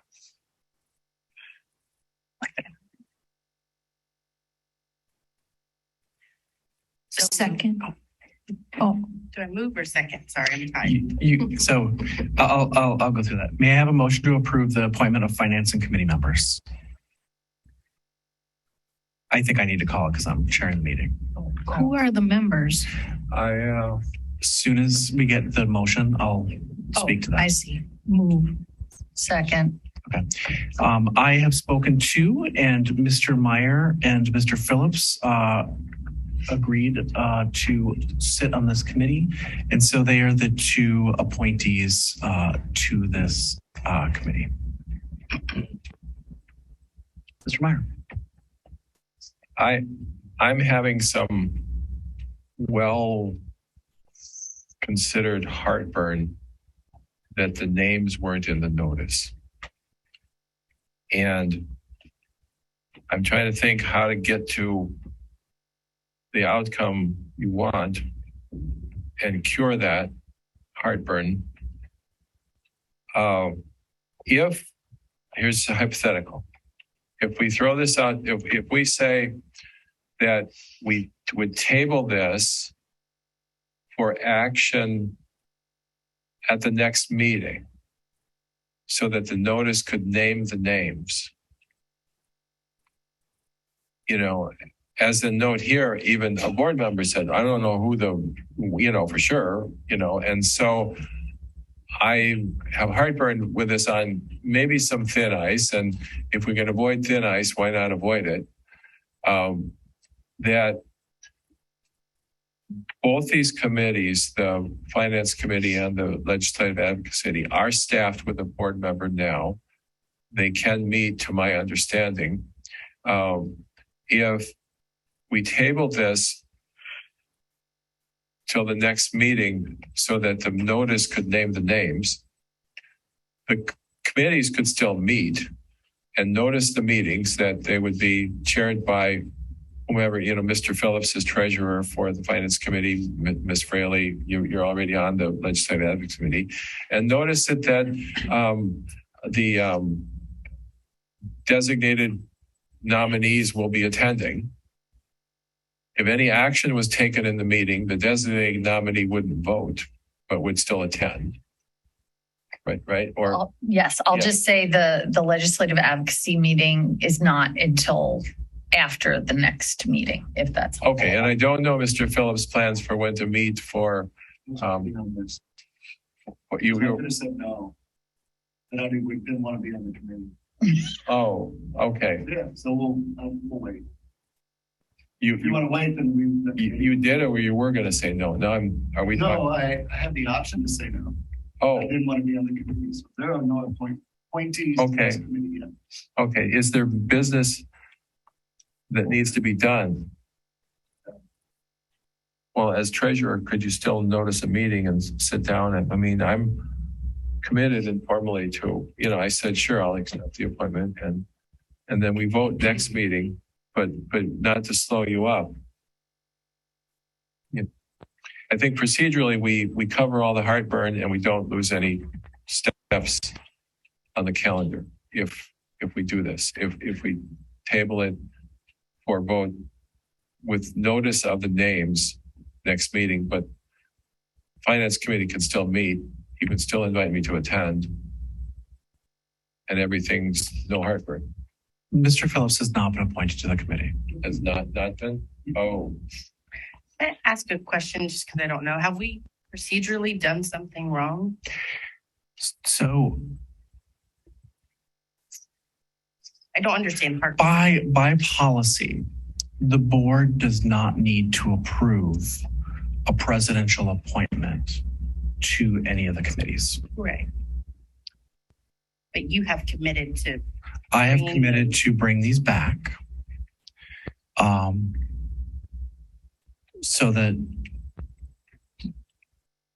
I committed to talk to individuals, connect with folks, and bring it back to the board, where the board is then consenting, approving these appointments. So I'm not. So procedurally, what would change? well, some might say you'd have a notice problem that would void the appointments or void our vote. And then dominoes could fall from that.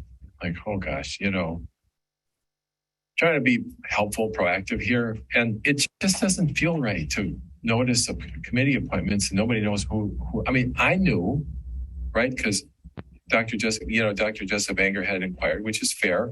Are you willing to serve? Yes, I am. Okay. Because he's got to figure out who he's going to appoint.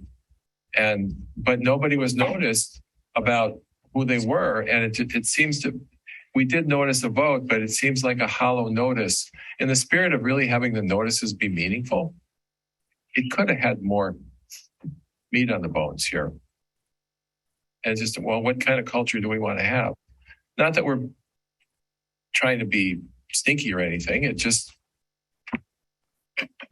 our culture about transparency and communication. And do we want to be this or be something else if we can be something else? I guess, but I worry that it stops the work. I think to Mr. Phillips' point, like there's work that needs to be done, but without an appointment, it doesn't get done for 2 more weeks. Well, Dr. Phillips is treasurer. Isn't the treasurer an automatic member of the? I thought we passed treasury. What we could do is pull this off the agenda. I could just appoint you immediately following this meeting. Well, and that would do it. You've all now been informed, agreed. We would be following all board policy by doing that.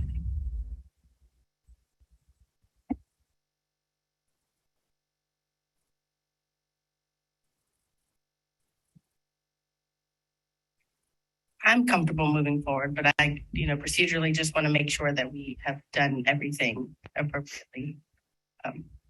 Understood. The appointment. Understood.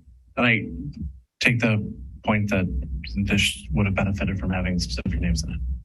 That was an oversight.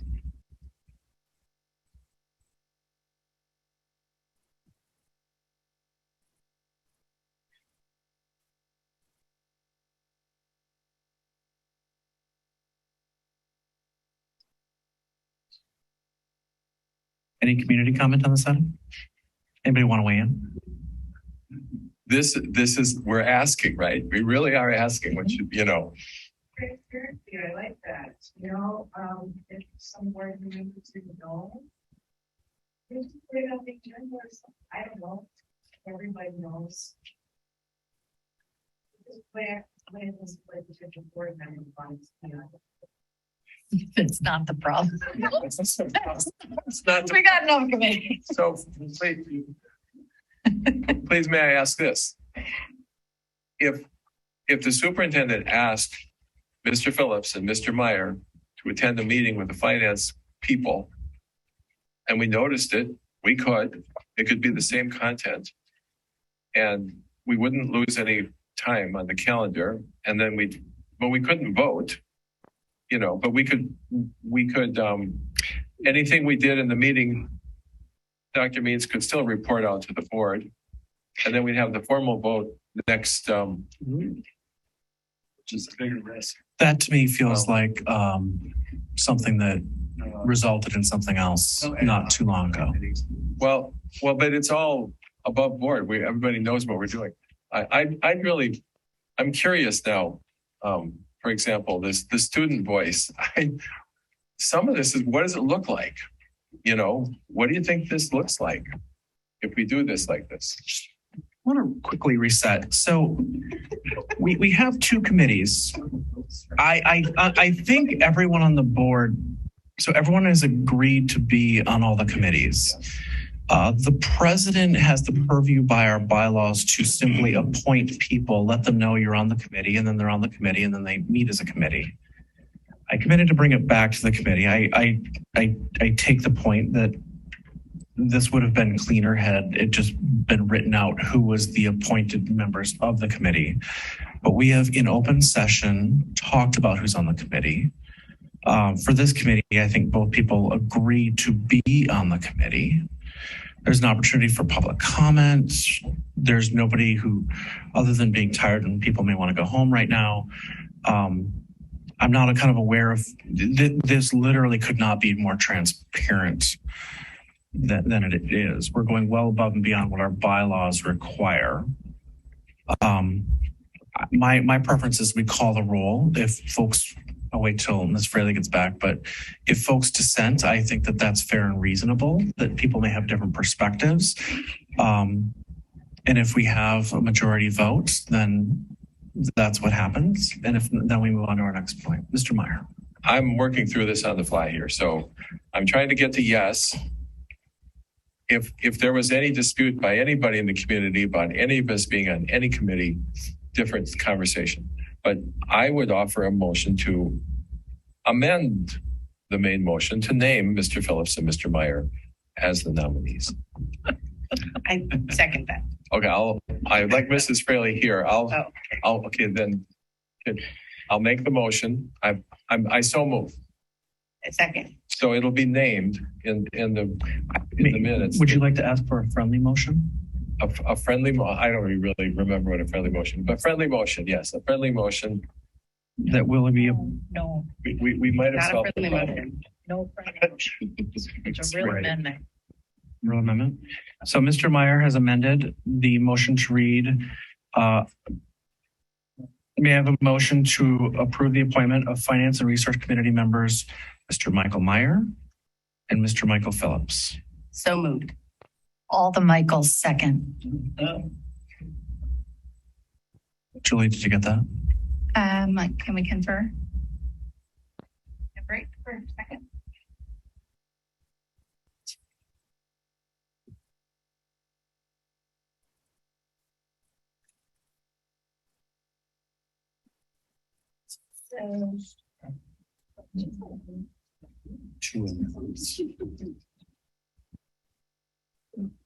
If I ever met Robert, his rules. Smack him. Exactly. I'd be like, not nice to meet you, Robert, Mr. Order. The finance and operations. Yeah.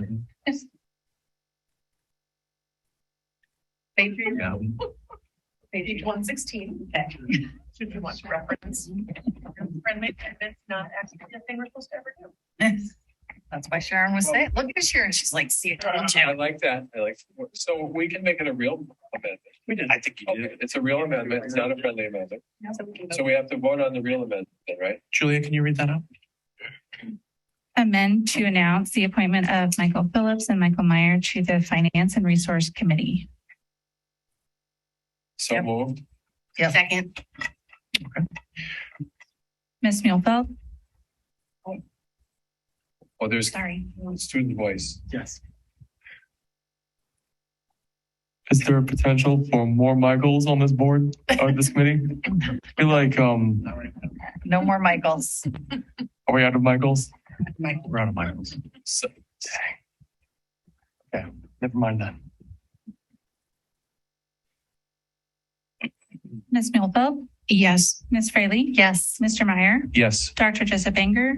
Yes. Dr. Hoyt? Yes. Mr. Phillips? Yes. Ms. Willis? Yes. So now that we call the roll on the main motion. That was on the amendment. Oh, to include, yeah. Yes. Yeah. Yeah, we gotta Okay. do it again. So the amendment passes. Okay. Now Do we need you another call for the motion? vote now. Okay. Ms. Muehlfeld? Yes. Ms. Fraley? Yes. Mr. Meyer? Yes. Dr. Jessup Banger? Yes. Dr. Hoyt? Yes. Mr. Phillips? Ms. Willis? Yes. And that motion passes. It's going to feel like deja vu. Just give us a real fast. May I have a motion to approve the appointment of new Legislative Advocacy Committee member Sharon Muehlfeld? So moved. Second.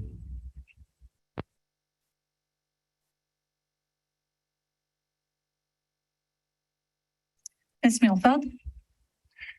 I'm going to check to see if there's any board conversation or comment on this one, Mr. Meyer. May I ask the clerk, will that was the main motion, correct? And so does the main motion that we'll vote on, does it name Mrs. Muehlfeld?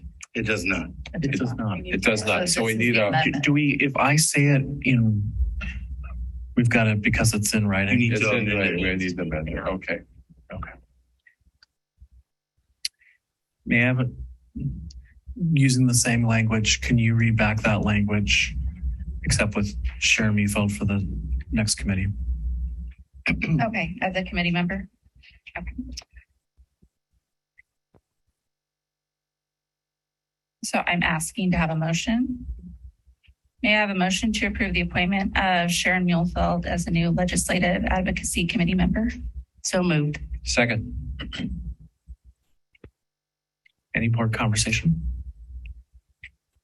Please call the roll. Ms. Muehlfeld? Yes. Ms. Fraley? Yes. Mr. Meyer? Yes. Dr. Jessup Banger? Yes. Dr. Hoyt? Yes. Mr. Phillips? Ms. Willis? Yes. The amendment passes. Now we do the real Now vote. you have to vote on the amendment. May I have a motion to approve the appointment of new Legislative Advocacy Committee member So moved. Sharon As amended, Muehlfeld. right? Sharon Muehlfeld as amended? So moved. May I have a second? Second. Thank you. Any board discussion? Well, Thank you. I am willing to serve. Thank you, Sharon. So just for clarification, we had a motion for the committee. Was our first vote to change the agenda or to change the underlying motion? This is all on tape. Somebody's going to look at this to see whether we were silly or correct, right? So what put Mrs. Muehlfeld's name on the motion? Was it an amendment to the agenda or an amendment to the motion? Okay, all right. So now we need to where are we then? I'm getting confused. We need to call the roll call on the amended Yep. motion. And then we're On done. the amended motion. Okay, all right. I get it now. Thanks. I'm getting tired. Ms. Mulford? Yes. Ms. Fraley? Yes. Mr. Meyer? Yes. Dr. Jessup Banger? Yes. Dr. Hoyt? Yes. Mr. Phillips? Ms. Willis? Yes. Thank you for muddling through that with me. Last agenda item before we head into executive session. Any final public comment on non-agenda items this evening? Yeah. I'm still confused. Okay, so basically, who do I ask for the minutes from legislative advocacy? They're done. Julia has them. Okay. There was some saving date issues. Okay, but they exist. Thank you. And then in follow-up to something that Ms. Willis brought up earlier on the slide 22 from the special ed audit that talked about, it said a committee on disability via the DEIA. Now, I happily accepted an invitation to be on the DEIA committee. And I can tell you with no uncertainty that this is not a committee on disability. So to have this say complete is a little concerning. And if it is, maybe we need to change the whole way that the committee is done, but it's not. And, this ask has been going on for so long. I mean, I think of literally last time Dr. Jessup Banger was president. When was that? 2017 is when we came forward with money for the district. DPI extended a deadline for Wauwatosa and nobody stood up and acted. So I leave you with, if we're waiting for perfect, you will never do good.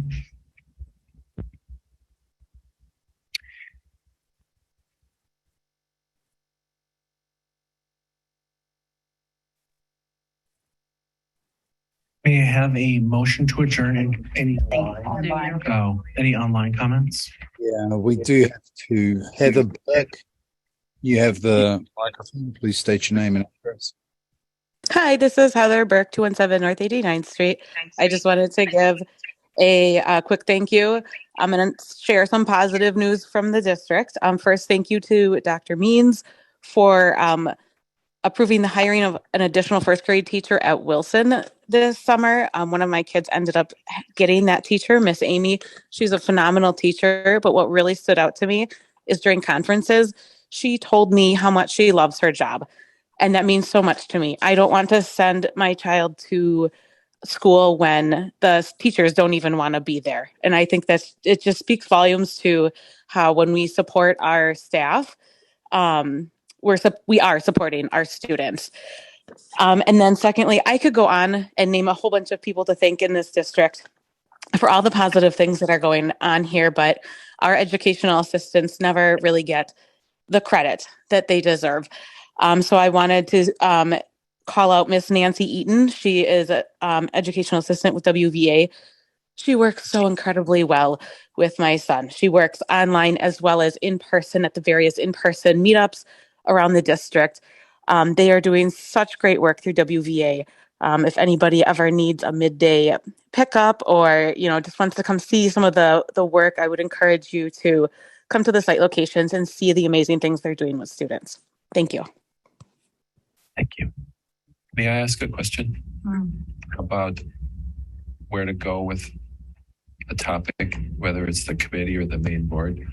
I don't need an answer now, but I want to put the question out there for the learned president and superintendent to think about. I received a communication from an elementary school project, and understand, please, I come from farm families, and so the care and treatment of animals is important, and a lot of animals around, but the request was that we have policies relating to animals and how they're treated in the classroom. And at first I thought, okay, and then I read it and I thought, this is important somehow. That where should a citizen go? Is that to the superintendent, to the facilities committee, out of the recreation group? Where would that question be entertained by us as far as who would think about that? In terms of a policy around treatment of animals? Yes. Yeah. Racine has quite an extensive policy. And well, and because I'm sure our animals are treated well, but gerbils or, there's different things people bring into classes, and it was great for the kids. It was great for me when I was a kid. But then, I'm just trying to respect the student voice here. And I really read it. And it's like, this student is on to something here. We should say some things out loud about what our expectations were, that we just don't have, frogs willy-nilly dying in class like sometimes happened back in the day when I was young, And I'm going to refer this one to Dr. Means for you to give some thought to, and maybe bring back something to Mr. Meyer at a later date. Well, we have 5514.01, or excuse me, 0.02 and 0.03. But that's dealing with therapy dogs in schools. And student use of service animals. Right. You're referencing there are policies that districts have around animals and rabbits, classroom pets. Yes. And we don't have an extensive policy. Right. And there was a point that we didn't have such. Maybe it's the policy committee. I think we're just not. I'm going to get us through this last agenda item. Okay. I'm not promoting it. I'm just, where should it go? To be talked about. Okay. All right. I'll definitely work with the policy committee. Jamie, our last comment online, please. Okay, Kate W. You have the microphone. Please state your name and address. Unmute. There we go. I almost thought I'd be able to say good morning, but we are 32 minutes shy of that. My name is Catherine Whitlock, 2789 North Mayfair Court. I have two comments.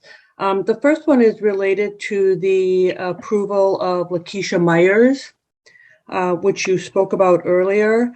My question would be, how is she going to maintain her office in Madison at a salary of $55,141 when she is also the Dean of Students at Whitman at a prorated salary of $57,303.09.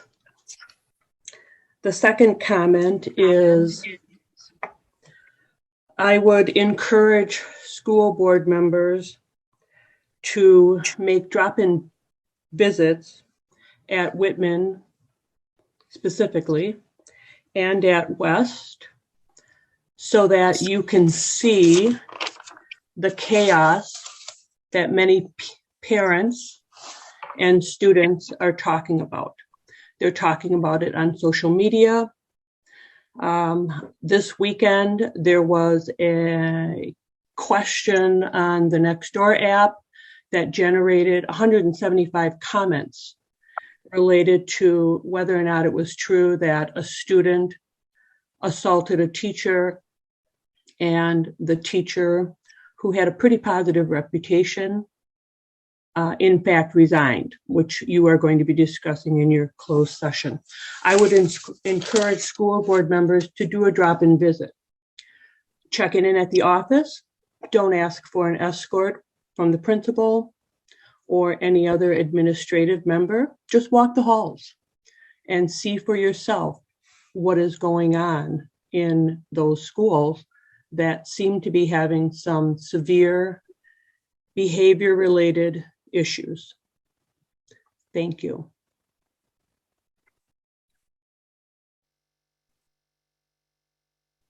Okay, we have no more hands raised.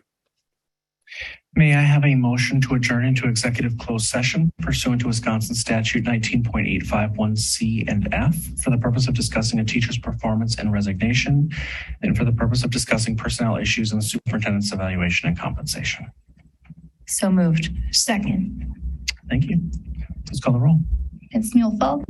Yes. Ms. Fraley? Yes. Mr. Meyer? Yes. Dr. Jessup Banger? Yes. Dr. Hoyk? Yes. Mr. Phillips? Yes. Ms. Willis? Yes.